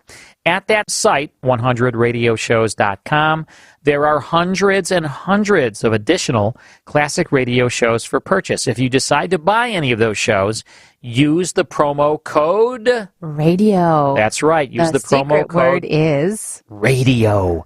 If you do that, you'll save 70% on your order. Now, that's done at checkout. Make sure you put the promo code in, save 70%. Get some free classic radio shows at 100radioshows.com. at 100radioshows.com.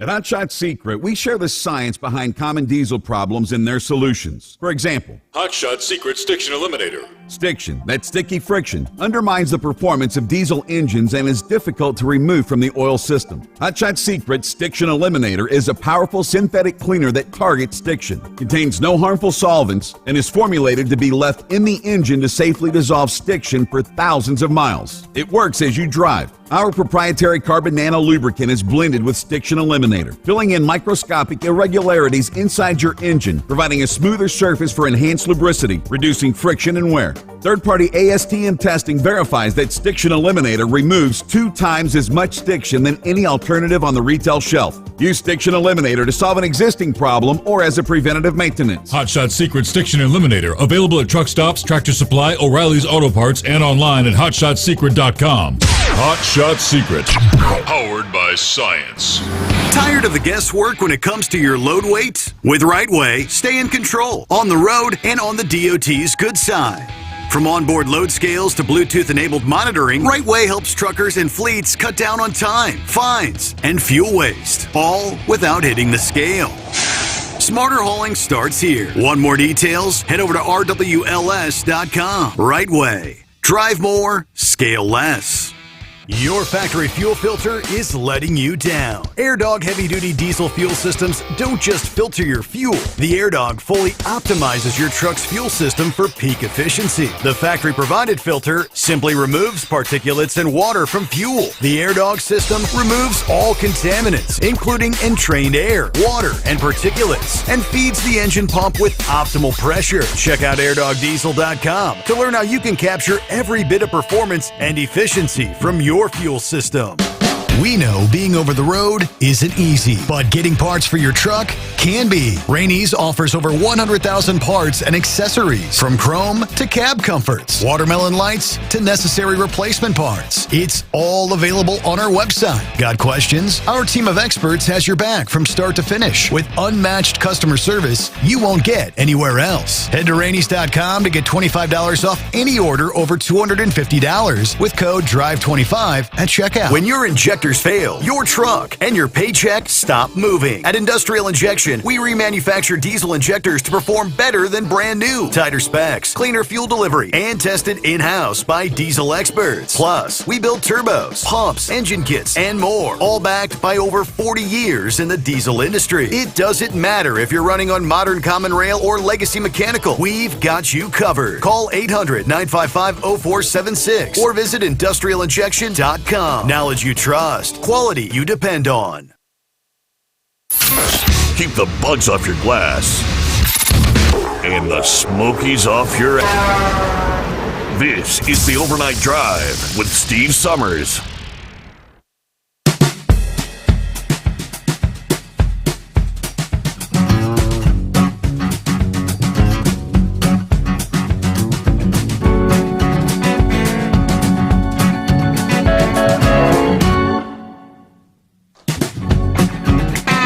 Alrighty, summertime upon us. It's feeling summer-like, especially in the eastern half of the country. Heat wave continues. We are looking at excessive heat warnings all up and down the East Coast.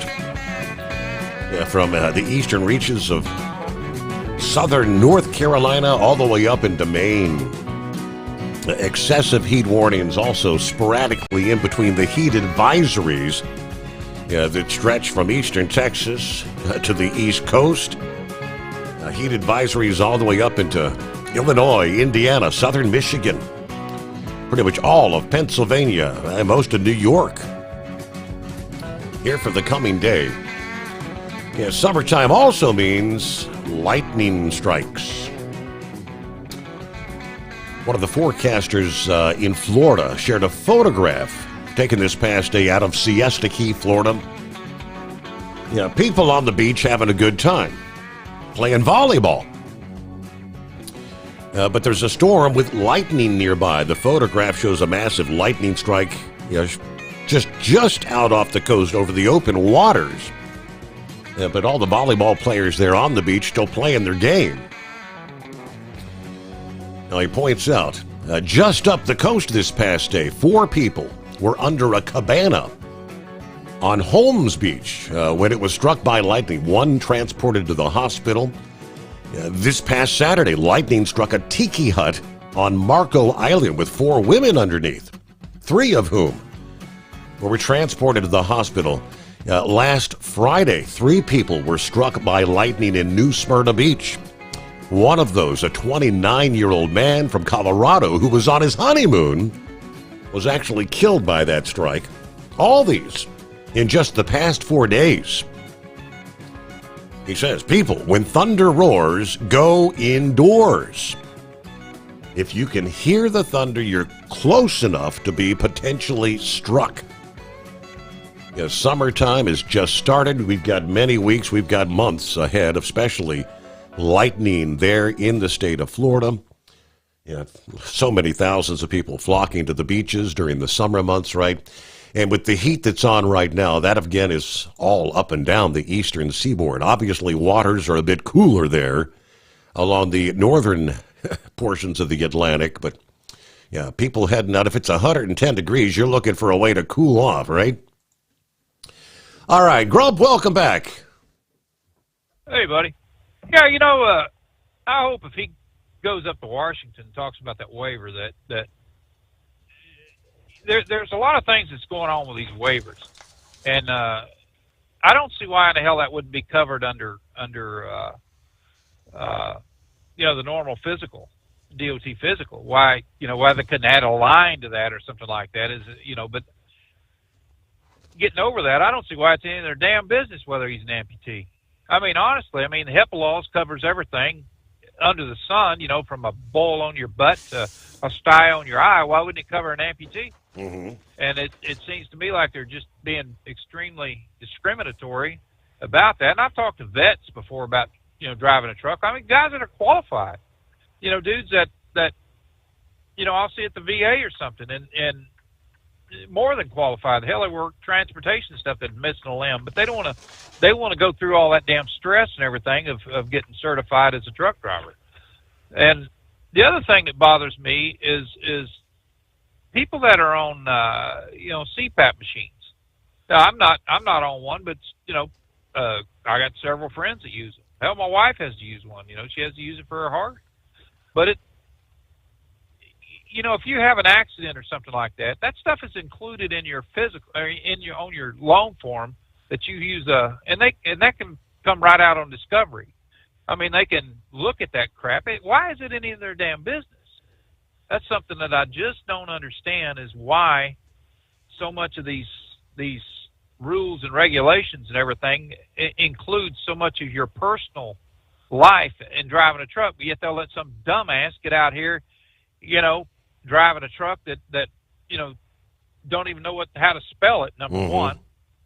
And, it just really blows my damn mind on this. I mean, when you sit here and think about things and how the trucking industry is just included every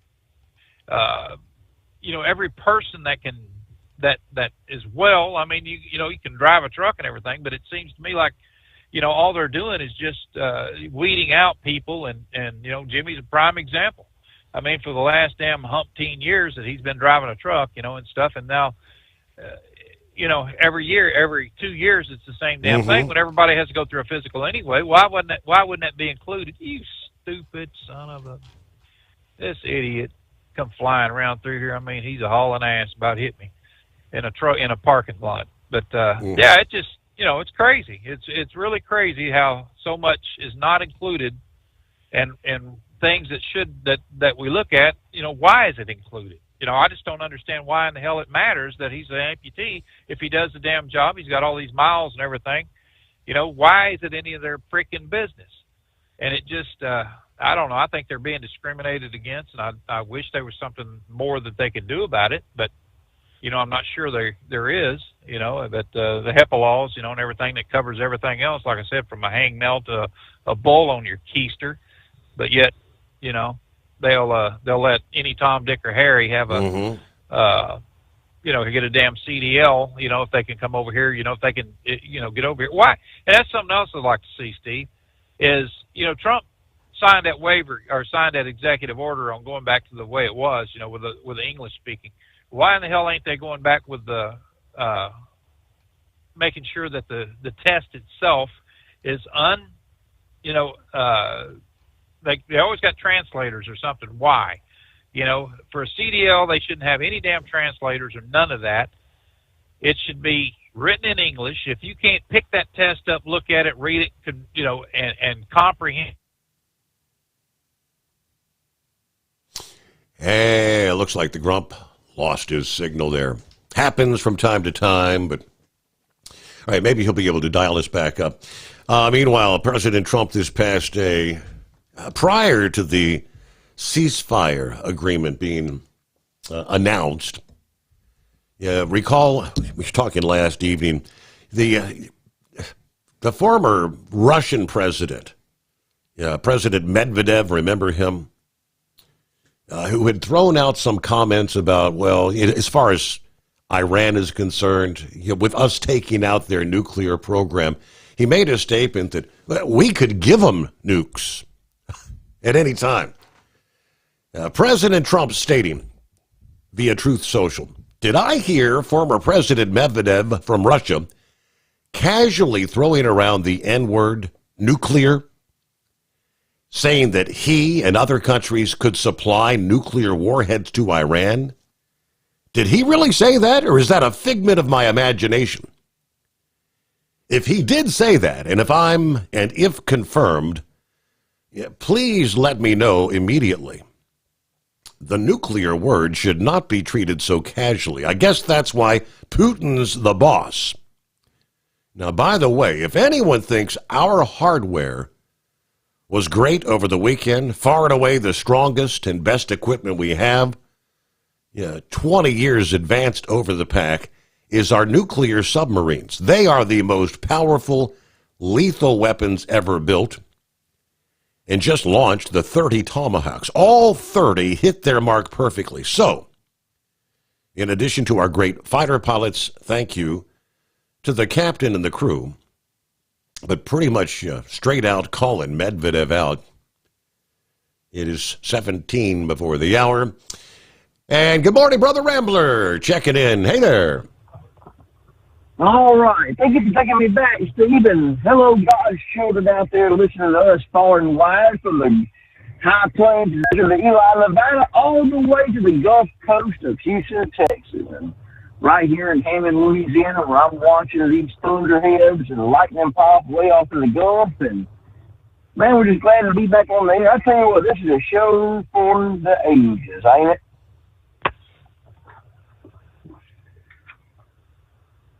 You there?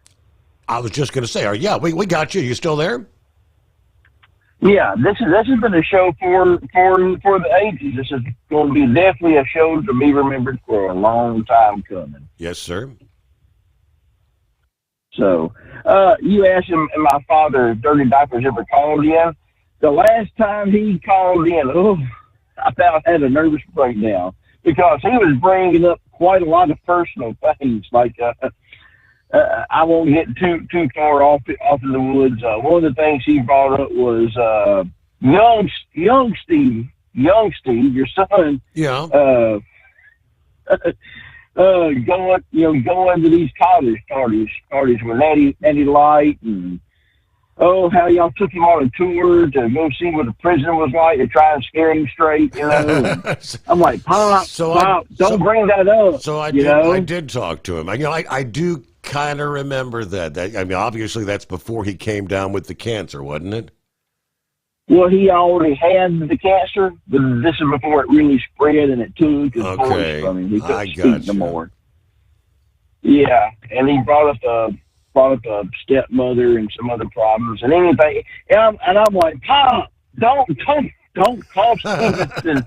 I'm like, I about had a heart attack, but dirty diapers were dirty diapers, and everything like that. So God bless him. I sure do miss him. We had a lot of fun times, a lot of miles. Him and I traveled together, and we had that 1999 brand new Western Star that, oh Lord, between him, me, and the stepmother, we had that thing paid off in a year.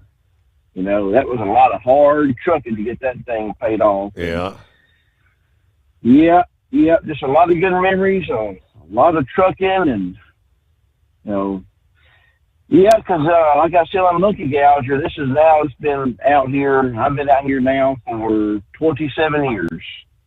So, and, it's not fun. It's not fun. The whole reason I got into trucking was to not have the man staring over me, not having the boss to look over my shoulder, and it was the freedom. It was coming out here, giving you a set after you were trained. Of course, I had to go. I was with Swift. That's where I got my start at.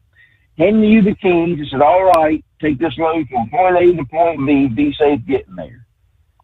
I can remember the first time I'm in South Dakota, and I stopped over at Wall, got the big old steak and everything like that. I'm just driving along, and everything's flat. All of a sudden, I started going downhill, and I seen it looked like an ocean, but it was the Missouri River. I remember my first time seeing that, just being totally amazed. I told this to Heat Wave. I talked to Heat Wave on the phone once in a while. Speaking of which, Heat Wave, if you ain't seen it on Facebook, Heat Wave has copied me. He went and bought himself a Tahoe, Chevy Tahoe. But anyway, another beautiful sight. Going into eastbound I-40, going into Albuquerque in the middle of the night, seeing the lights of Albuquerque, breathtaking. And I've had more good times than I had bad times out here. But when you got ELDs, when you got driver-facing cameras, and it's not fun no more. It's now turned into a job. When at first it wasn't a job, it was something that you just loved to do. I've always wanted to be a preacher, tell folks about Jesus Christ, my Lord and Savior, what he can do for your life, and I've always wanted to drive a truck. So I've accomplished both those goals in life. And speaking of which, I want to encourage you. I have a TikTok now, Steve. I joined the 21st century and got a TikTok. But we're trying to use it for the benefit of the kingdom of Jesus Christ. We want to be able to spread the gospel. And we're going to start something every Tuesday called Bible TOK, Bible Talk Tuesdays. So I'll be on doing a little TikTok when I get home from work, and it's only going to be about, between 5 to 10 minutes. Just, a little bit of extra, how Hot Shot Stiction Eliminator gets the gunk out of your system. This is a little, little extra little push there to get you through the rest of the week. If church wasn't good enough over at Determined Ministries Church, and you could just come on over there to Bible Talk Tuesdays, look for me, Terry L. McDaniel. And I'll be right there on TikTok and doing Bible Talk Tuesdays. And don't ever forget that we do have church every Sunday evening at 5 o'clock Central Time at Determined Ministries Church. You can look for us on Facebook. We'd love for you to join us and just worship the Lord and sing some songs and praise and worship and just give the King of Kings, the Lord of Lords, Almighty God, his rightful due, and let's just worship him. That's the most important thing.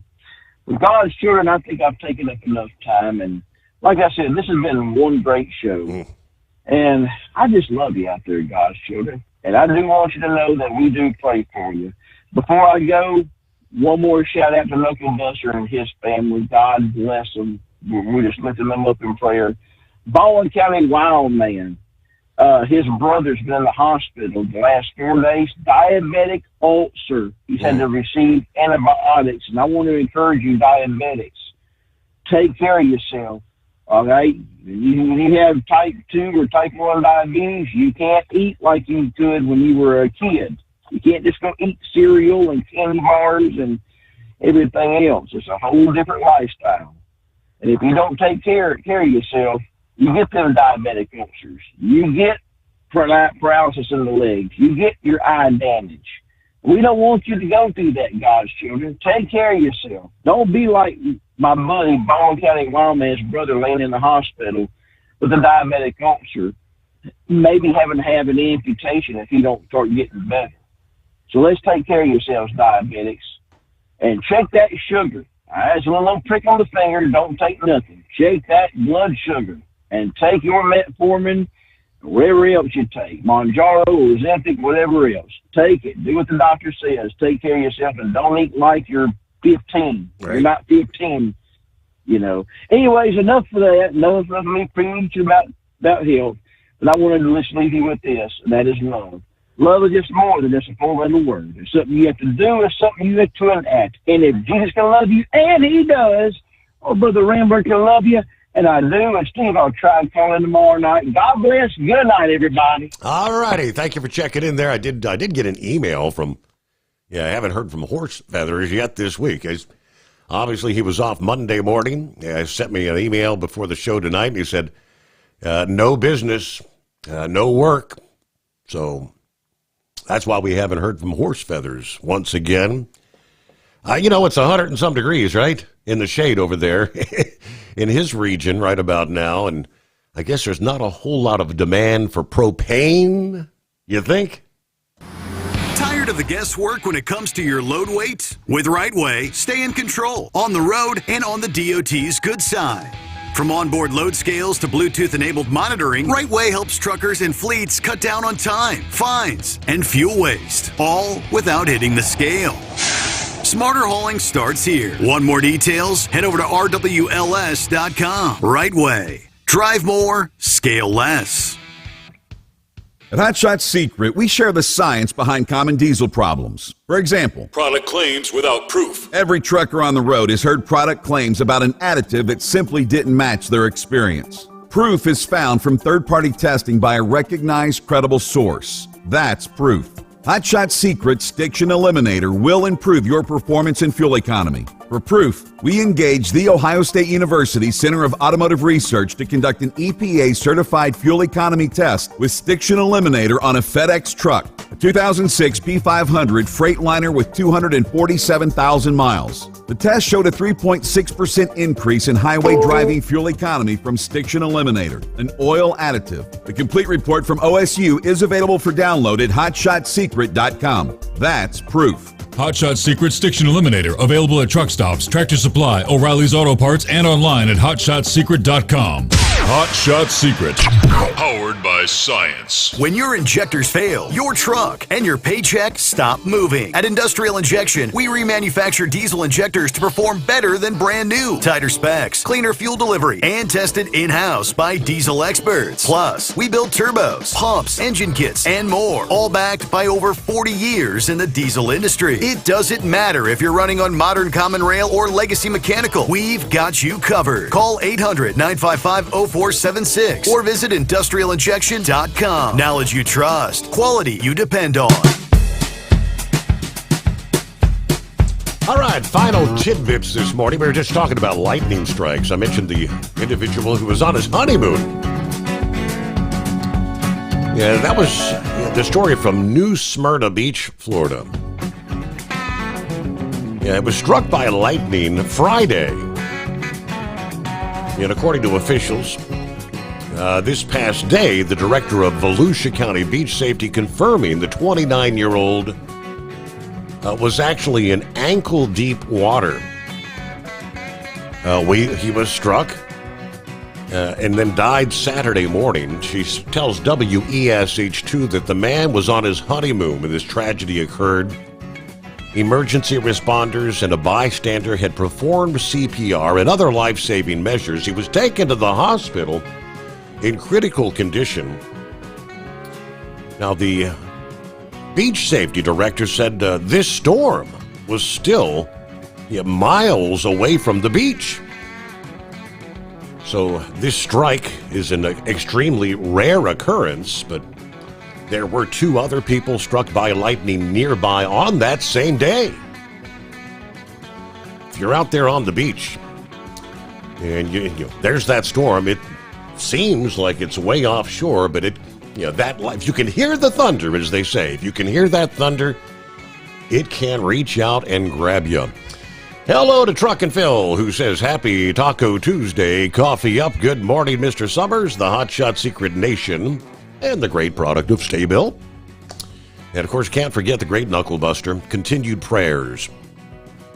We start the day off at 72 degrees, 91 the forecast high in Fort Wayne, and congratulations to the Carolina Monkey Gouger on his retirement and his trucking career. Have a great day, everyone, a.k.a. Boom Boom. And Semper Fi from Truck and Phil.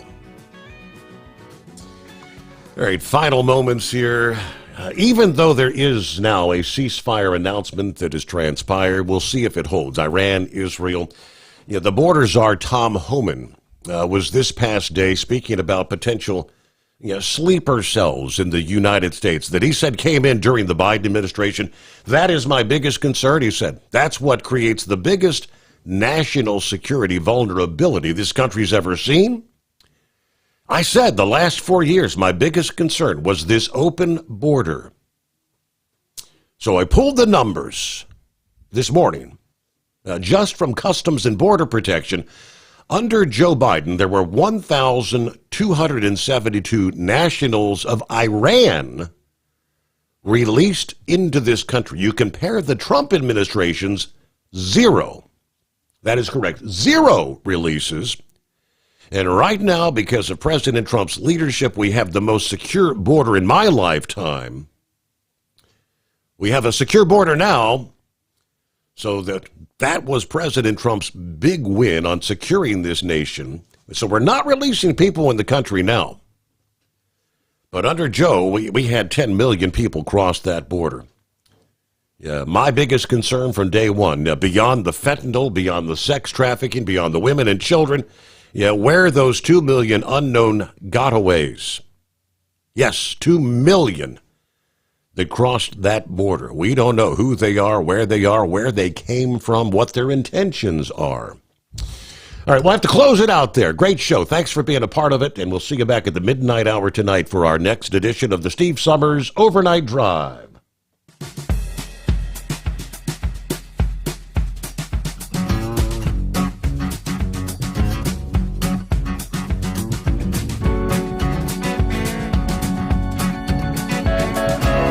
Never guess the places that I've been. You never guess the places that I've been. 'Cause everything is like a dream, yeah, but only in that dream that I live in. I'm never gonna let the day begin.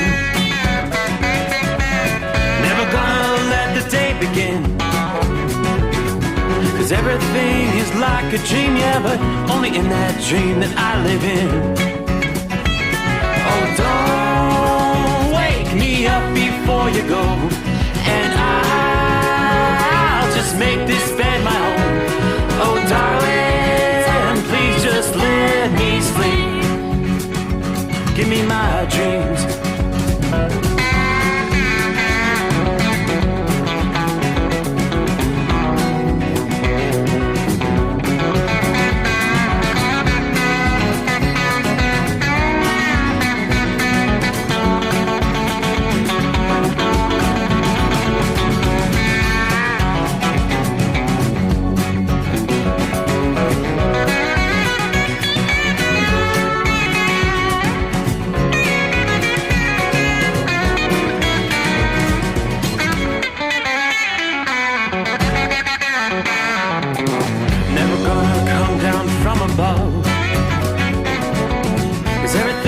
Better from above.